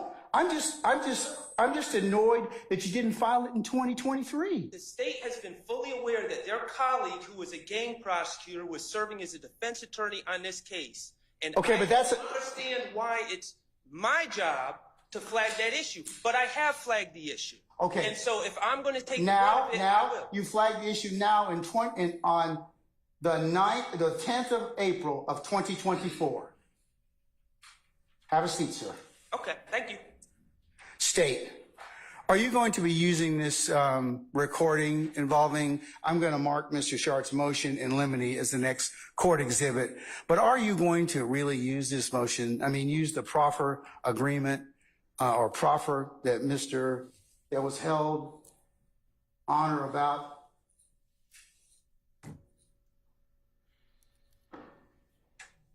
February 16th of 2016? February 16th, 2016? Yes, and Mr. Murphy continues to go down this line of questioning. And I'm going to tell you, that's a very ethical, problematic thing for you all. Your Honor, and this is what I'll say. Mr. Suri Chata Jimenez waived his conflict and decided to take a defense attorney in this case when he knew he was a prosecutor in 2016. No, but it's you all's use of that. I think that his waiving is another separate issue, okay, which we didn't have to get into because of that particular issue. But utilizing his particular proffer that he was involved in might be a problem. But it's a proffer of the state of it's a prior inconsistent statement. But he's a counsel that was involved in this case. Right, but Your Honor, there's no legal basis, there's no ethical basis for this ruling. He was a state's attorney, like anyone else can get jobs and move on and do whatever they want. I know that, and but there's a prior inconsistent statement. Whoever the state's representative is doesn't matter. The fact of the matter is it's a prior inconsistent statement. Well, I think it may confuse the jury because the jury's seen Mr. Jimenez as a defense counsel for another prior accused who is now no longer in this case. So yes, there is the possibility and the probability that they are going to be confused about that. So can we not just instruct the jury that he was previously with the state of Georgia and left and got a new job? Like what? There's a remedy for that. The state is not going to harp on the fact that Mr. Jimenez was a prosecutor then, but this is the prior inconsistent statement. He had a previous job, and like anyone else in the world, in the country, they can leave their position and go on to another case. When this case started, Mr. Jimenez knew that this proffer existed. He chose to represent a client in this case. He is no longer representing any of these individuals in the courtroom, Your Honor. So Mr. Jimenez, as a defense attorney or a prosecutor in this case, is of no consequence because he's not even present in these proceedings. His work with this case is completed, Your Honor. The sole reason why we're bringing this in has nothing to do with Mr. Jimenez. It has solely to do with the prior inconsistent statement, and the state should be able to confront this witness with any prior inconsistent statement that he plans on clearly giving during the course of his testimony in court. You'd agree that Mr. Chata Jimenez's, if the tape or anything would be utilized, it would have to be redacted. I don't agree with that, Your Honor, because he does not, and a few things about the proffer, Your Honor. But you see, here's the problem, and here's what I'm going to get on you all about. You all knew this was going to be an issue. We did not. You put this in discovery. But we did not think one of your former colleagues who took a proffer, who then you made it as part of your discovery. So how could you know it wasn't an issue? Because, Your Honor, we put the proffer because that's the prior consistent statement. It had nothing to do with Mr. I know, but we did not think this was going to be an issue. But the employment issue may be something that the court wanted to take up. Your Honor, but the state did not believe that it to be an issue until Mr. Sharp brought it to our attention yesterday. The state did not believe it to be an issue because. All right, I guess you all will be working this weekend then, because this is exactly what I told you was going to be a problem. You bring this stuff up, I got a jury sitting in the box, and you got a witness that you're probably going to have days of examination with. So let me go ahead and decide I'm going to recess for about 10 minutes. We'll make a decision on that. And you, Mr. Sharp, no law in your motion or motion in limine for me to consider. You probably need to supplement it with some law. So I'll let you all think about that. I'll be back in 10 minutes. We're in recess.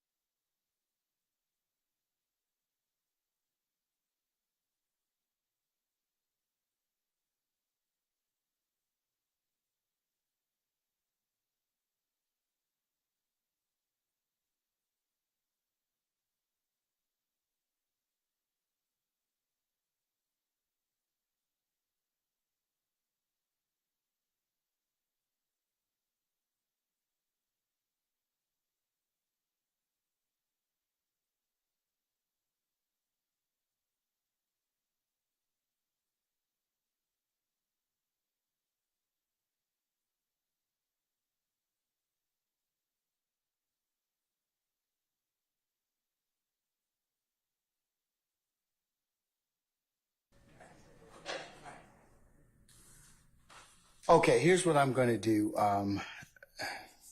After reading and considering Mr. Stillwell's motion limiting regarding redaction of out-of-court statements of Walter Murphy. We actually have an agreement. I think we talked while the court was on recess. So we Okay. can tell you what we've come up with. All right, and what is your agreement? This is all council have had an opportunity to consider this? But it was only Mr. Sharp? and Mr. Steele and I. Okay, all right. So What's that agreement? Or what have you proffered? we're just going to redact the initial portion of the proffer agreement in which Mr. Surly Child will give some instruction about this being proffer and what proffer is. And then we'll just redact that portion and we'll start if we have to play it, we'll start it once they start the interview process. If it becomes an issue. Right, and if we're going to decide to play it through Lieutenant Gator or someone else, then we'll do it. But we'll go ahead and get the redactions done so that they'll already be completed, and we'll give that over to the defense counsel. They can review it. All right. Mr. Sharp? So, if I understand the proposal correctly, that would, I think, take out from the start to about the 10-minute mark. That's where Mr. Chada Jimenez's recognizable involvement is. I would, and that would be suitable. Now, Your Honor, you have my motion in front of you. There's other objectionable parts. Again, this is an out-of-court statement, so it should not be played for the jury unless certain things occur in Mr. Murphy's testimony. Like, these are prior statements, and so I'm not going to assume that his out-of-court statements at different times would be admissible at trial. All I'm saying is if it becomes admissible through the testimony, then there's certain redactions that need to take place. Mr. Jimenez's involvement was one. There's also talk about separate crimes that are irrelevant to this case. There's confrontation clause issues with certain things that the detectives say, certain things that they say they've learned through their investigation, through other witnesses that are hearsay. This is basic stuff, and I assume that the state is going to adhere to the rules of evidence. But Okay. My whole point was just to identify some of those issues. I don't have any issue with that. I'm more irritated that you didn't do it a year ago. Have no issue with you identifying those things. Certainly the things you've mentioned would have some merit, and you could have identified them a little bit more timely than now, and just because short of agreement, they require my unraveling them and making evidentiary rulings. Like you've identified 3 out-of-court statements. What were the statements? That's just one thing. So like I said, I'm not in any way saying that you filed this motion to just upend or delay it. I'm more annoyed with the timing of it because you had it over a year ago, and your assertion to me that the state was, you don't know that they should be not presenting certain things or evidence that you believe should not come in. That's why you file a motion, and that's what, just to make it the obvious and go, hey, listen, y'all are not going to be getting into these particular statements. And like you just did just a second ago with you and Miss Hilton, you could have, by agreement, just kind of merited out, or I should say edited out some things that I didn't have to take up, and left me with just the corpus of whatever else I needed to kind of take up. Yes, sir. Yeah, So I'm just telling you that there may be other statements and everything else, and that's where I still don't know, and I still am going to have to take those up, short of agreement. And those are the... There's three trial statements that Mr. Murphy made. One on, I believe it's July of 2015, one on August 18th of 2015, and one on February 16th of 2016. Well, I would suggest you put them in writing. Those are in my motion. No, I mean, in terms of what specifically in terms of state, oh, yes. It's in the motion. everything that I find problematic is in the motion, except Mr. Harvey, to his credit, also did identify one other issue, and I can add that to the motion or supplement it. Mr. Harvey has it written down. It's a conclusory statement by Investigator Gaither, I believe, in the August 18, 2015 motion at 1 hour and 42 minutes, I believe. So, but I flagged all of them with timestamps that are within 15 1, seconds. 2, 3, 4, 5, 6, 7, 8, 9, 10, 11, 12, 13, possibly 14 statements. But, Your Honor, some of these things are, there's discussion about a corrupt Atlanta police officer. All right. I wouldn't know why the state would never want to admit that, but I was just putting that in as an abundance of caution.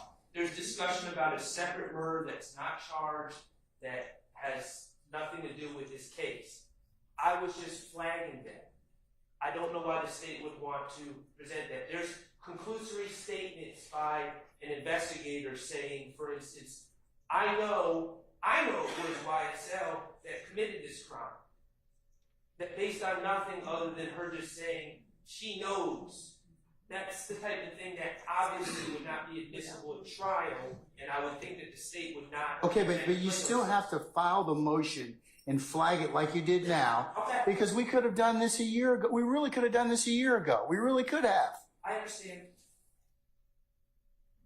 But again, I don't think that based on the testimony so far, I see no reason why these statements would even be played.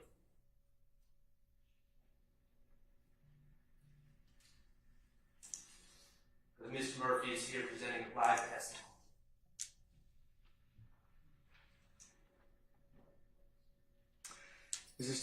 What's the state's position on the other statements?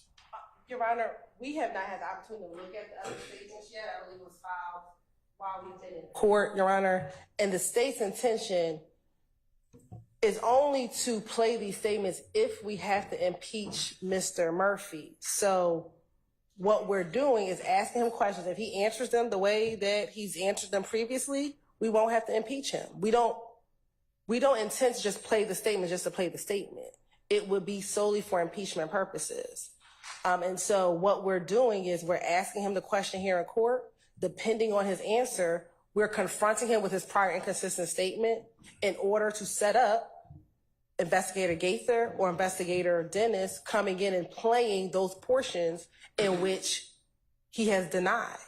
And so that's what we're doing. The state does not intend to, at this moment, to just play his statement. We know that is improper. However, But Mr. Shard has identified these particular 9 statements or whatever else.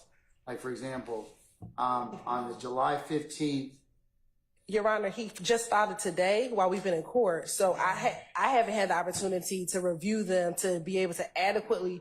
We could maybe have a consent. I just haven't seen them to be able to process and read it and to know which of these statements we can consent to, or if there needs to be a motion because we disagree. There might be some that we consent to. There might be some that we can agree upon, but there might be others that we may have to have argument. The state just needs an opportunity to review the motion.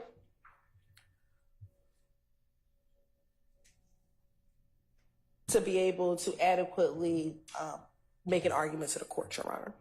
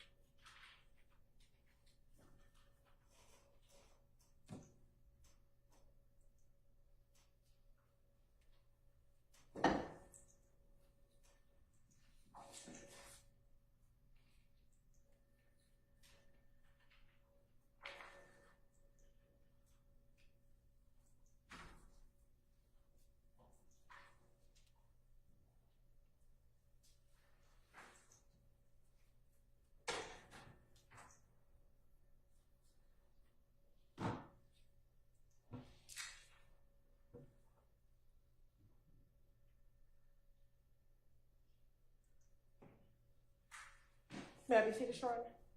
Oh, you can have a seat. Yes, ma'am. I'm sorry.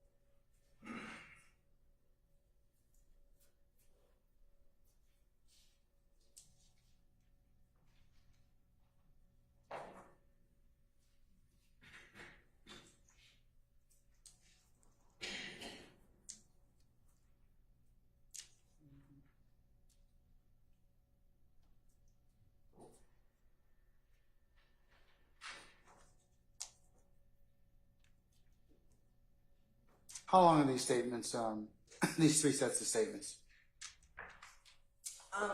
Let's start out with, all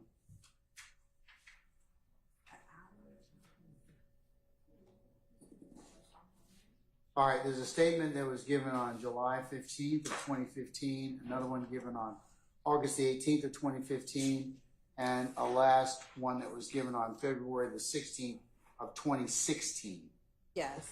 The one from July of 2015, I think it's about an hour, maybe 20 minutes, Your Honor.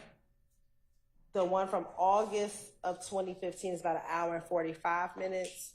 And the one from February of 2016, there's two parts, part one and part two. The totality of that is about 55 minutes. Well, there's another portion which is 8 minutes long, but you can barely hear it, and we don't need that portion. It would be the 2 25-minute portion.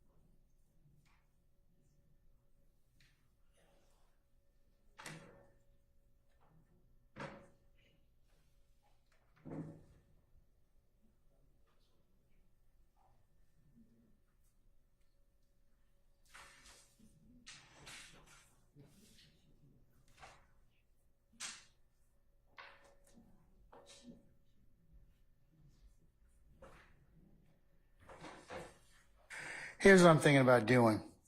How many is there, Wes? How many statements? How many statements?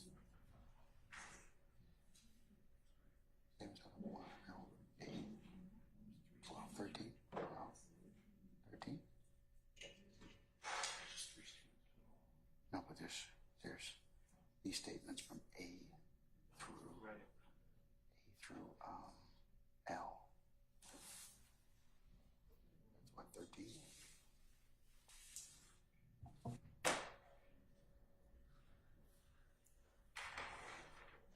And Your Honor, just to let the court know, this isn't an issue that would be ripe anytime soon because we haven't finished confronting Mr. Murphy. So he may say everything that he said before, and we would not be playing the statements through Mr. Murphy. We would be playing them through Investigator Gaither, which could be either our next witness or depending on Mr. Montgomery's status, 2 more witnesses. So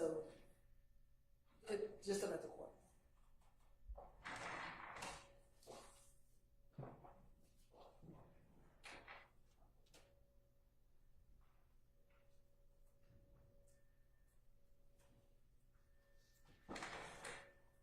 But we do have to confront the witness if he does. I do want to be clear. We do have to confront Mr. Murphy with this prior inconsistent statement before we would actually play the statement. So I would have had to ask some questions about it. But we would not be playing the actual recording.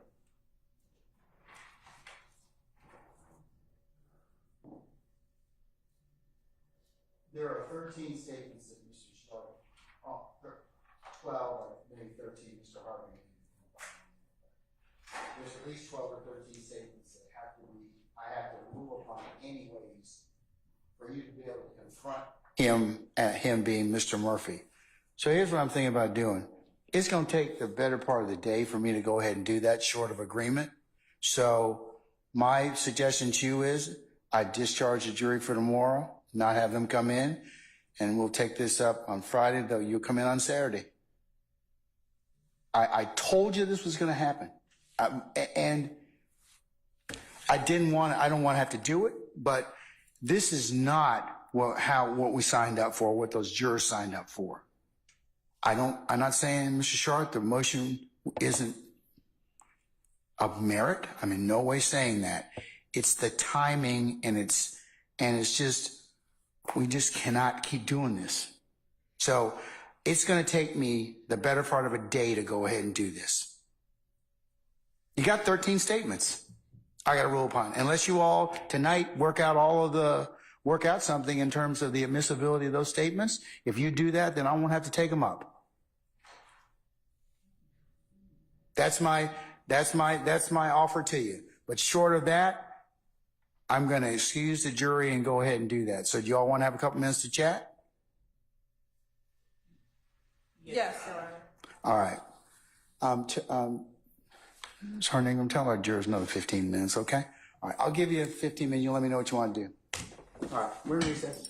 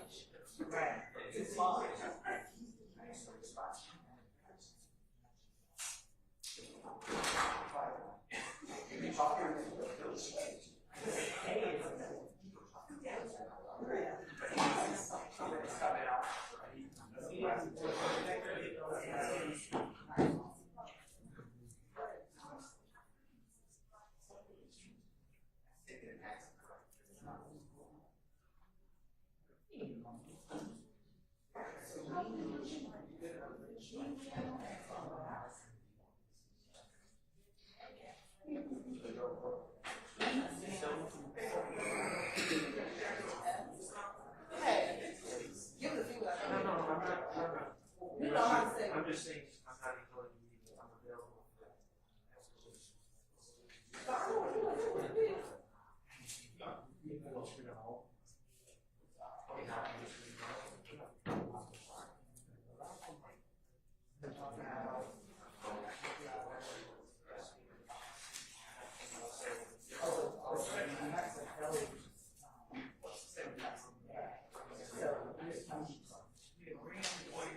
Well, let's finish one.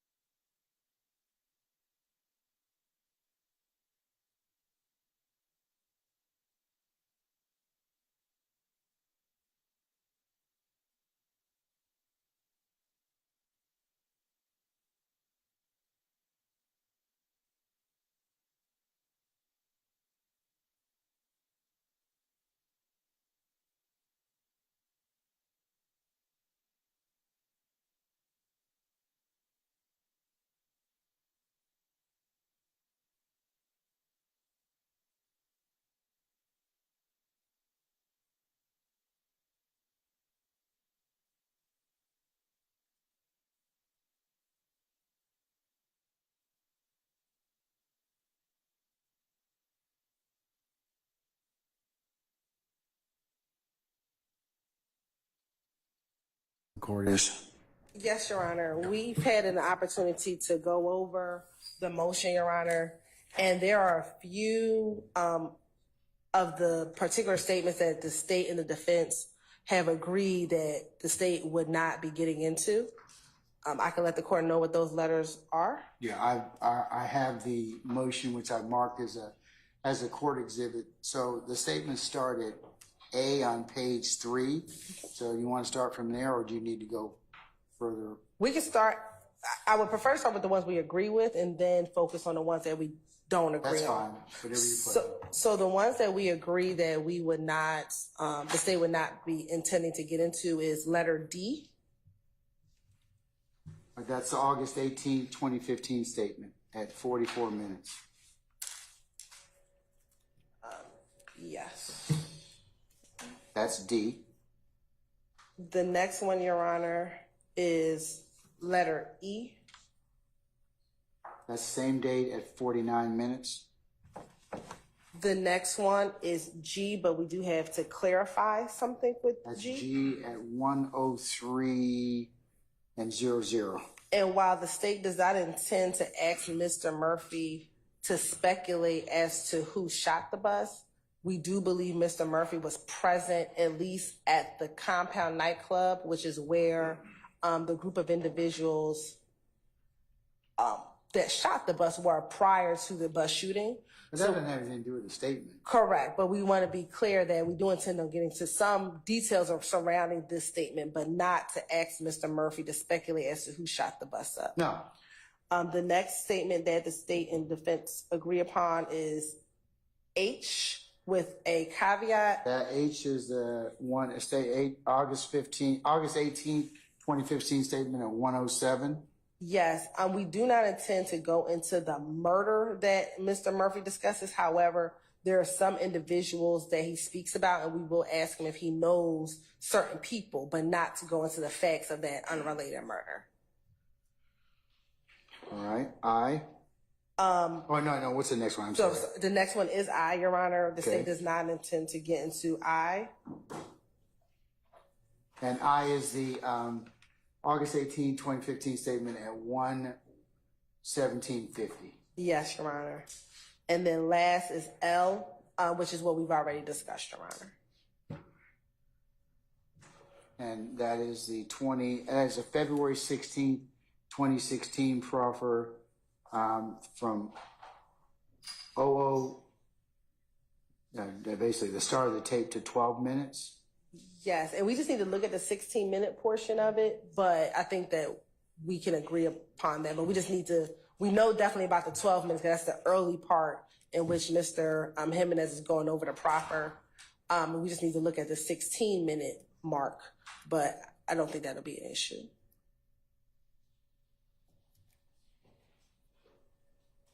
Mr. Shard, are you in agreement with D, E, G, H, I, and L?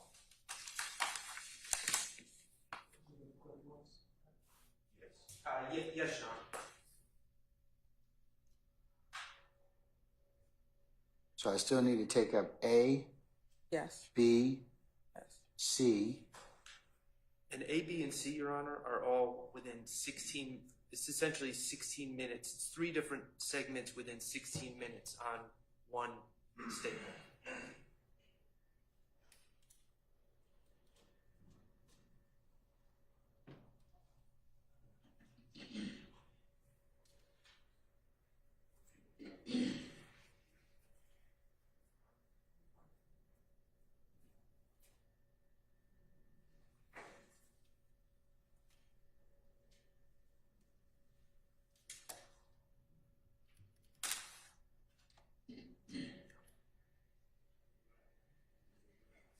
F is also what I have to take up, is that correct? So which one, Your Honor? F? Yes. And do you want to discuss Oh, that? F, Your Honor. We discussed F. F is, my concern about F, Your Honor, is That's the statement on August the 18th, 2015, Right. at 58:20. And Investigator Dennis is basically telling Mr. Hudson, Attorney Hudson, and Walter Murphy what he saw that night at Compound. Now, if Investigator Dennis takes the stand, I get it. He's going to be subject to cross-examination. I anticipate his statements will be similar to this, so that wouldn't be an issue. My only issue was to be playing Investigator Dennis's statements about what he saw as a witness before he testifies And what the state and is subject to cross-examination. That was my only issue. And so the state plans on calling him, then, I mean, if the state enters this through Investigator Dennis, then that probably takes care of that issue. Exactly, Your Honor. I mean, we told defense counsel that if we introduce this through another detective, then we can deal with redacting it. However, if it's through Investigator Dennis, then we believe the issue will resolve itself. All right, I don't see any reason why that would not be the case. So I'm agreeing with you, counsels. So other than ABC, So the really only What's other left? two, J and K, Your Honor.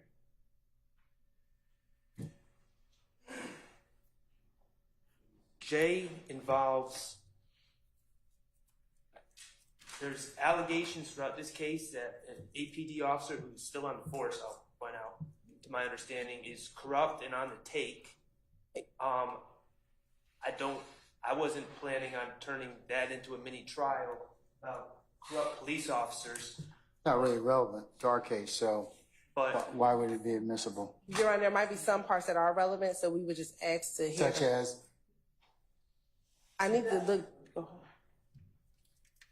Honor, the officer, there are certain things that happen within the Dexter Montgomery investigation that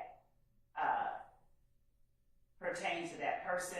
That's why we're asking to allow us to argue it tomorrow. The Dexter Montgomery investigation was conducted by the particular person that they're talking about.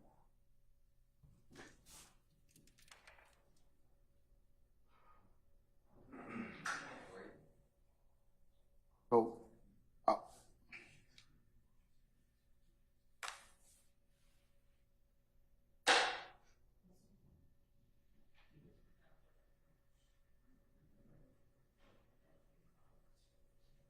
the last one.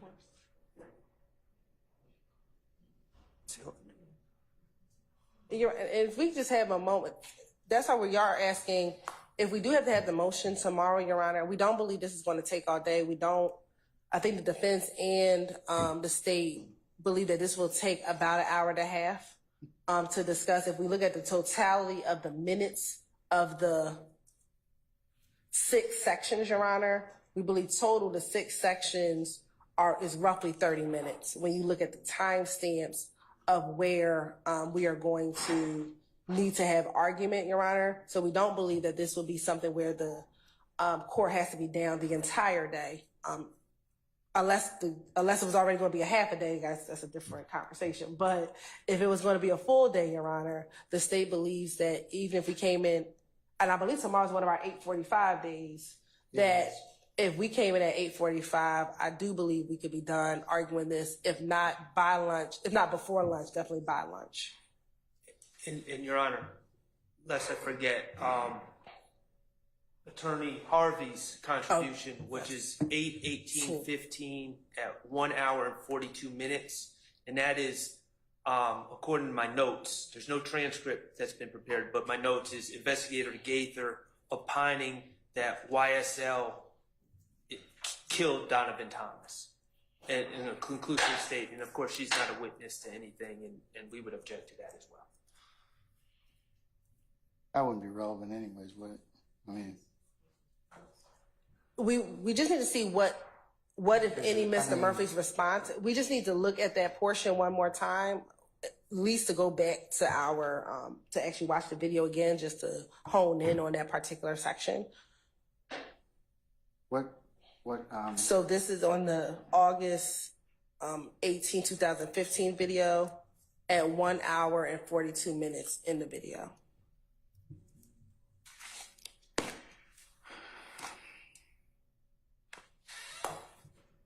So it's a total of 7 statements, Your Honor. And again, we believe if we come in at 8:45, we would definitely conclude, if not before lunch, by lunch.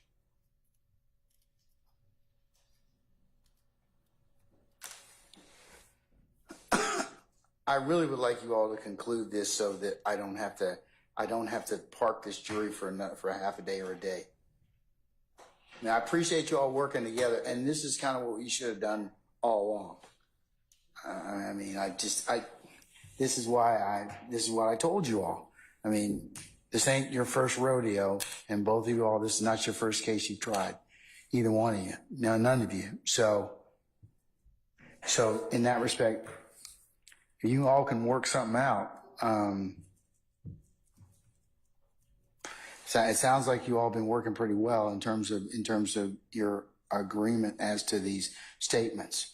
So you got 1, A, B, C, F. We're not going to cover unless it becomes an issue. J and K, correct? Correct. And if I hear you, Ms. Hilton, you're saying that you all need to listen to those statements. Is that correct? Particularly, yes, all of them. Yes, we need to re-listen to all of them again this evening once court concludes. If we have any more concessions, we can definitely reach out to defense this evening. But we do believe at least A through C we're going to have to argue. I don't think we're going to concede on A through C. For sure. We won't be conceding on A, B, and C.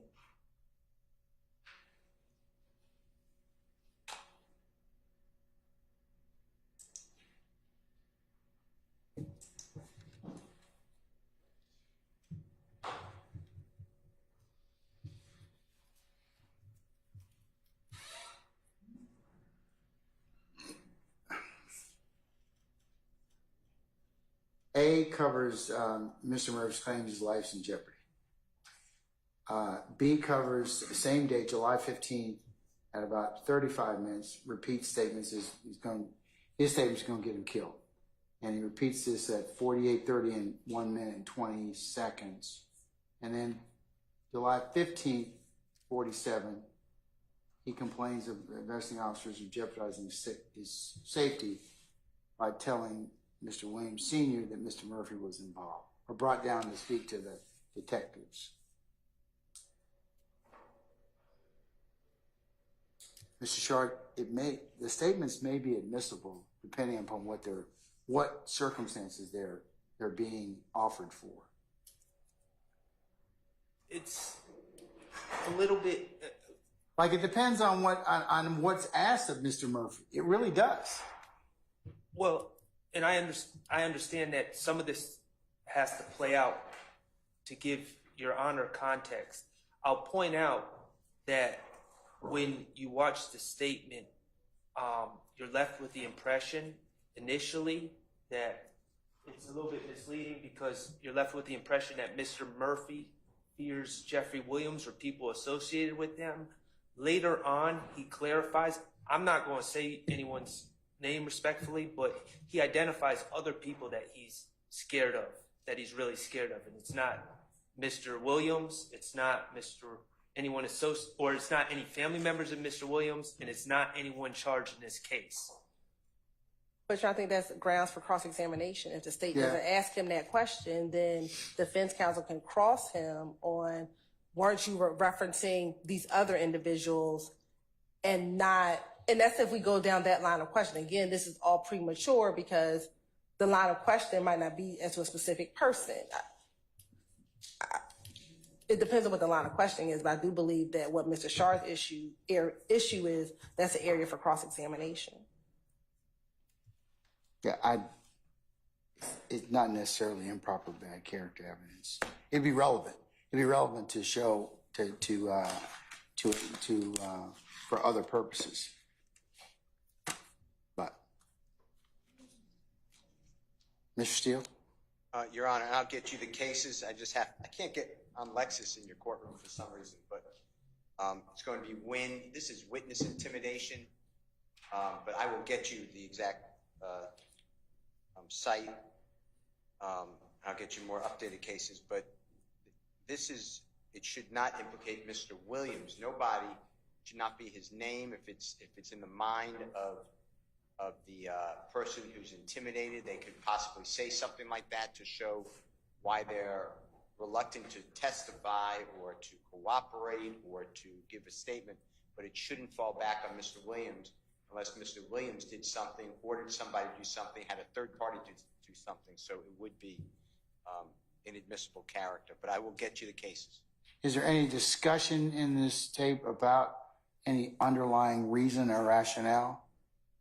I mean, I think it's the general nature of coming to speak to the police and snitching and what that perception is. And then that is what Mr. Murphy is kind of trying to communicate. The fact that he is even in here could get him in trouble.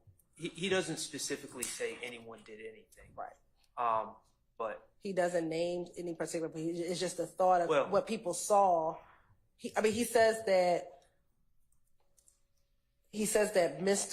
when he got arrested, that Mr. Williams Sr. saw him talking to a police officer, and that could potentially get him killed. The fact that someone saw him speaking to the police. But that was his observation, his feelings, given his life, and they can cross him on that. They can cross him. Did Mr. Williams ever threaten you? They can cross him. Did Mr. Williams Sr. ever threaten you? They can then cross him on that line of questioning as to why he felt that way. But it's not in bad case. But we would like to look at this case, and if Mr. Steele has any other cases, we would just ask for him to email those to us so we can look at those in preparation. Thank you so much. All right. I'm gonna call our jurors in and excuse them for the evening. I'm gonna tell them to come at 10:30. Okay. Got from 8:30 until and 8:45 until the jury comes in at 10:30. Yes. If we can take up whatever it is we need to take up, then the matter will be satisfied. If not, then we'll be working on Saturday at least. Okay. I think we can accomplish it in that hour and 15 minutes. Mr. Sharp. thank you.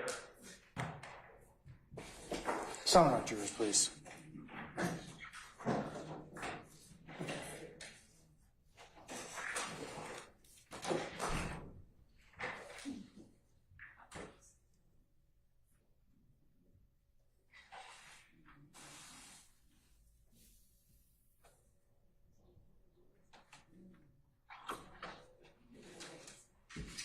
Yeah, we do. Can we get Mr. Murphy back here, please? Thank you, madam.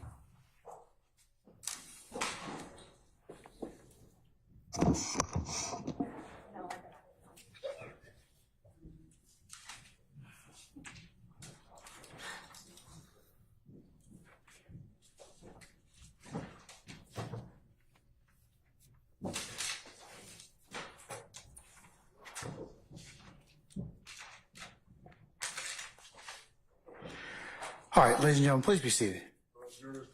All right, thank you, Sergeant Ingram.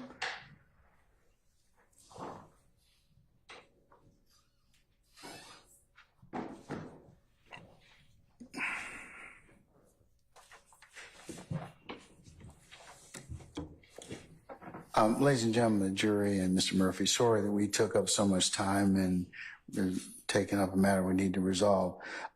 Given the fact that it is the end of the business day, I'm going to have you all recess until tomorrow.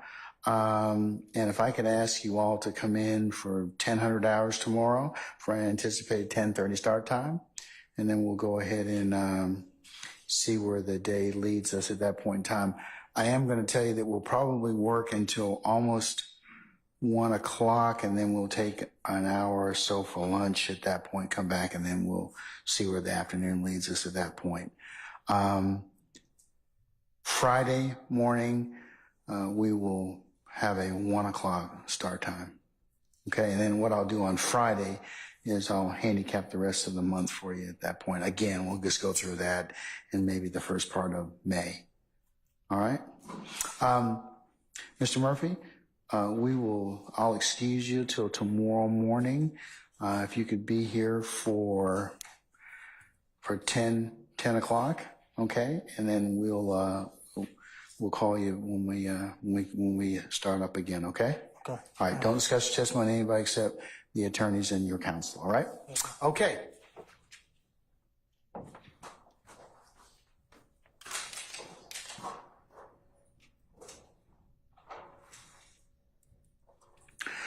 Ladies and gentlemen, any ministerial inquiry of me at this point? Okay, so tomorrow, be here for 10 hours. We'll start about 10:30, and we'll probably recess probably around 12:45 or thereabouts, and then we'll come back probably around the 2 p.m. hour and go till about 5, somewhere between 5 and 6 o'clock tomorrow. Okay. All right. Let's review your ad nauseum admonitions. Leave your notepads in the basket.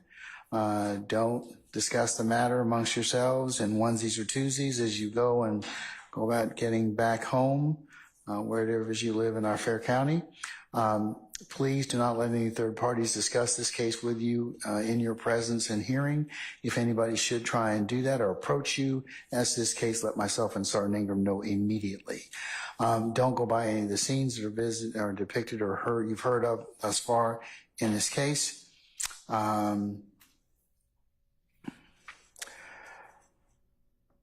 Do not listen to any third party recaps or otherwise of this particular matter, any blogs or any news media or any other printed sources. As I told you earlier, and I keep reiterating to you, is that you can only consider what's presented to you within the four walls of this courtroom.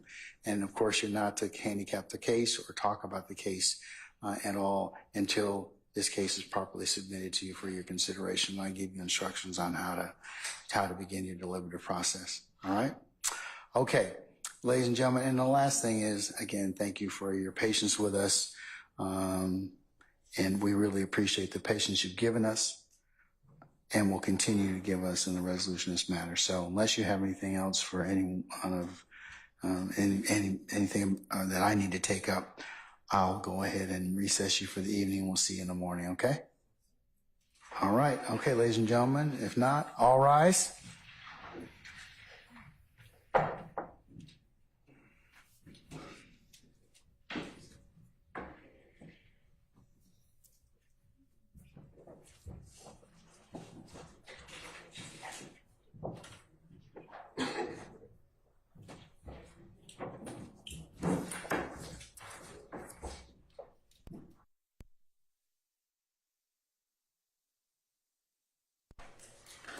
All right, ladies and gentlemen, our jury has left us. Unless there's anything I need to cover with you all, I'll see you all tomorrow morning, 8:45. If you have any further agreements or anything else, be prepared to cover those tomorrow morning. And is there anything else? Nothing. If not, I will see you all in the morning for 8:45. Thank you, Your Honor. Have a good night. Thank you, Your Honor. You're welcome. Yes, please. Let's see if I send it.